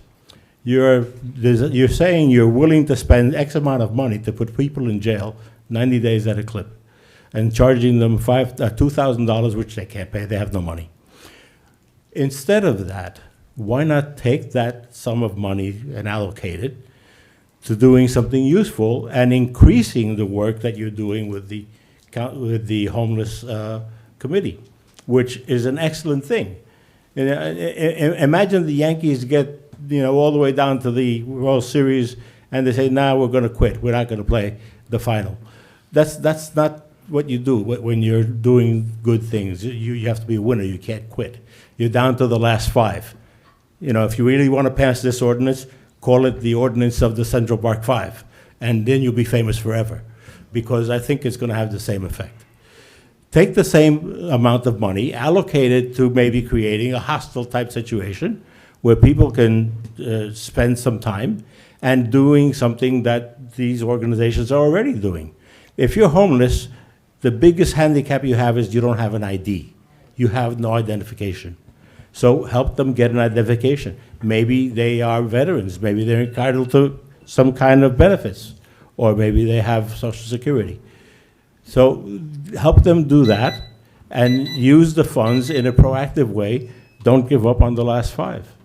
Now, last comment is that, if somebody approached my daughter with a knife, I would call a policeman and have that person charged with assault. Thank you. I don't think this ordinance is going to do anything along those lines.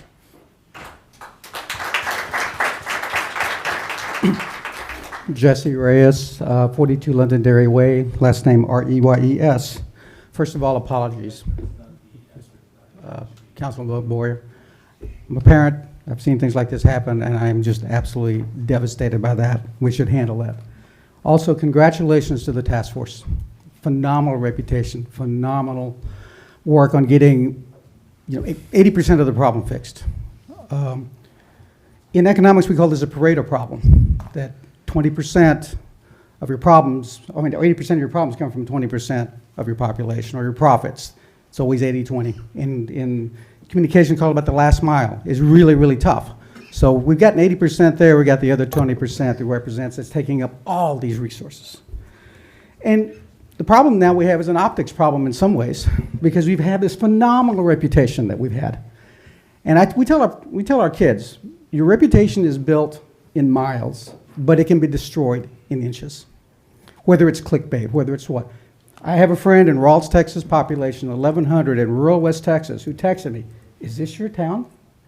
And this is a guy who usually doesn't take up progressive causes, but he texted me to say, "Is this your town?" Now, when I look at this optics problem and look at the problems we're trying to solve with the 80%, it makes me think of words like pauper, vagrant, hobos, people that refuse to live within the system. Whether for the mental health or just a lifestyle choice, that's what they choose to do. Now, my favorite new tool, Perplexity AI, which I think is better than ChatGPT, tells me that we got rid of pauper prisons by the 1930s. The UK had them a bit longer, but we're basically saying, if you don't really fit into what we want because of our mental health or because we choose not to get help, that we're going to, have a punitive damage. So a punitive punishment. Rather than a carrot, we're going to start using sticks. Please don't create a new pauper prison.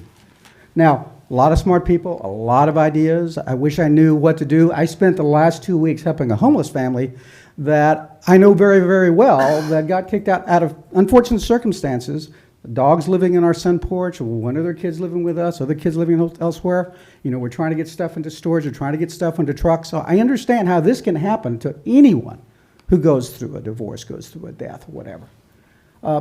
Backpacks laying around, yes, a problem. You go to CVS, you look inside the CVS after school, 100 backpacks there. What could someone do? Slip another backpack there.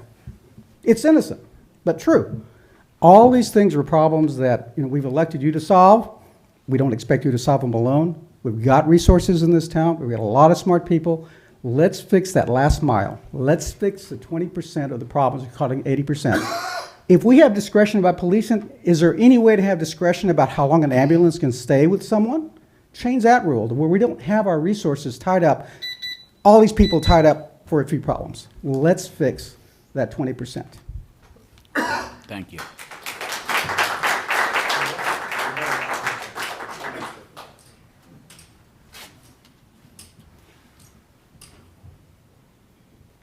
Good evening. Madam Mayor, congratulations on your task force. Sadly, as it took a high school senior I need your name and address, please. under the Victims' Rights Act, I am not going to provide that. Fair enough. As I was stating, Madam Mayor, unfortunately, it took a senior, a high school senior from Summit, to point out the fact that your task force hasn't gone far enough. Let's spend some time, get that cleared up. Let's not just punt at the last.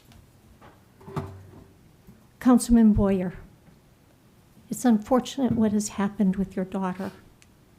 It's sad what has happened with your daughter. Myself, I spent 7.5 months in a nursing facility because of an attack at the train station in Summit. I chose not to press legal charges. In fact, I encouraged the judge to pursue asking for the defendant to undergo treatment, which he is doing. You say that this ordinance is not an attack against homeless. But let me ask this. For those of you that your wives drag you to the opera, or you sit at your child's recitals and you happen to fall asleep, are you going to face being arrested?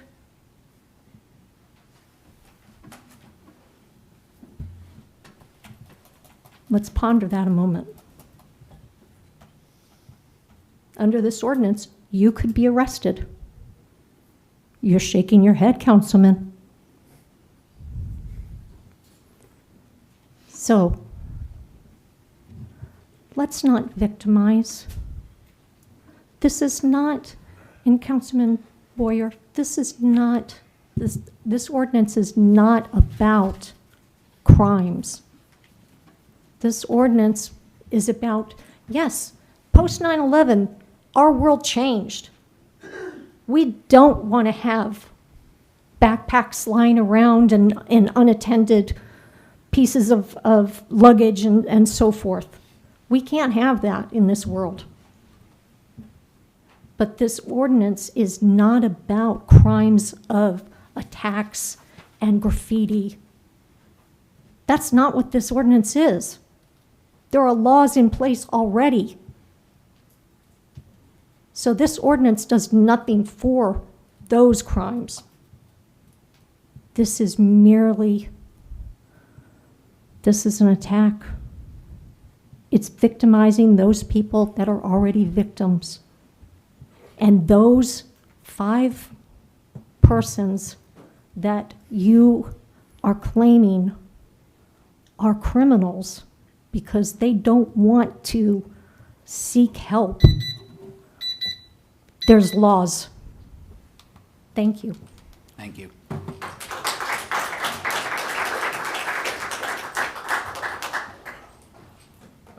Paulo Rahorovich, 22 West End Avenue. I'm on the Homelessness Task Force. First of all, I went last because I promised that I'm only going to be incremental and not have things repeated. And I've honestly, 90% of what I had to say has been crossed off. So I'll be quick about it. First, thank you very much for the council. It is amazing. I mean, folks, I just want to say, for anybody who personally attacks one of the council people for a position they take that you totally disagree with, even if you think it's 100% illogical, they're volunteers. I mean, they're not getting paid for this, and they're spending a ridiculous amount of their own time providing service. So just please take that into account when you speak, when you just address them, please. And, I know I'm repeating Mr. McTurnan's comments, but, please. Now, look, first of all, Councilman Boyer, if it were me, I would probably, certainly be immediately looking to take action and so forth. However, I would just kindly ask this, and that's this, is that, and I'm on the Homelessness Task Force, but I've only been focusing on, the charity work and service for the last 3 years, really. But there's folks on that have been doing this 20, 30 years, 40 years.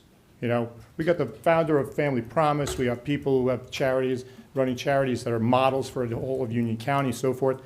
There's a lot of intelligence there. And I know that it is not a group that is supposed to create policy. But in my career, in my life, I found very early that I'm not as smart as I think I am. And I always try to surround myself with people, or at least take input from others, because I know the ultimate answer is going to be a smarter answer if I get the input from everybody. So I'm just kindly asking, please, don't, in the moment of heat, in the emotion and everything, when you do a lot of work on something, logical flaws like anchoring come into play to a previous position, or escalation of commitment because you went down a certain way, just step back, please, and just let's get aggregate mind share on this to come up with the best possible solution. Okay, and that's real. I'm saying in terms of ideas. I mean, look, there's many ideas we can and will come up with. Positive low barrier daytime activities like cleanup crews and library partnerships or recreation programs, so that these guys who are the proverbial troublemakers don't have so much free time and nothing to do, and therefore they're just rallying around each other in the train station. And on the train station, look, let's really push hard on New Jersey Transit. I mean, it's their property. They should be helping our police department. These guys shouldn't be getting their resources strained because they have to go into the police, into the train station. So, and look, I'm not going to share the ideas. I hope you guys give us the forum through the Homelessness Task Force. And quite frankly, people are a lot smarter than I, who've been doing this for 20, 30 years, provide that input so we can come up with the best possible solution. Otherwise, thank you so much. Thank you for taking action. In a way, you taking action is probably going to result in something much better than ultimately we would have had. So, so thank you. Hopefully it's a refined action that is one that is, the solution solves the problem more adequately. So thank you. Thank you.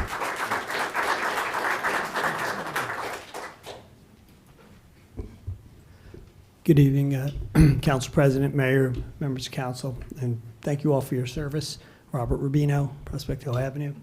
I'm here to give my full support to this ordinance. I commend the mayor and the task force. I think this community, through your leadership, has shown maximum tolerance and compassion. And the companion piece to that now, I think, as residents, we deserve a minimal standard of public behavior. This is about safety. This is all it's about. It's a safety issue. And members of my own family have been accosted at the post office by inebriated homeless folks. Scary situation. But we still always extend a hand of help first. But when that doesn't work, I think we do need to have a minimum expectation for all the residents. And when you sit there and you ponder tonight how you're going to vote, think about not just the folks from out of town who came here to speak tonight, but think of your friends and neighbors. When you go downtown, what their expectation is of you. And I'm sure you've gotten lots of emails from those folks, and you're going to see them long after this meeting is gone. And we're going to have a minimum expectation of public behavior and safety. And that's what this is about. And I thank you for all your time, and not only tonight, but all your countless hours of service. Thank you. Thank you.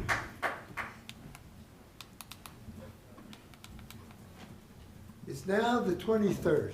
23rd. And the way this is going, we may be here till the 24th. True. I'm not going to take 3 minutes. I'm Gil Orman. I live at 45 Wallace Road, and I've worked downtown for 60 years and enjoyed every minute of it. I love Summit, and I think you're doing a great job. And someone mentioned the Yankees. I'm going to put this and a man from Bridges who's on your the mayor's task force told me it's 35 and there's 30 left. That's it, much better, but there's still 5. And I applaud your committee, Mayor, and I applaud the work that you did going to California to tell what's happening in Summit. I'm proud of Summit, and very proud of Summit. And in terms of sports, if I had a 35-5 record, I'd be in the NBA right now, coaching one of those teams. And as far as I'm concerned, that's the way I feel about you. In the long run, the right thing will happen, and because we have good people. Good things happen when we have good people, and you all are good people. Thank you. Thank you.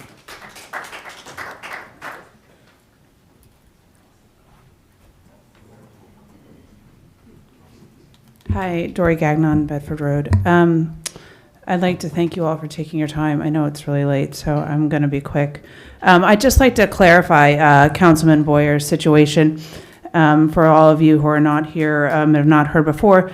The man that threatened his daughter, he was arrested. So I'd like to thank the police officers for taking that situation seriously. However, when it comes to unhoused people in the city, often the police officers don't like to arrest them. I mean, they don't want to put them in jail. So like a situation where Mr. Boyer spoke on, where my son was threatened by one of the homeless people in town, saying that he would shoot my son because my son wasn't able to give him a slice of pizza at the place he worked.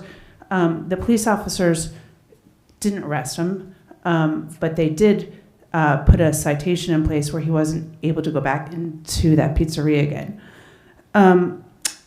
I think they try to do the least enforceable thing to not put them in jail. There's been many situations where they kind of move them from one place to another.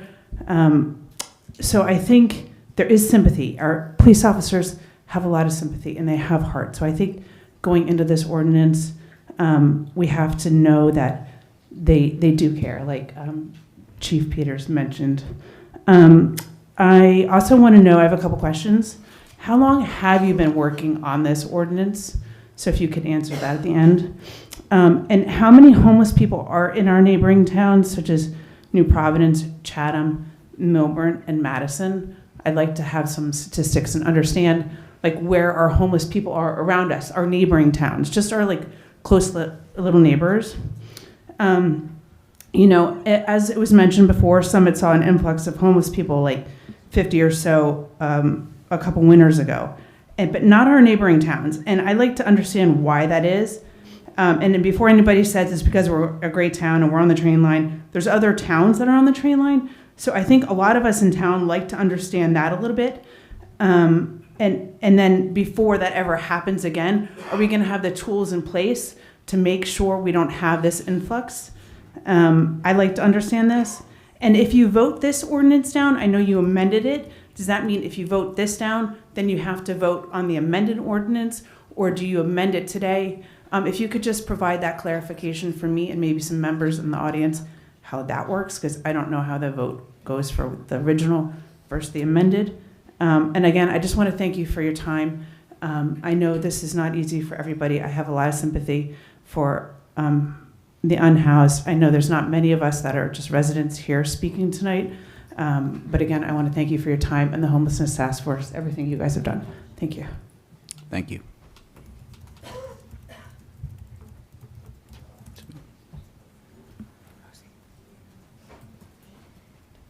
Eric Moberg, Harvey Court, M-O-B-E-R-G. This ordinance that's been proposed by Councilman Boyer is exceptionally compassionate in the truest sense of the word, in that people are not allowed to flounder and remain in that unfortunate, dreadful condition. It's meaningfully moving them forward to a better place where they can have a more complete life. I urge the council to move forward and pass this ordinance. Thank you. Thank you. Want to speak? Want to?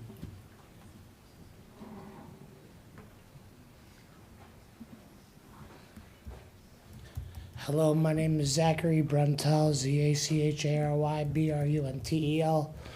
I'm representing myself. I am a homeless gentleman in Summit, New Jersey. I have been coming to this town ever since I was a child. I was 14 when I first showed up in this town. I have a lot of friends here, and I know a lot of people in this town. I've been coming here to receive treatment from doctors for my mental illness ever since I was young. I was abused sexually when I was 10 in a group home. I've been in and out of the system my whole life. The questions that you are posing tonight, I can probably shed a little light on. People have told me, if you're homeless, come to either Summit or Morristown because they have resources to help you. I do not want to go to Newark or any other hood place because I've literally been robbed and abused out there and treated like shit. I came to this town, I've been here a long time. I've been in and out of here almost for the last 10 years. In and out of town. I've been to Boston, I've been back and forth. I've literally gone through hell and back through the system. Like, I don't know what to do anymore. I try to stay where I can. I try to hide all night from the police. I've been wearing a face mask for the last 2 months because one of the officers in this town literally keeps giving me charges and citations for no apparent reason. I was on the 5th floor of the parking garage where you're planning on doing that work, sleeping in a sleeping bag in -3-degree weather with nowhere to go because the only shelter available is in Elizabeth at the YMCA. The rest are warming centers, and if everything gets filled up, you are literally screwed. There is nowhere to go. I peed in a bottle inside of my sleeping bag, being very discreet, and I put it in the garbage can. The police rolled up on me at 7 o'clock in the morning with flashing lights and sirens and gave me a ticket for urinating in public in a private parking garage. For no reason. The train station gets locked at 2:30. Where do you want me to pee at? In the park in front of people? What do you want me to do? So basically, I have no options. And the police have literally told me, get the fuck out of town or we're going to keep writing you tickets until you leave willingly. I don't know what to do anymore. Thank you for your time. Thank you for your comments.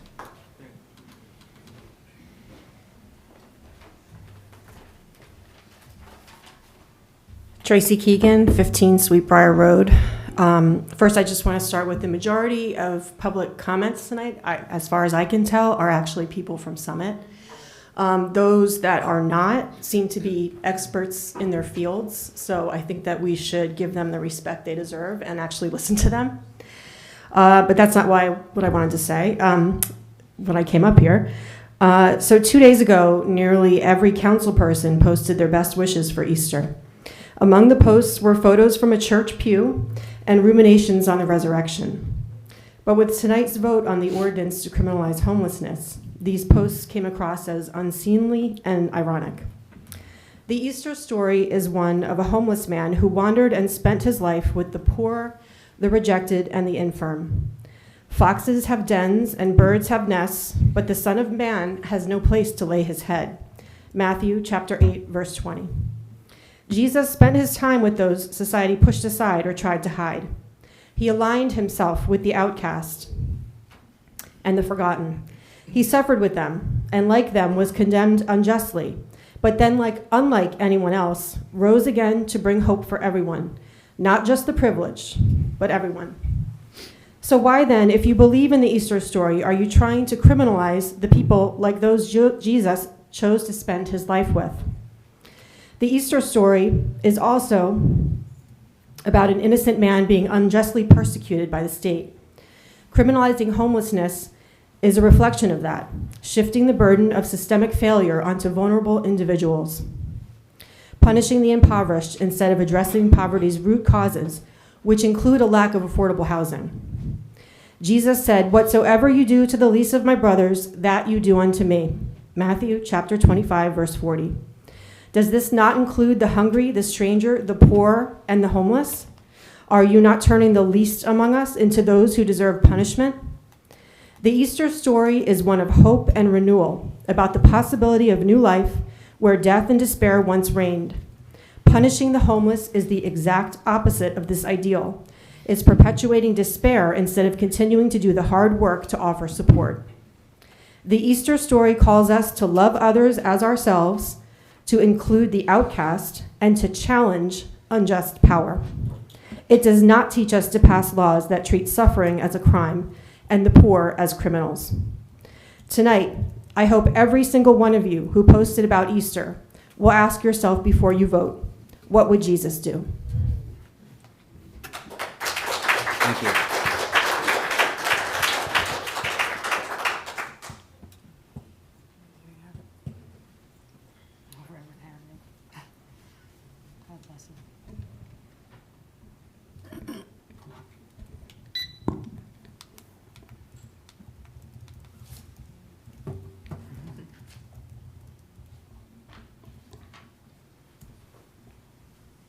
Mayor Fagan, Council President McTurnan, council members, and to everyone assembled, good morning.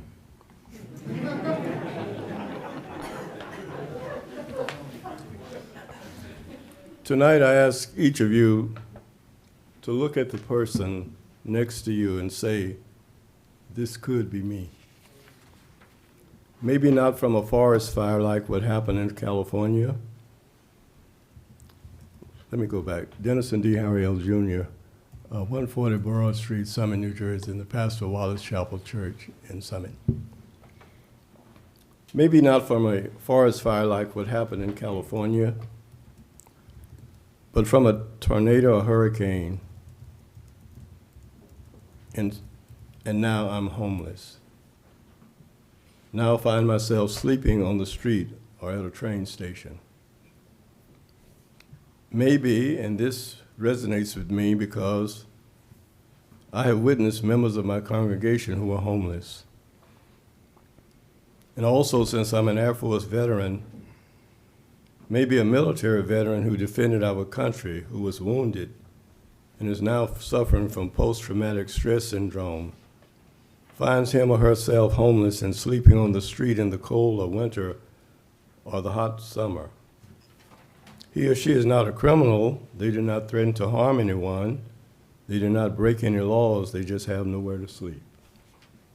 But instead of working together to find a solution, the governing body proposes or passes an ordinance and an amendment that says the solution is that they are fined, but they cannot pay the fine because they have no income, or they go to jail at the taxpayer's expense, or they do community service.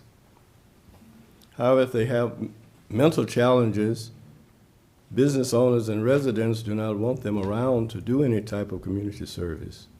And if they are okay to do community service, they are still homeless. Words matter. Emotions can inflame even good people. Fear paralyzes, and although intentions are honorable, they can be divisive.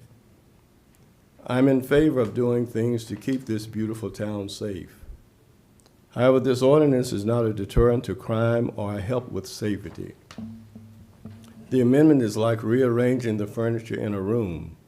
Some words were removed from the original ordinance, but you are still discriminating against homeless people, making sleeping in public places a crime for people who did not commit a crime, rather than simply using common sense and enforcing the existing laws on the books. I maintain that a person, homeless or not, who commits a crime should definitely be arrested. Summit is a beautiful city set on a hill. A light is usually brightly shining on that hill. Over the past few years, and I'm wrapping up, Tropical Storm Sandy came, COVID-19 came, meetings on building more affordable housing were held, but the light continued to shine brightly. Then Broad Street West came that created divisions and the light almost went out. But then to her credit, and to Summit's credit, Mayor Fagan proactively formed a homeless task force. Reverend, could you finish up, please? Yes, that received national recognition, and that light began to shine bright again. I like to see mayor and council put I like to see the mayor and council persons as servants rather than as politicians. You do not receive a salary for serving. In fact, some of you may struggle to pay your mortgage, rent, or other bills if you're dependent on your elective office supporting you. Therefore, I respectfully request that you swallow your pride, crush your ego, do not concern yourself with power or being reelected or being held hostage by any political party. Just be concerned about all of us in Summit. Do not be influenced by fear or emotions. Vote no on this ordinance and on the amendment, and let the mayor's homeless task force go back to work to continue doing the good work that it was doing. Enforce the Reverend Harry. existing laws. Don't divide this beautiful town, It'll be part of the record if he doesn't finish. and don't go on record for being the council that extinguished the light that is dimly shining now, but with the work being done by the mayor's homeless task force. Thank you, the light Reverend. can shine brightly again. Thank you. Thank you.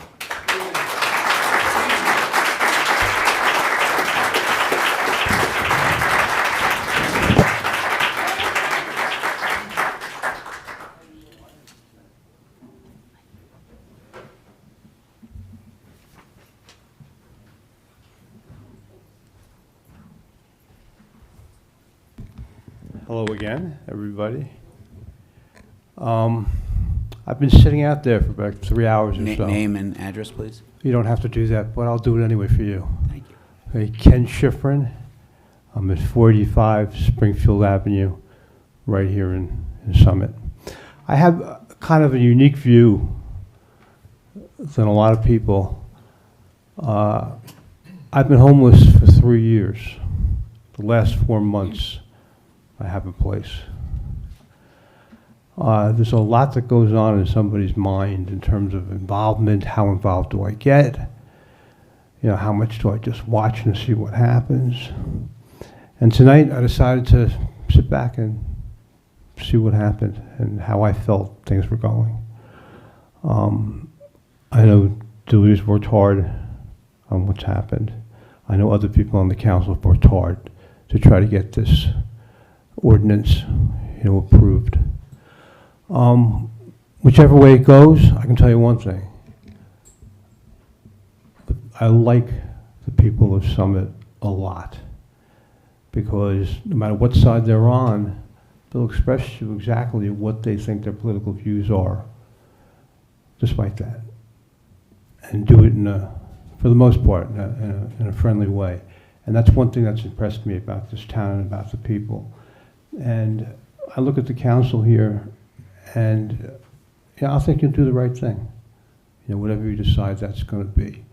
And somebody said, a couple of people back, this isn't the end. So it's not just this one vote that's going to make us or break us, But, I think we've got a good thing here. And I'll include myself in that, because I'm a resident of Summit now. We've got a good town here. I think everybody knows that. So once again, no matter how this thing turns out tonight, it's not the end. It's not the end for anybody, because everybody wants the right thing to be done. Correct? Correct. Thank you. Thank you very much.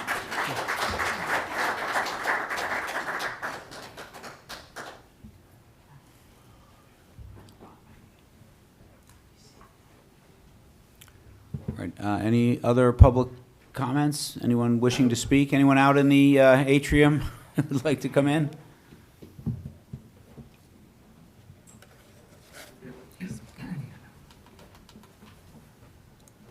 Hi, Erwin Miller, 5 Nob Hill Drive. I was late tonight. I have kids here that we're raising. I know a lot of people coming in from out of town, but got to do bedtime. We got 2-parent households. We got a lot of things going on. So I just wanted to remind you all, when you're voting tonight or whenever, there's a lot of people who couldn't be here tonight. We live in Summit. We're raising kids in Summit. Our kids hang out on Springfield and Maple. Our kids play at Maybe Playground, where there was an assault on 2 kids. Our kids go to that library. Our kids use the facilities around here. So I'm almost kind of emotional about the gentleman who came here before. I see you around town, and I'm glad that you accepted help from Summit and that you're living here now, and you're a resident of Summit, and we welcome you. But if there are people who aren't accepting our help, and they don't want to be helped, we can't have our kids be at risk just because we want to say nice things and elect the right politicians. It's not right. You coming in here and you don't even know the facts of the ground in Summit. You're making commentary, but you don't even live here. You don't come to the council meetings. You don't live in Summit. You don't know what's going on. And there's a lot of people coming up here, and they don't have kids here. So for all the people who didn't come here tonight, who are busy with kids at home, whose kids use these facilities, please remember them. And I don't know if this is the perfect policy. I don't know. But what I do know is that in the past year, this group, led by Mayor Fagan, and the people she's brought together, and the work they've done, has led to incredible successes. And this man has a home because of that. And you got to trust the people who we elected a few years back, who've turned this town around. The budget at the schools was going to be 9%. It got down to 4% because of Mayor Fagan and the people here. There are a lot of things going on in this town that have been better the past few years because of the people that we put in charge.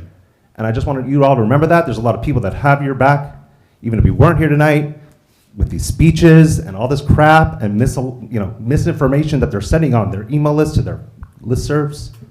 So I don't know how it's going to go. I don't mind. Do what you want. And if it doesn't want to do amendments, talk to a lawyer for sure. Like, do all the stuff. But I think we should trust the process, trust the people we elected, and I'd support the ordinance. Thank you. Thank you.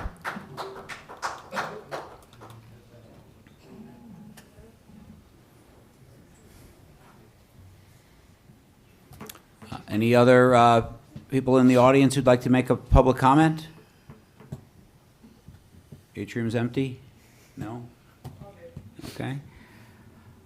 All right. I'm going to close the public comment hearing, or public comment portion of our hearing. We're done with, you have one comment. Thank you. All right. Thank you. Thank you. Okay. There's been a lot of discussions back and forth. I've heard some comments from the audience. I am going to actually call for a motion to go into executive session to talk to our legal counsel at the time. I'm going to we're going to be in there for 10 minutes. If you guys want to. You need a motion and a second. So I'm going to make the motion. Second. Okay. All in favor? Aye. Aye. Okay, we're in executive session. We'll be out in hopefully 10 minutes.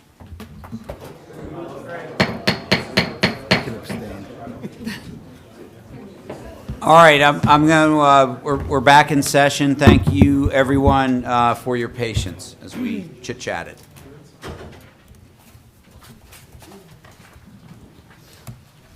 All right. At this time, I'm going to make a motion and I'm going to explain what this is.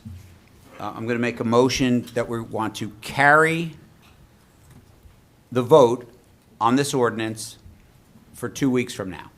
Okay, so that's different than tabling it. Tabling it would have it go away.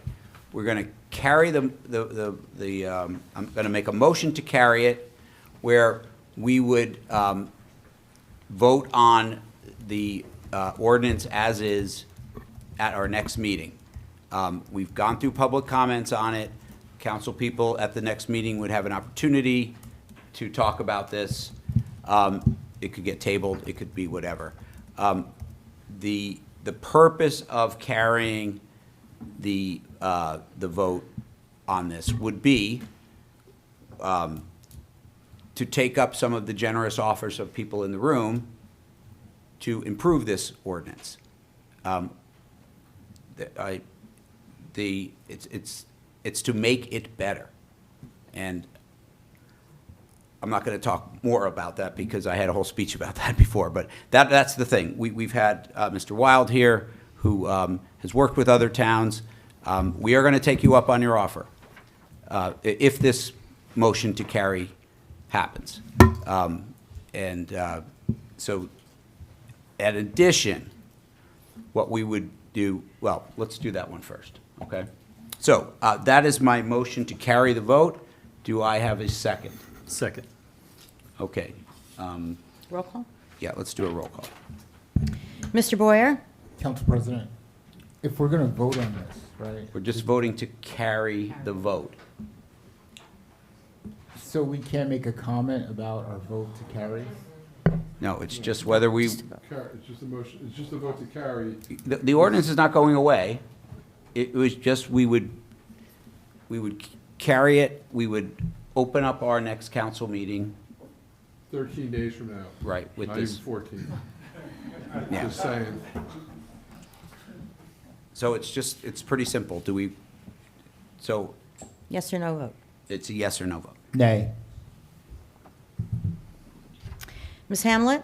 Aye. Ms. Kalmanson? Aye. Mr. Pulaski? Nay. Mr. Smallwood? Aye. Ms. Toth? Aye. President McTiernan? I'll go with aye as well. Okay, so motion carries. We're gonna carry this vote to our next meeting. And there'll be no further public comment? No. And you will not re-advertise for it? We're not at that time, we're not reopening public comment. There'll be council comments for whatever, or something else, depending on our discussions over the next couple of weeks. But that's where we are on this. Okay? All right. At this time, we do have an ordinance for introduction. No. We have to go back to final consideration. Oh, yeah, final consideration. Oh, yeah, we have all those things. Oh, my gosh.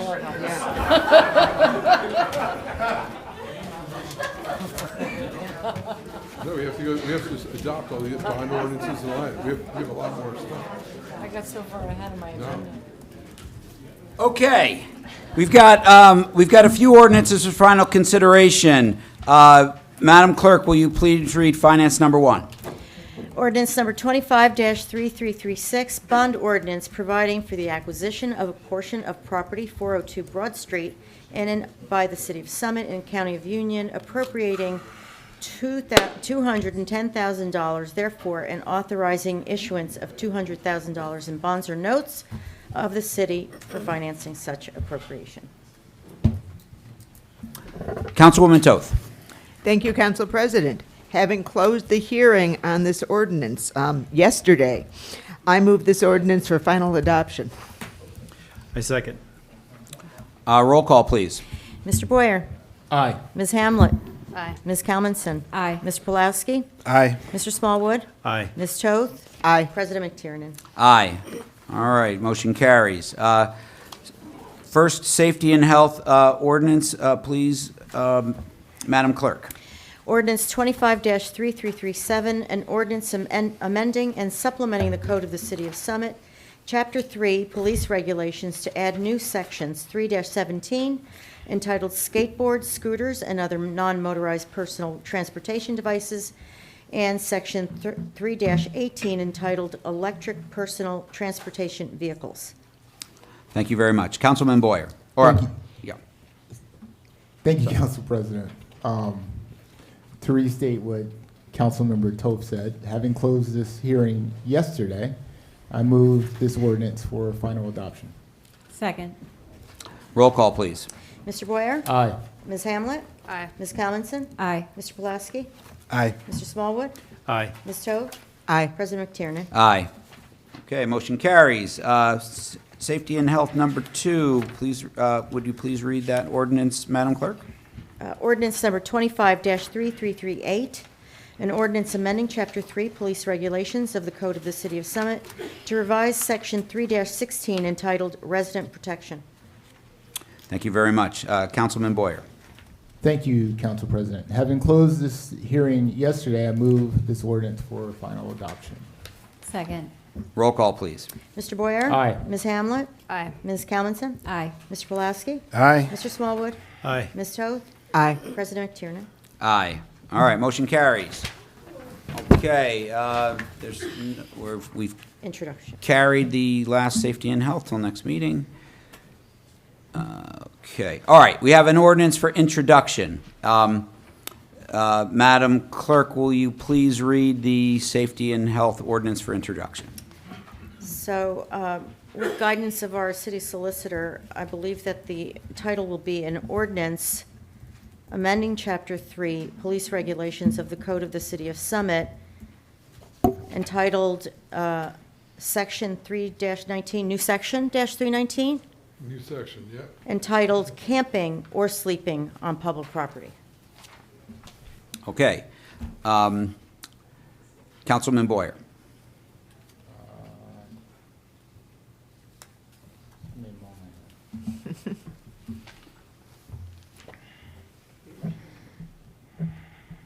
You're introducing the ordinance that was the amended ordinance, just as the ordinance is for first reading. Brand new. All right. Okay, so ordinance ID number 11905, an amendment to section 319 of our police regulations, not to change the intent of the original ordinance, but to strengthen public understanding and improve clarity. This ordinance has always been about public safety, not punishment, and is certainly not about targeting people based on housing status, as has been inaccurately suggested. The amended ordinance renames the section to focus specifically on camping on public property, and it makes two key clarifications. First, it now explicitly requires that the Summit Police give individuals 2-hour notice before any unattended items left in public spaces are removed. This ensures due process and transparency while also giving the police the ability to address items that may pose health or safety risks to the public. Secondly, the ordinance now lays out the full range of options available to the municipal court when handling violations, including discretion for alternatives like community service or behavioral health intervention. To be clear, these options were always available under state law, but after hearing from different organizations, we chose to make them more visible in the ordinance text so the public can see this law is about engagement, not criminalization. We continue to invest in outreach, housing partnerships, and compassionate care. In fact, as we just talked, we've housed more individuals this year than I believe in the history of the Summit in such a short time. This ordinance doesn't replace that work, it complements it by giving our city the tools to maintain public order while continuing to offer real help to those who want it. I move to schedule this ordinance for a public hearing. You move this for introduction. You're moving for introduction? For introduction, yes. Yeah. Do I have a second? Second. All right, roll call, please. Mr. Boyer? Aye. Ms. Hamlet? Aye. Ms. Commonson? Nay. Mr. Pulaski? Aye. Mr. Smallwood? Aye. Ms. Toth? Nay. President McTiernan? Aye. All right, motion carries. Council President, Yes. can we just, can we explain? I feel like people look confused. Yeah, I'll just explain what we just did there, just for people in the audience or viewing, if they're still up, or viewing on YouTube tomorrow morning. We've effectively, through advice of our council, our intent was always that we have made improvements to the original ordinance. There was a lot of community engagement. We've spoken to many stakeholders to improve this ordinance, regardless of whether you are for or against the original ordinance. My guess is you think this one is better, regardless. So the idea is we are going to we're introducing that. That at the end of the day would, depending on how our discussions go, hopefully they go well, but this ordinance is an improvement, which would be, we would have a hearing on in 2 weeks. Okay, I hope that makes sense. All right. Okay, we're on to the resolutions section. There are some things on here that I know I did want to talk about. However, it's also 1:15 in the morning. So I am going to ask if I can get a motion to bundle all of the resolutions into a consent agenda. And Some of them don't have a name. Some of them were pending closed session. I don't know if Matt is okay with that. can we do that? There's some that are pending closed session in here that weren't made, or they weren't part of the agenda packet. Tatlock. Yeah, I mean, we should say what those are. Okay. I'm asking for a motion. It can get voted down. Okay. Council President, I'd like to make a motion to bundle all of the remaining resolutions into one, except if we need to pull out the closed session items, and we can introduce those. Yeah, I told those. It's a roll call vote once you bundle all these. Okay. But the Just- ones that were Just a pending closed clarification. session, If they're pending closed session, can we put those in a consent agenda? they were not part of the public packet is my point. Well, we should just read what those are so that people know. So do you want me to just read them out loud? Yeah, if you could, Okay, please. so ID 11897, I'm sorry, 11889, confirming the mayor appointment, police department, 2 captains, 2 lieutenants, 2 police officers. ID 11897, appoint chair of Tatlock Neighborhood Committee. ID 11895, disband Silver Summit Advisory Board. Those are the 3 that were discussed in closed session. Those 3 would be added to the remaining consent agenda items. Okay, and I know there's also, on finance, there is one roll call vote that we'll have to vote on separately. No, I think you should bundle, when you bundle these all together, you vote, everything should be done by roll call, when you bundle the whole thing together. Okay, we can do that instead. All right, Councilman Smallwood has a motion. Do I hear a second? Second. Okay, all in favor? No, vote. For roll call to bundle them all. Okay, so the first vote is to whether or not we're bundling. Oh, yeah, No, you're approving, right? That's what, yeah, I'm just approving whether we do all this as a bundle. Roll call vote to, what was the action? What was the motion? To do what? To The consider motion this? was to bundle. Just a vote to bundle. Okay. So just that can be all, yeah. And you want a roll call vote? No. Okay. no. All in The actual favor? vote on all the bundle things, then yes. Yeah. Okay, so, all in favor of, yes? Sorry, Council President, can we pull the school budget? Was that getting bundled? That was the idea. Right, If you'd can like we to pull pull- that one, we can. Yeah, can we pull that one, Concur? please? Okay. Okay, the amended proposal is to bundle everything. We'll do it all by, except we will pull and discuss confirming the school budget. Okay, all in favor? Aye. Opposed? Okay. All right, so, by roll, we'll do this by roll call. Do I have, we're gonna have a roll call vote on approving, all of the resolutions except for, which one is that? That is 11834. Yeah, finance number 1 on your packet, which is ID 11834. Roll call, please. You need a motion in a second. Oh, I need a motion to approve. Moved. Do I have a second? Second. Okay. Roll call? Mr. Boyer?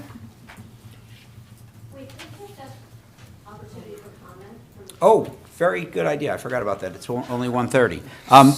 So, yeah, if you'd like to comment on the bundled resolutions, please be my guest. I'm going to do that.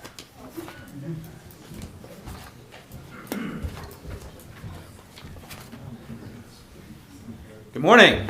Morning. Greg Bartan, 14 Russell Place. Good evening. Thank you for having me. I've returned to discuss my supreme disappointment that the resolution for funding for Glenside Avenue is necessary. There are 3 reasons why. 1, we've known for years that there's a severe need for flood mitigation and a sidewalk along Glenside Avenue. We all stood there together. We heard our congressman say to our faces and to the faces of our neighbors that he would work to get community project funding to help make that happen. He did submit that community project funding. Then he voted for a federal budget resolution that removed funding from the Glenside project for 2025. Second, the Glenside Ave project is one of 15 such projects in the district. The others are almost $1 million for Warren Community College Agricultural Education and Training Center, $560,000 for Washington Township's Police Department building renovation, $560,000 for Memorial Pond stormwater dredging in Mount Arlington. Mr. Vartan? Yeah. Can you talk about Summit, if you're going to Yeah. talk? It's 1:30 in the morning, okay? So my message is, so please, there's many get to the millions of message. dollars, including $560,000 for Summit. So what I'm asking you to do is use your influence with our congressman to encourage him to get that funding in place for Glenside Avenue that we desperately need. Thank you. Thank you.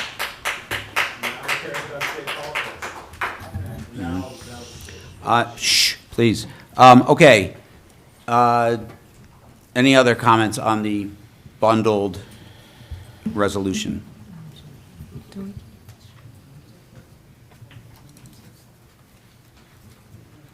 Yeah, Rosie, we have to. We do have to I say it. think, well, that was my point. Yeah, It's so- closed session. Okay. All right, so I'm going to make a revised motion to pull the closed session items out of here, because we do have to, Matt, can we just do You can just name the names. right now? Yeah, absolutely. All right, so any other public comments on the resolutions? Simple question, can we figure out what was in the closed session, the information? Yeah, Who was so- getting appointed to what? We're just going to go We're through gonna that. take it right now. Okay. So please, Madam Mayor, do you have, or let's go through it. So the first appointment is Councilman Boyer. Thank you, Council President. Okay. So Lieutenant Christopher Medina is now the police captain, appointed police captain, with an effective date of May 5th, 2025. Congratulations, Captain Medina. And Lieutenant John Garcia has been appointed to police captain with an effective date of May 5th, 2025. Congratulations to Captain Garcia. And let's see, Detective Sergeant Thomas Rich to the position of police lieutenant with an effective date of May 5th, 2025. Congratulations to Sergeant Rich. And Sergeant Jeffrey Dietz to the position of police lieutenant with an effective date of May 5th, 2025. And let's see. We are appointing Ryan Kroger to the position of police officer with an effective date of May 1st, 2025. Ryan's a 3-year veteran with the Allenhurst Police Department.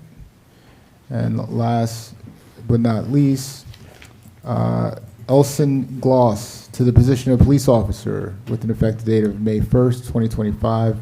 Elson is a 1-year veteran with the Irvington Police Department. Congratulations to Elson. Thank you, Council President.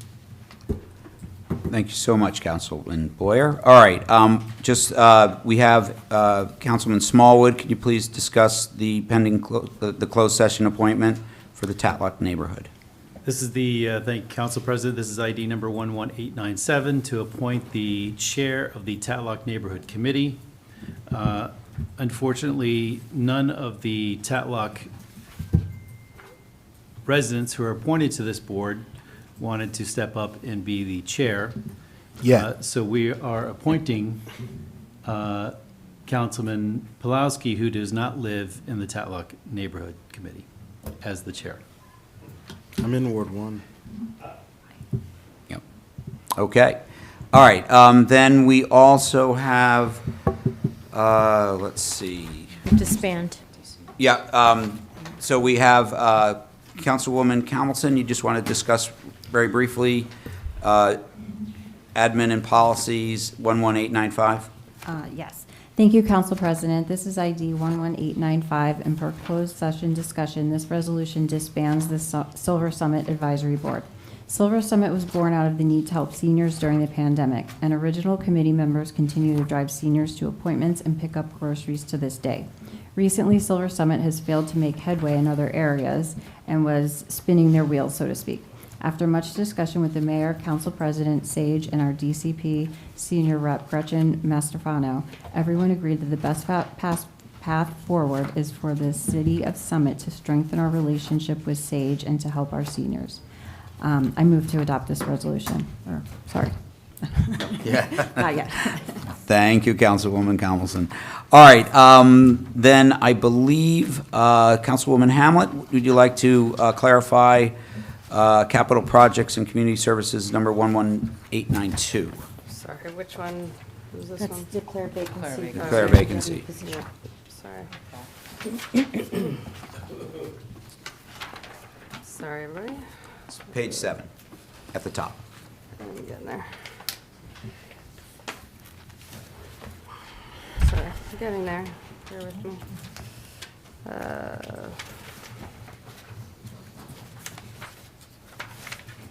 Okay. This is. Where's the ordinance number on this one, Rosie? What number is this one? 11892. 11892, yes. So this is declaring a vacancy, Department of Community Services, Division of Public Works, Recreation, Parks, and Shade Tree Unit Operator. Whereas the Superintendent of Public Works advises that as a result of promotion of Gustavo Reyes to Assistant Foreman, effective April 14th, 2025, a vacancy will exist in the Division of Public Works in the position of Operator in Recreation, Parks, and Shade Tree Unit. I would like to introduce this ordinance and declare a vacancy effective April 22nd. Great, thank you. Resolution. Okay, the last resolution that needs some clarification is finance number 3. Councilwoman Toth, could you please just enlighten us on 11886? Thank you, Council President. Police Chief Zagorski is retiring at the end of this month, and this resolution will pay him his accrued time off. That was Second. excellent. Okay, so that, I think, are all the closed session items. Yes. So at this time, do I have a motion to approve all the resolutions on the agenda with the exception of the finance number 11834, which is the Board of School estimate certification? So moved. Do I have a second? Second. All right, roll call, please. Mr. Boyer? Aye. Ms. Hamlet? Aye. Ms. Callinson? Aye. Mr. Pulaski? Aye. Mr. Smallwood? Aye. Ms. Toth? Aye. President McTiernan? Aye. All right, resolutions carry. Okay, at this time, Councilwoman Toth, please introduce Finance Resolution number 1. Thank you, Council President. This resolution asks Council to approve the 2025 school budget as certified by the Board of School Estimate. That budget includes an approximate 4% increase. And although that far exceeds the statutory 2% cap on tax increases, much of the budget is outside of those caps. And the budget includes the maximum tax increase the school district can lawfully raise without a referendum. So I move to bring this resolution forward to a vote. I second. All right, do I have any comments from the public on this resolution?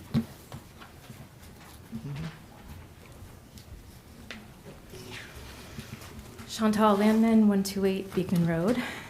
I, like many this year, have heard a lot about the Board of Ed budget process. I've attended meetings, I reviewed the budget, and talked with people who are very informed about the process.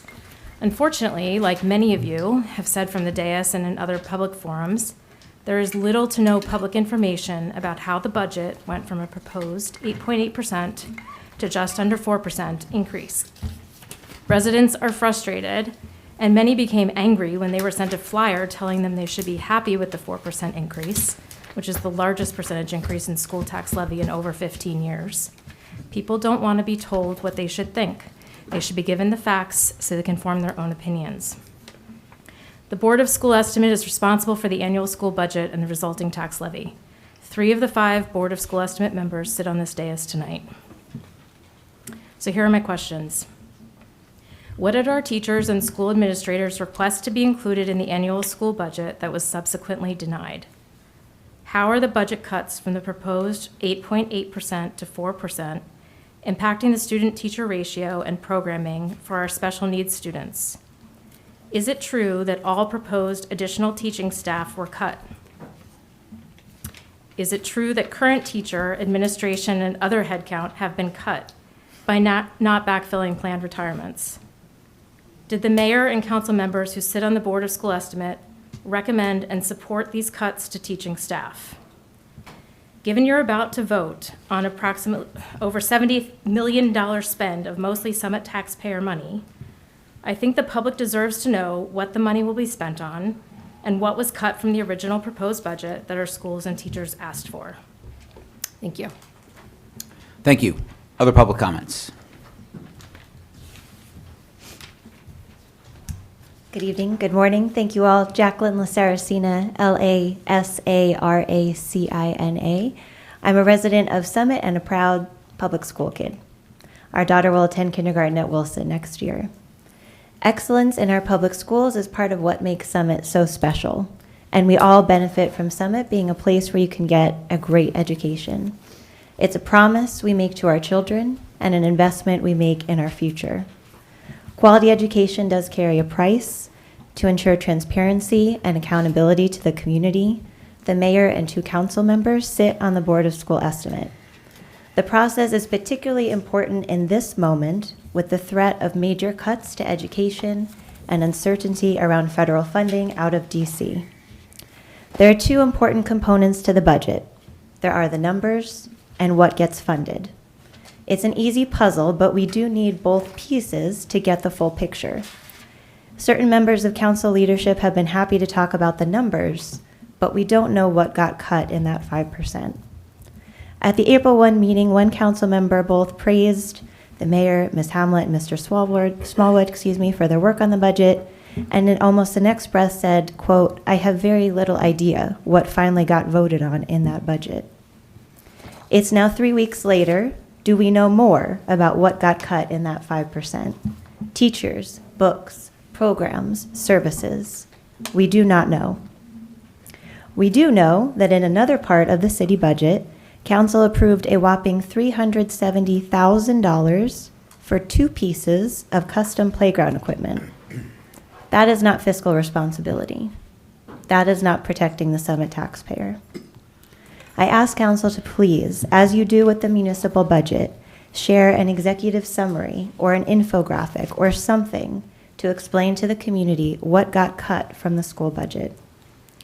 And to the mayor, Madam Mayor, I've reached out to you privately 4 times with an increasingly important question regarding school safety. I would appreciate the courtesy of response at your earliest convenience. Thank you. Thank you. Good morning, Marjorie Fox, 32 Rotary Drive. I wanted to speak on the Board of School Estimate process because when I was on council, I served 3 years on the Board of School Estimate, and the description of what has transpired in this process is very different than what I saw when I was on the Board of School Estimate.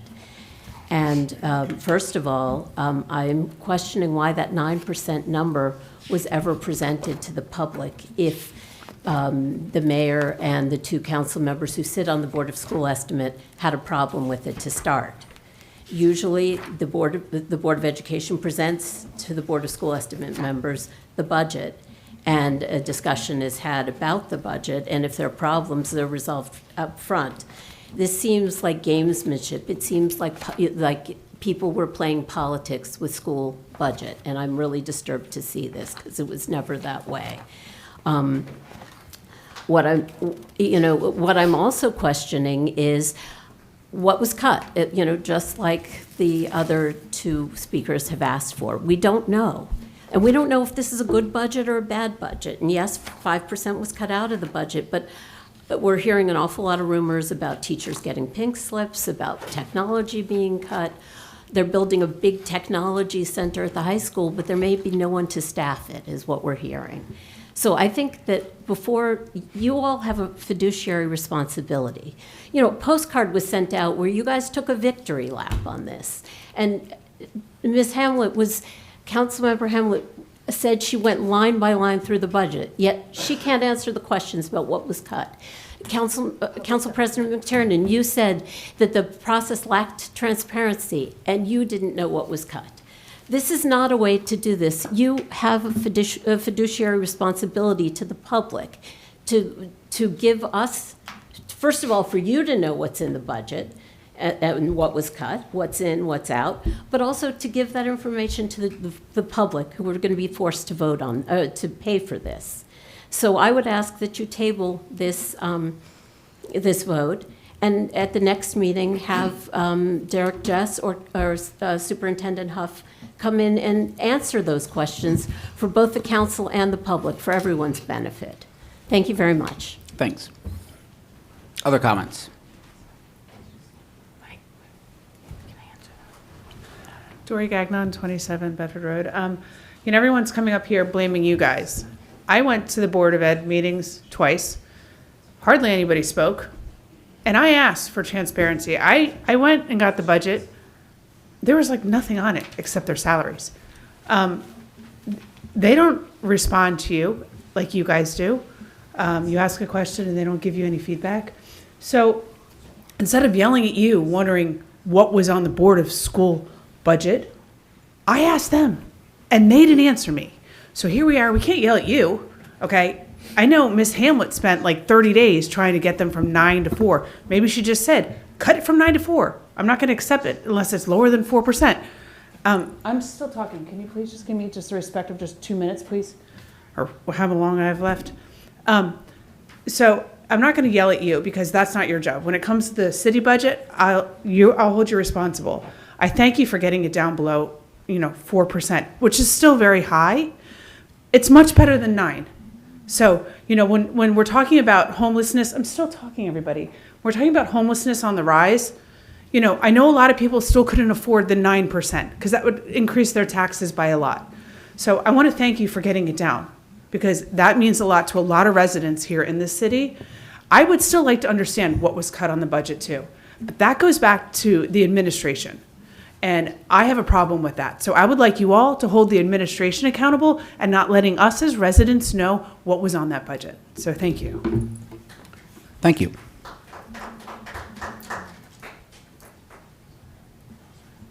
Good evening, Diego Hoik, 9 Argyle Court. I was not planning on talking about the school budget. But I think once, I was at 3 meetings, 1 in the high school, 2 in the middle school. I even spoke with Councilman Pawlowski about some of the things that I said. And it was very friendly banter, and I appreciate it. To me, the schools are what makes Summit special. The schools are why people come to Summit. The schools are why people pay our property values or our rents. The schools are why people want to come here. Everything else that we value, our restaurants, our downtown, our 2 train lines to New York, they're wonderful. They're absolutely fantastic. But what people come here for is the education. And at those meetings, I heard people talk about how we should prioritize, quote, the basics, math and English language. And I have a question, whether that is a common perception or not. When you prioritize math and English language, you're deprioritizing the rest. What is the rest? Is it our performing arts program? Is it our theater program? Is it our sports? Is it speech and debate? If you're prioritizing just math and English language, what are you going to do with foreign language? Or English as a second language? And I think that a lot of people, yourself included, Council President, have mentioned the fact that we do not know what was cut. And it is worrisome because we're seeing cuts both at the Department of Education and the Department of Agriculture, and at least in one of our elementary schools, 25% of our kids are on reduced and free lunches. They don't have enough money to keep their bellies full if they don't get federal help. And I've mentioned this to a number of you over the past couple of weeks, and we have no answers. Now, don't get me wrong. I'm happy that I have to pay a lower tax increase than I would have otherwise. But if I have to choose one thing on which to focus my spending... Could you finish up, please? Am I up to 3 minutes? Yeah. If I have to choose one thing in which to focus my spending, it's the schools. It is not our pavement. It is not our playgrounds. It's not anything else. The schools are the number one thing. Thank you. Could you finish, please? Yeah, well, I mean, I didn't have a clock. Sorry, Mike. I just said, please Yeah. finish. That's it. Okay. But my point is this. Fiscal responsibility is about knowing what you really care about, what matters, what is the moat in Warren Buffett's terms. Our moat is our schools. And that school budget got cut. And we need to know why before we fund anything else. Thank you very much. Thank you. Other comments from the public? All right. Comments from council. I'll go. Councilwoman Hamlet. I would say initially, this school board budget was consistent with what the Ops Committee recommended, which was no net new teachers, and they would not be impacting student-facing services. So the role of the school board estimate is to not manage that budget, but to ensure a proper tax rate for the taxpayer. I just had a conversation with the superintendent today.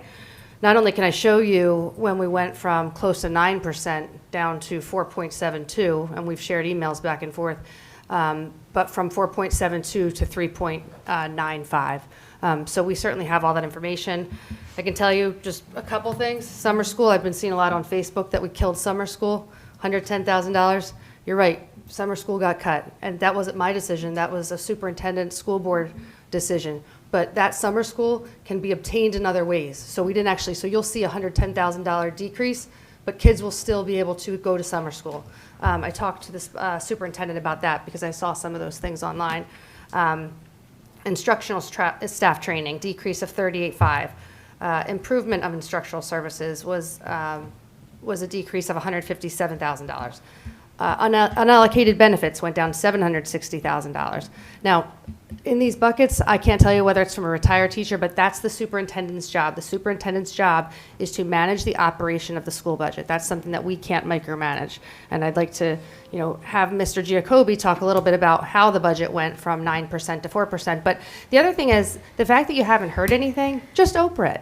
All you have to do is Oprah the records. They're public documents. You can Oprah the one that started at 9, you can Oprah the one that got submitted at 4.72, and you can Oprah the one that got submitted at 3.95 and run a fabulous pivot table, and you'll be able to see all of the information. Through the Board of Ed. Through the Board of Ed. Yeah. Or you can Oprah my emails. They're all in there. But I'd rather you Oprah the Board of Ed than torture Rosie. But you can Oprah all 3 documents because they all got submitted. The first one got submitted. If you want me to explain, Yeah, please, Mr. The Giacobbe. Board of School Estimates does not create the school budget. The school budget, the preliminary budget is due in March. The school district, the administration, the BA, and superintendent create the preliminary budget. That has to be submitted to the State of New Jersey Department of Education, and it goes to the Executive County Superintendent of Union County. They have to review it and approve it. What they submitted was the 9.9% budget. The Board of School Estimates then says, too much, you got to cut it. They then came back with the 5.72, 4.72. What the Board of School Estimates does is it sets the levy, the tax levy of what's permitted. So what is permitted? What the 3.92, what does that represent? You have a 2% tax levy that you're permitted under state law. There's also an exception for the extraordinary expense of health benefits. And this happens statewide. Every school district can go above the 2% levy because of the extraordinary increase in health benefits that occurred this year. A lot of it has to do with the injectable drugs and a lot more skinny people walking around. And they can use what's called bank cap. And so they use bank cap, they use the adjustment for the extraordinary health benefits, and the 2% tax levy. That gets you to the 3.72 number that was ultimately struck. What we pointed out, the difference between the 472 and the 372, 395, was we looked at their health benefit line. We knew what their health benefits went up, and what they were budgeting was over that. So we said you can cut this health benefits, and that's exactly where they cut it to get to the 392.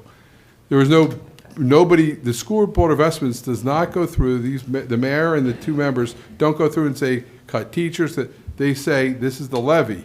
It's the board's job, and administration's job, to figure out where to make the priorities fit within the levy that was struck at 392. So they're the body. If you have questions about why did you do this, why did you cut this, what did you do here, and it's happening. It's not just in your district. It's literally happening statewide in terms of districts and where things are. And a lot of it is coupled with the fact that health benefits went way up. There's a change in the law about how much employees contribute toward their health benefits. That went down. There's decreases in state aid, which you guys got. And all this couples together, and there's also inflation, energy, just the energy cost alone for running your schools in these buildings went up 15%. I think it's going up another 15% in June. So there's all these expenses that are going up, and the revenues, when you have a 2% tax levy, just like the town's stuck with it, so are school districts. So, but the actual, if there's any type of cuts, those micro issues are handled by the board and by the administration and the BA, not by the Board of School Estimates. They ultimately set the levy. And that's how we got it set down to the 392. 3.95. It's almost 2 o'clock in the morning. Yeah. If I may, Council President. Hold on, let's see if anyone else wants to comment. Councilman Smallwood. Thank you. Ms. Fox, I'm glad you brought up the process, because you do know that the Board of Education actually approves the budget, and then the Board of School Estimate does their work. Is that correct? Yeah. Okay. Right. So Come on, can we? here's the issue. Stop asking rhetorical questions, please. Here's the issue. This is for us, for the Board of School Estimates. It's not a cost-cutting exercise. The goal was to keep the expenses in line with prior years. If we had just given a blanket yes to what the Board of Ed approved, you'd be here having a different conversation with us. How could you possibly allow a Board of School Estimates approve over an 8% budget, which would have increased taxes for over almost $1,000 per household? I guarantee you there'd be public comments. How could you possibly increase our taxes that much? Our job on the Board of School Estimates was to say, listen, and I specifically said, and I know the mayor said as well, and I know Delia said as well, what can we do to reduce this tax levy without cutting student-facing teachers? We have 5 tech people at the high school that have absolutely no student-facing position. They teach teachers how to use programs. 5. I would prefer those jobs to be cut. And to be honest with you, I agree with you. I think we should have Derek Jess and Scott Huff come to a council meeting and explain to us where their cuts were and what made their decisions to get down to that point. Because I think that would be a lot more beneficial rather than us having to pull teeth to try and get something down from 8% to 3.95%. Thank you. Other comments? Councilman Pulowski. Yeah, so I too went to the 3 meetings that Mr. Hoyk went to, and I think at every one of them, I asked them to make the case for what they needed and to shed a little light on what was going on. And they wouldn't do it. So, and they always say at the Board of Ed meetings, and I'm going to criticize the Board of Ed right now, they always say, ask your questions and we'll get you the answers. We'll publish the answers. We'll email you the answers, but they just don't. So I, too, would like to have Mr. Jess and Mr. Huff come and explain a little more. Other comments from council? Councilwoman Camilton. It sounds like several of us are in agreement that we would like to have Superintendent and Derek Just come. Could we table this for next? And have them come? Are you making a motion to table? I'm making a motion to table. Is there a second to table this? May I ask a question in lieu of that? Because from an earlier conversation with Mr. Jacoby, I believe that if we table it now and don't vote on it by the end of the meeting, it goes away, and we have to start from scratch? That's an ordinance. That's an ordinance. Yes. Okay. So do I have a second? Just so everyone knows, there's a statutory deadline for school districts to submit their budget to the final budget, just like you guys have a final adoption May 20th. The final budget adoption has to be by May 8th. So, I think that if you table this, you might, I don't know what the school has done, but this sets the levy so that they can submit it to the state. And they are required to do that. And I don't know when their next meeting is, et cetera. But I can tell you there's a lot of board meetings in the first week of May so they can adopt the final budget. So I'm not hearing a second. So we're going to continue council comments. Any others? All right, I'll just. This isn't, You're not. We're setting the tax levy. Like That's it. The school board, the school budget's been, I mean, the only reason we could overdo it is. This is concurring. Right. We are not passing a budget. And some of these people in the audience know this. It's called concurring their budget, okay? We're not creating a school budget here. That's already been done. The Board of School Estimates approved the tax levy. The Board of Ed, shockingly, creates their own budget, and they vote on it. And they're the ones who do the nitty-gritty on who to cut and who not to cut. And people in this room know that. If you have questions about who's getting cut or not, my suggestion is don't come and ask us. The Board of Ed is a separate legal body. And people in this room know that too. And if you have questions, go and ask them. Sadly, you will get the same response that Councilman Pulowski gets, because the Board of Education has rules where they don't answer questions from the dais. I don't know why they have those rules. If I was on the Board of Education, I would ask for more transparency to be able to answer questions of the public. But I didn't appoint the majority of those people to the board. They make the rules. If you have a problem with that, you should go petition those board members to change the rules. Good idea. So you get transparency. Don't ask us the minutia of the budget. We don't do the minutia of the budget. So I am just going to say, because I'm kind of cranky, it's late, the Board of School Estimates deserves a victory lap, quote unquote. We would have had a 9% budget if we just let the Board of Ed do their thing. They didn't give any information. I went to the same meetings that Mr. Hoyk and Councilman Smallwood went to. So did other people in the audience. They gave you no information. As people mentioned, I was highly critical of the lack of transparency. I'm still highly critical of the lack of transparency. They're not even telling parents what they're doing. Talk to the Board of Ed. They should. I honestly think there should be major discussions with the Board of Ed members about who is in their staff creating these budgets. Because the process this year was horrific. A 9% floated budget, I don't even know if they legally could have done that.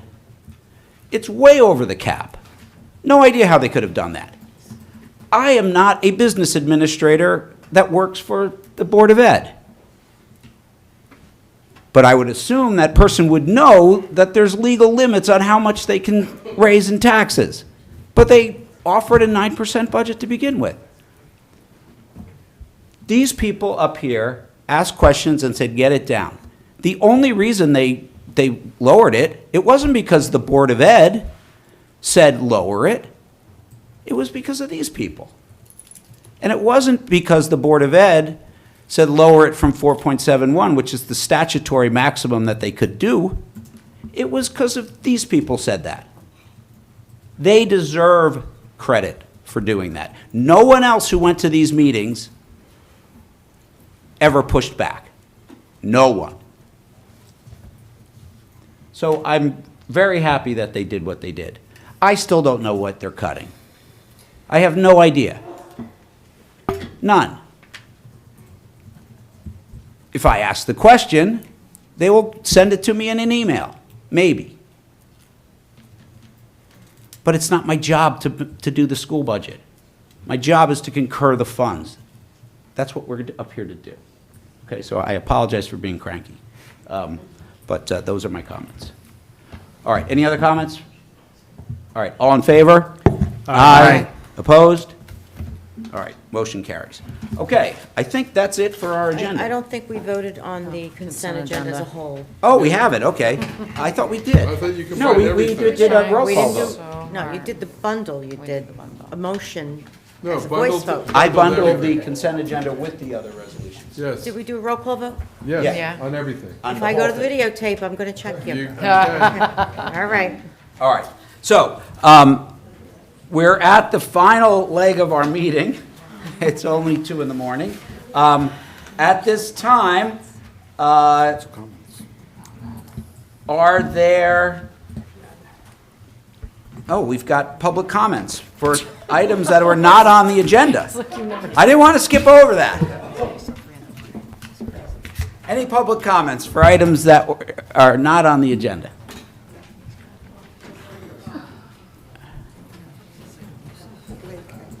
Good evening. Good morning. Never dreamed I would get up and say this, but I've come to a lot of these over the years. Different people have sat on the dais. I've never been quite so pontificated at. I just would encourage the modeling of civility. It's your job to have people be upset, and you knew it was going to be a long meeting. Council President, I just would encourage you. You tried to hurry things along, and you took up a lot of our time pontificating and sort of scolding us. I just encourage us to rise above that. Please. Thank you. Other comments?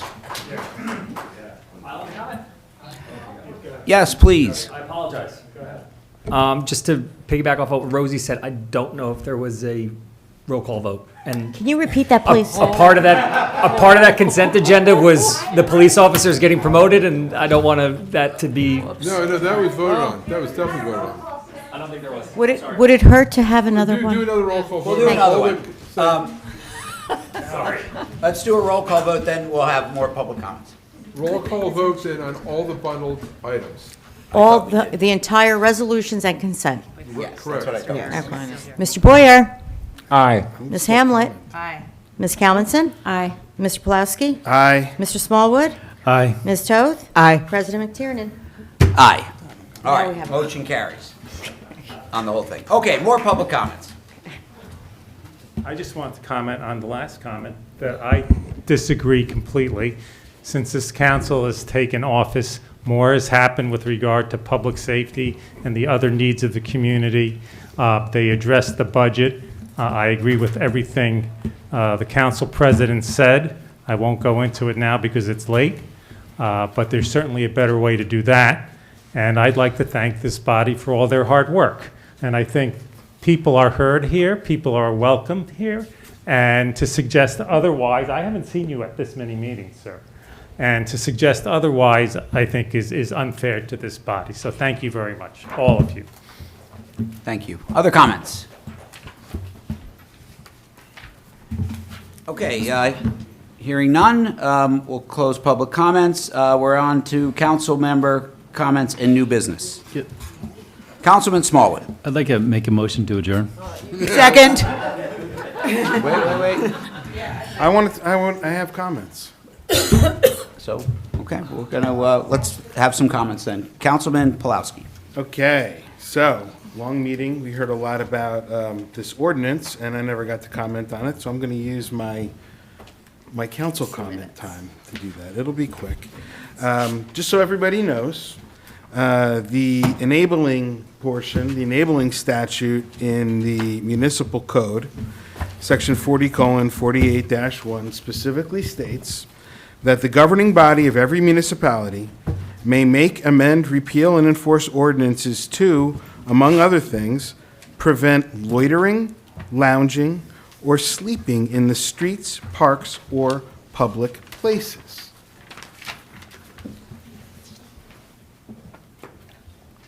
Second, the homelessness task force is not going anywhere.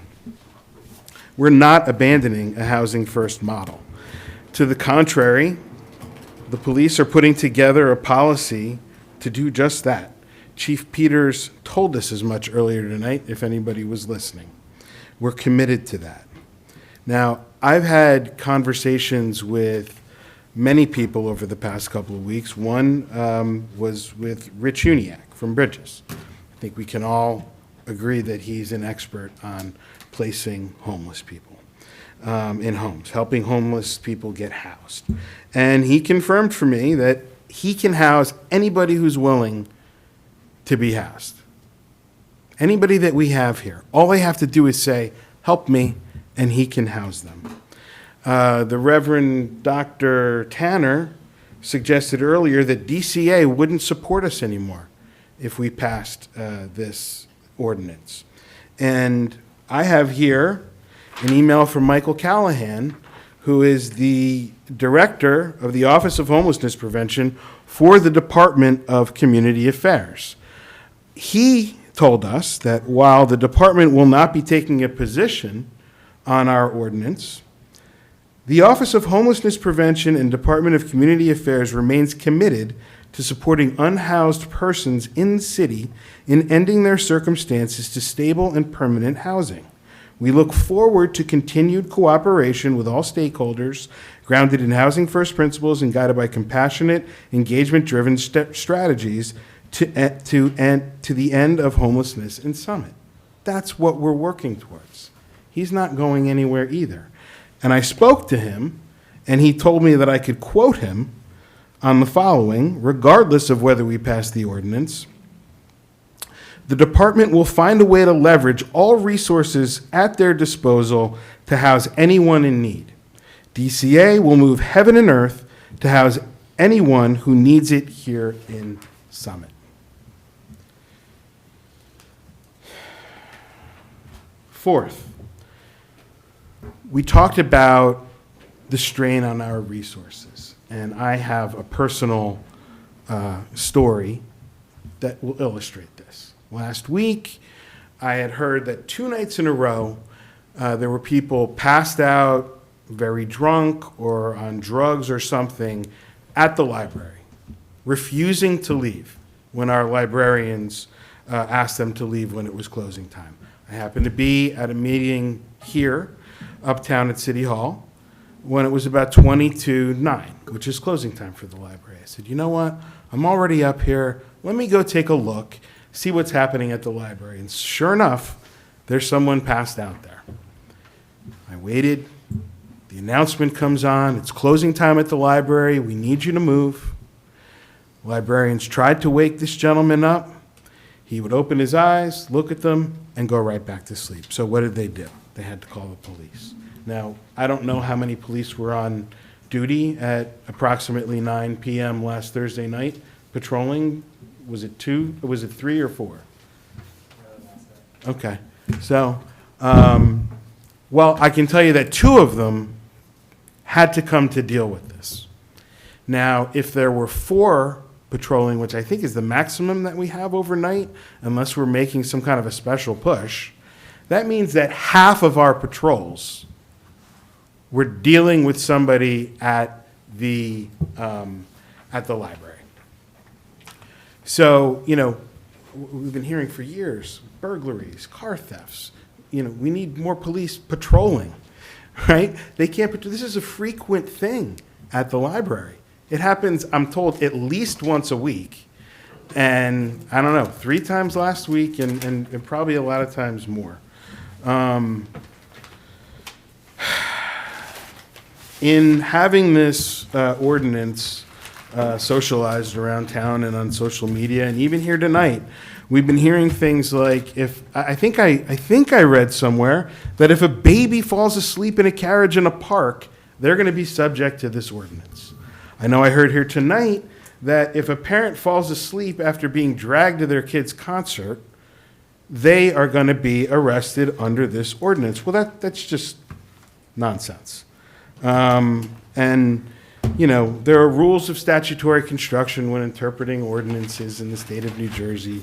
The very first one says that you have to do it within the context of the particular ordinance. That's the first provision of our statutes, okay?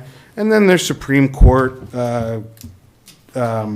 decisions that say we have the responsibility to avoid a literal interpretation that would create a manifestly absurd result. So this is all just, you know, talk. People don't want us to do something. You know, we have to cut through all that to see what's really important. Now, Mr. Wild, he's gone now. I look forward to working with him because no matter what happens next week, whatever would have happened here tonight, we're always striving to do better. And so it's never going to be the end. You know, we may pass an ordinance and we may amend it frequently if we keep finding ways to make it better. That's our job up here. So we're committed to that, and these are some of the things that I would have said had we had council comment previously, but we didn't do that, so that's all I have to say. Council President. Thank you. Councilman Boyer. And I'm not going to be long. I know someone said that, this may be political or, look beyond that. I'm not naive. I knew 100 people that was coming in here were gonna say, hey, you're not a moral person. We want the homeless and everything.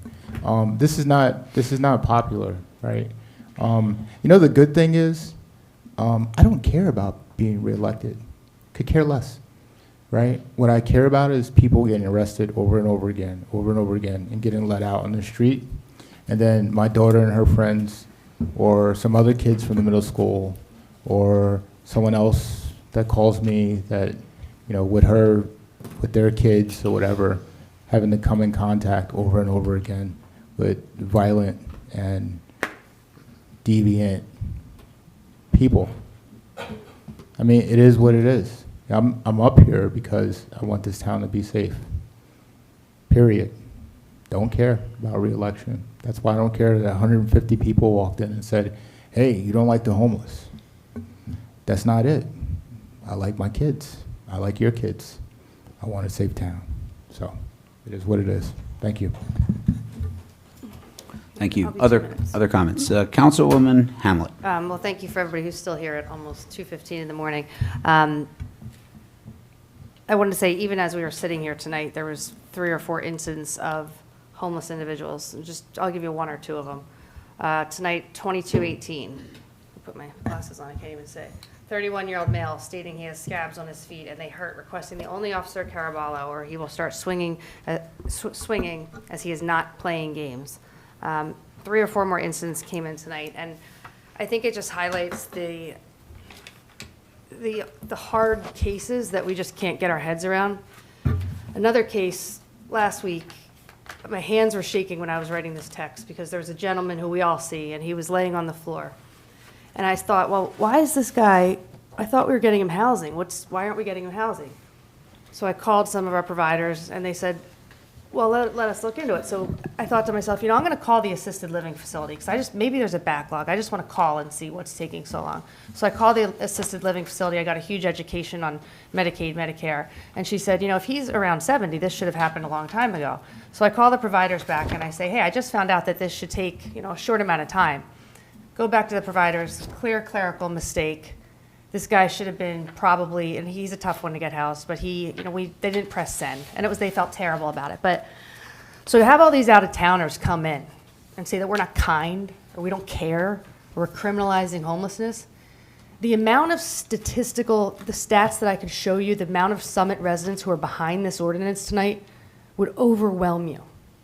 But I respect the people that were in this audience tonight to try to make some adjustments. But I will not let this town and this council, I will not let us look like we do not care, because we have rolled up our sleeves. I deliver furniture to the homeless individuals. I'm finding them on the floor.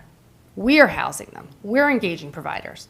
So you can come in here with your hundreds of people, but we are going to pass some sort of ordinance, and we've been working really hard with DCA. And no one in Summit, New Jersey wants camps on the Village Green. It's inhumane. It's not good for the people. They are better than that. They deserve better.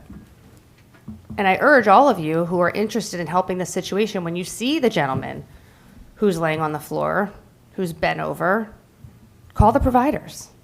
Call Bridges. Call Bridgeway. It's their job. It's not our job. And thank you for coming today. Councilwoman Hamlet, I'm sorry. Yes, Councilman Blair. How many times throughout the year have you called me or I called you and you're like, hey, do you have such and such phone number? Right? We roll up our sleeves. We know. And I didn't want to sit here tonight and say, oh, this is what I do, right? Because that's what, sitting here defending that you're a moral person. Yeah. But we actually got off the dais and we know all those people, man. I have phone numbers. Well, I mean, it ain't what came through the door tonight, That's not what it is at all, Maybe I can't articulate the relationship that we have with these folks and the ones that are just off the rocker, man, but it is what it is, so. Any other comments from council? All right, let me just, one little comment around the process. So, one of the things I think, it's awesome people came out. People from Summit came. Look, people want to come from other towns, that's fine. It means they care. But I think that I agree with Councilwoman Hamlet. We care too. Okay? We are trying to have a solution. We may have a different opinion on how best to help these people, but the idea that, we're trying to criminalize people, it's sad that that's kind of become the narrative, because it's just not true.